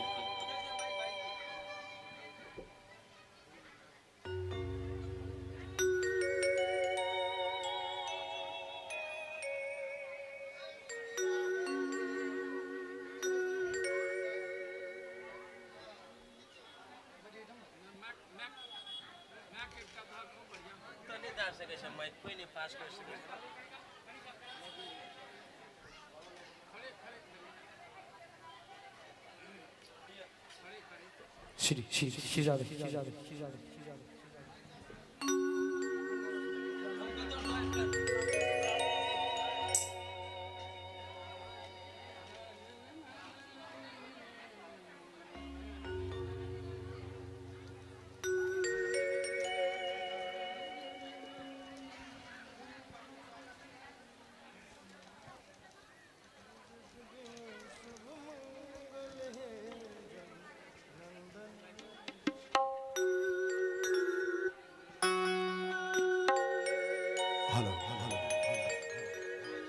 उपस्थित संपूर्ण भक्तजन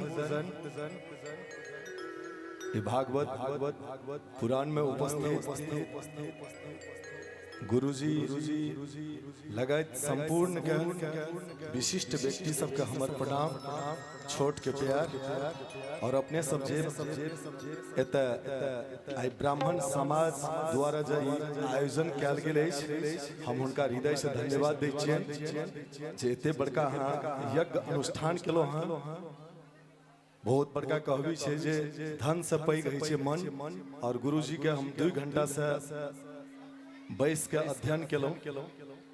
मन प्रसन्न भेल, बहुत किछु ज्ञान अंदर में आयल। कहबी छै किताब से ओते नॉलेज नहीं होइ छै जे वक्तव्य से नॉलेज होइ छै। गुरुजी के चरण पर फेर से हम प्रणाम करैत हमर ई बचपन के हमर गुरुजी छथि एहिठाम गुरुजी राघव जी छथि, हिनकर अहाँ से परिचय तऽ छथि, और ई हमर बचपन के हमर गुरु इएह छलथि। और हम सब बस जहिना छी हम आइयो तहिना छी, बस अहाँ से बेसी टाइम नहीं लेब। एहिठाम आरती के समय है, अहाँ हमरा मंच पर एक मौका दिलो हैं, वो आभार व्यक्त अपने गुरु तुल्य समस्त के। आजुक दिन शुभ मंगल हे रघुनंदन आयल। आजुक दिन शुभ मंगल हे रघुनंदन आयल। आजुक दिन शुभ मंगल हे रघुनंदन आयल। बढ़ि गेल मिथिला के शान अयोध्यापति आयल। आजुक दिन शुभ मंगल हे रघुनंदन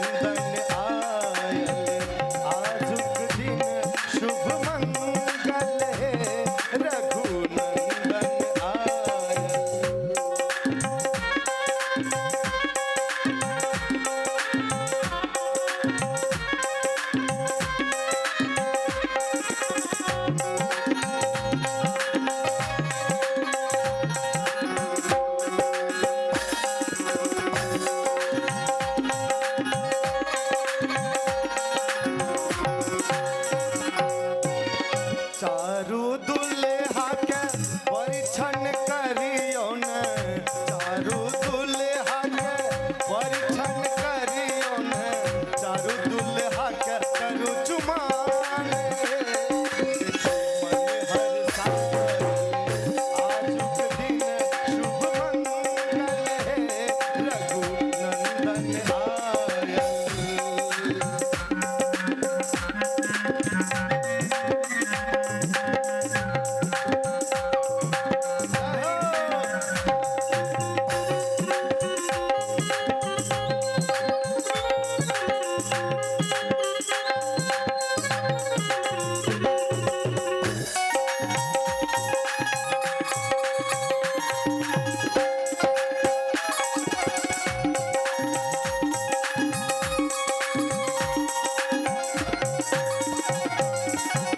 सिया धिया मिथिले के बेटी सिया धिया मिथिले के बेटी मैथिल के स्वाभिमान मिथिलेश्वर आयल आजुक दिन शुभ मंगल है रघुनंदन आयल आजुक दिन शुभ मंगल है रघुनंदन आयल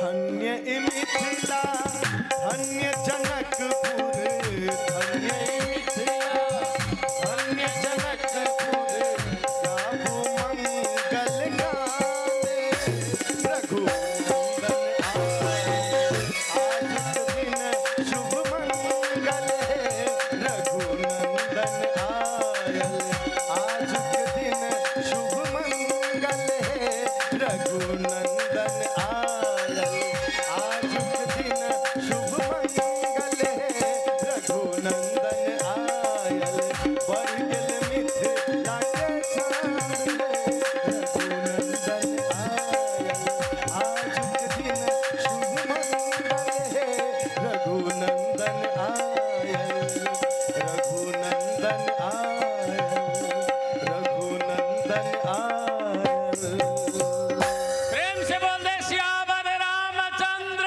की जय जय मिथिला जय मैथिल। गुरु महाराज के आदेश लग एकटा आर मिथिला में रहतो यो पाहु। हाँ हाँ हाँ हाँ हेते हेते जोड़ा लगबे पड़ते। मिथिला न न न न न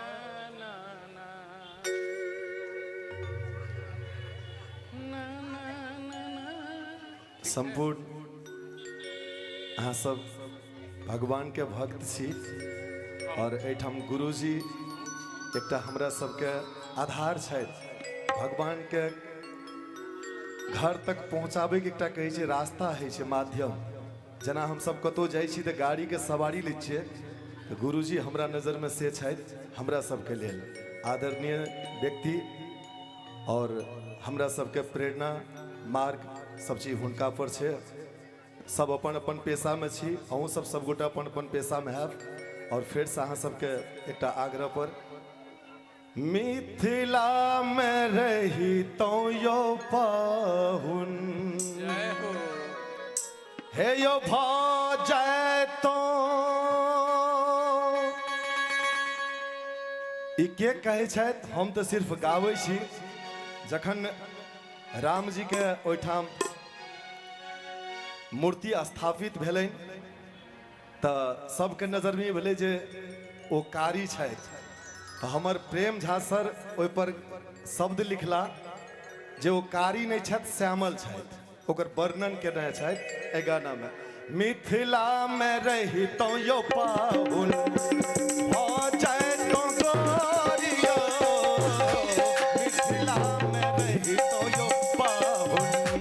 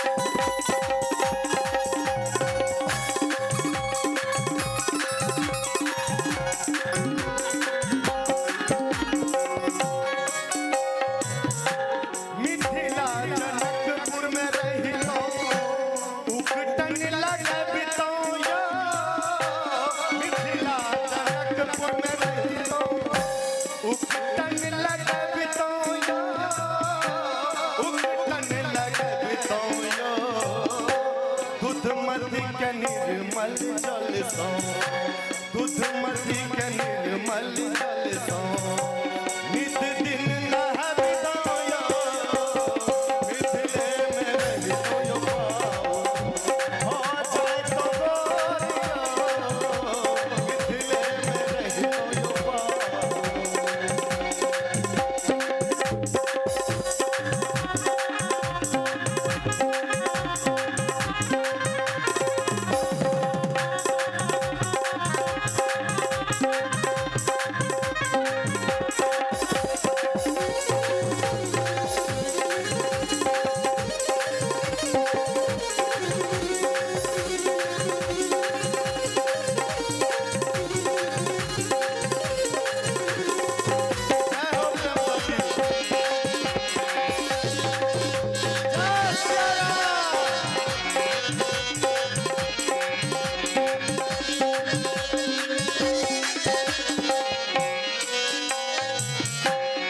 आप सुनियो कते बड़का वर्णन भोजन में खापन व्यंजन साचार लगे बितौया भोजन में खापन व्यंजन साचार लगे बितौया साचार लगे बितौया माखन के खीर बनाकर माखन के खीर बनाकर प्रेम सा खुआ बितौया मिथिले में रहितो पाओ हो जाए तो गोरिया मिथिले में रहितो पाओ हो जाए तो गोरिया मिथिले में रहितो पाओ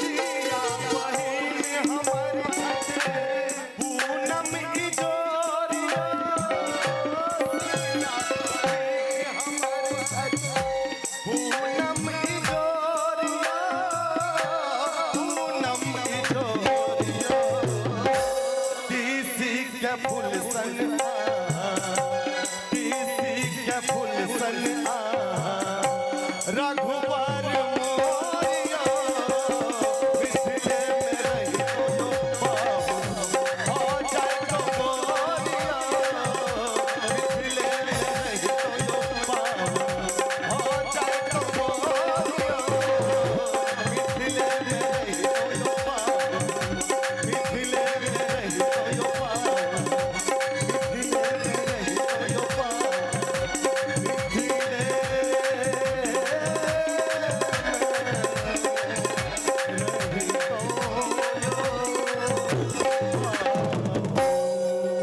प्रेम से बोल दे राजा रामचंद्र की श्यावर रामचंद्र की वृंदावन बिहारी लाल की।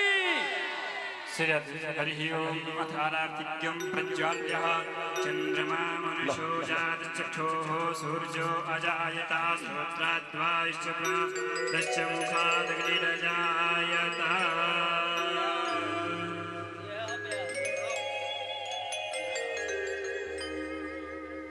हरि ओम इदकुं हविः हेलो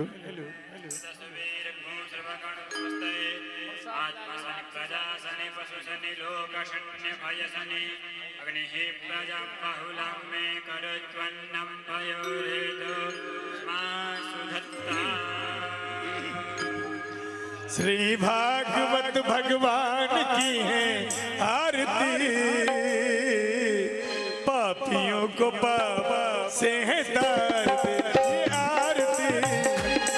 श्री भागवत की है आरती, पापियों को पाप से है तारते।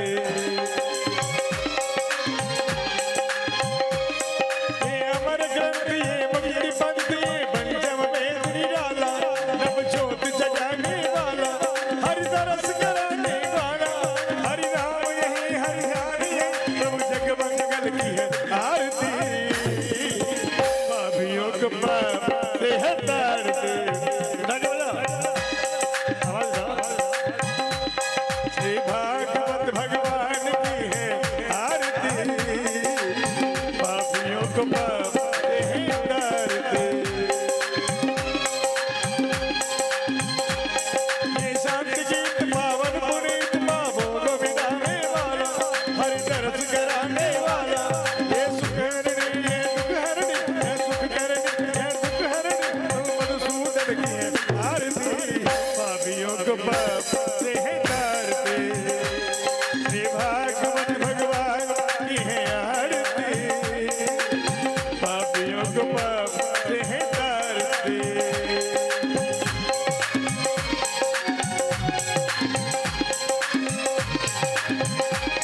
ये मधुर बोल जग भजन खोल, सन्मार्ग दिखाने वाला, बिगड़ी को बनाने वाला, श्री राम यही घनश्याम यही, श्री राम यही घनश्याम यही, प्रभु महिमा की है आरती, पापियों को पाप से है तारते।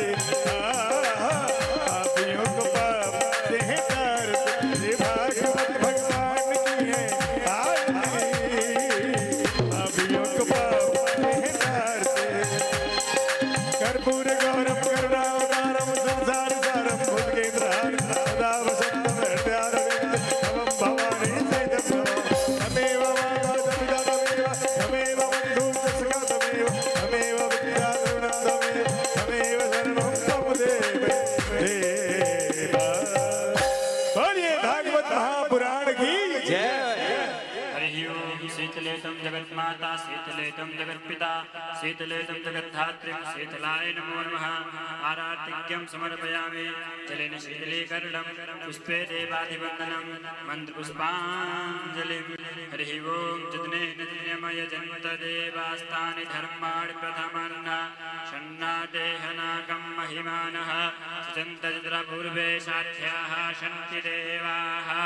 हरिः ओम। एकदन्ताय विद्महे वक्रतुण्डाय धीमहि तन्नो दन्ति प्रचोदयात्। हरिः ओम। तत्पुरुषाय विद्महे महादेवाय धीमहि तन्नो रुद्रः प्रचोदयात्। हरिः ओम। ज्ञानगंगाय विद्महे पंचम वेदाय धीमहि तन्नो श्रीमद्भागवत प्रचोदयात्। हरिः ओम। ज्ञानरूपाय विद्महे सिद्धपुरुषाय धीमहि तन्नो गुरुदेवः प्रचोदयात्। हरिः ओम। सेवन्तिकाकुलचम्पकपाठलब्जे पुन्नः गजादिकरवेललसालपुष्पै बिल्वप्रभालतुलसीदलमञ्जरेभिः तां पूजयामि जगदे स्वरमे प्रसीद। नानासुगन्धपुष्पाणि यथा कालोद्भवानि च पुष्पाञ्जलिर्मया दत्ता गृहाण परमेश्वरः। मन्त्रपुष्पाञ्जलिं समर्पयामि। श्रीमद्भागवत महापुराण के सुखदेव जी महाराज के, व्यास जी महाराज के, राधे रानी सरकार के, वृंदावन बिहारी लाल के, बांके बिहारी लाल के, अयोध्या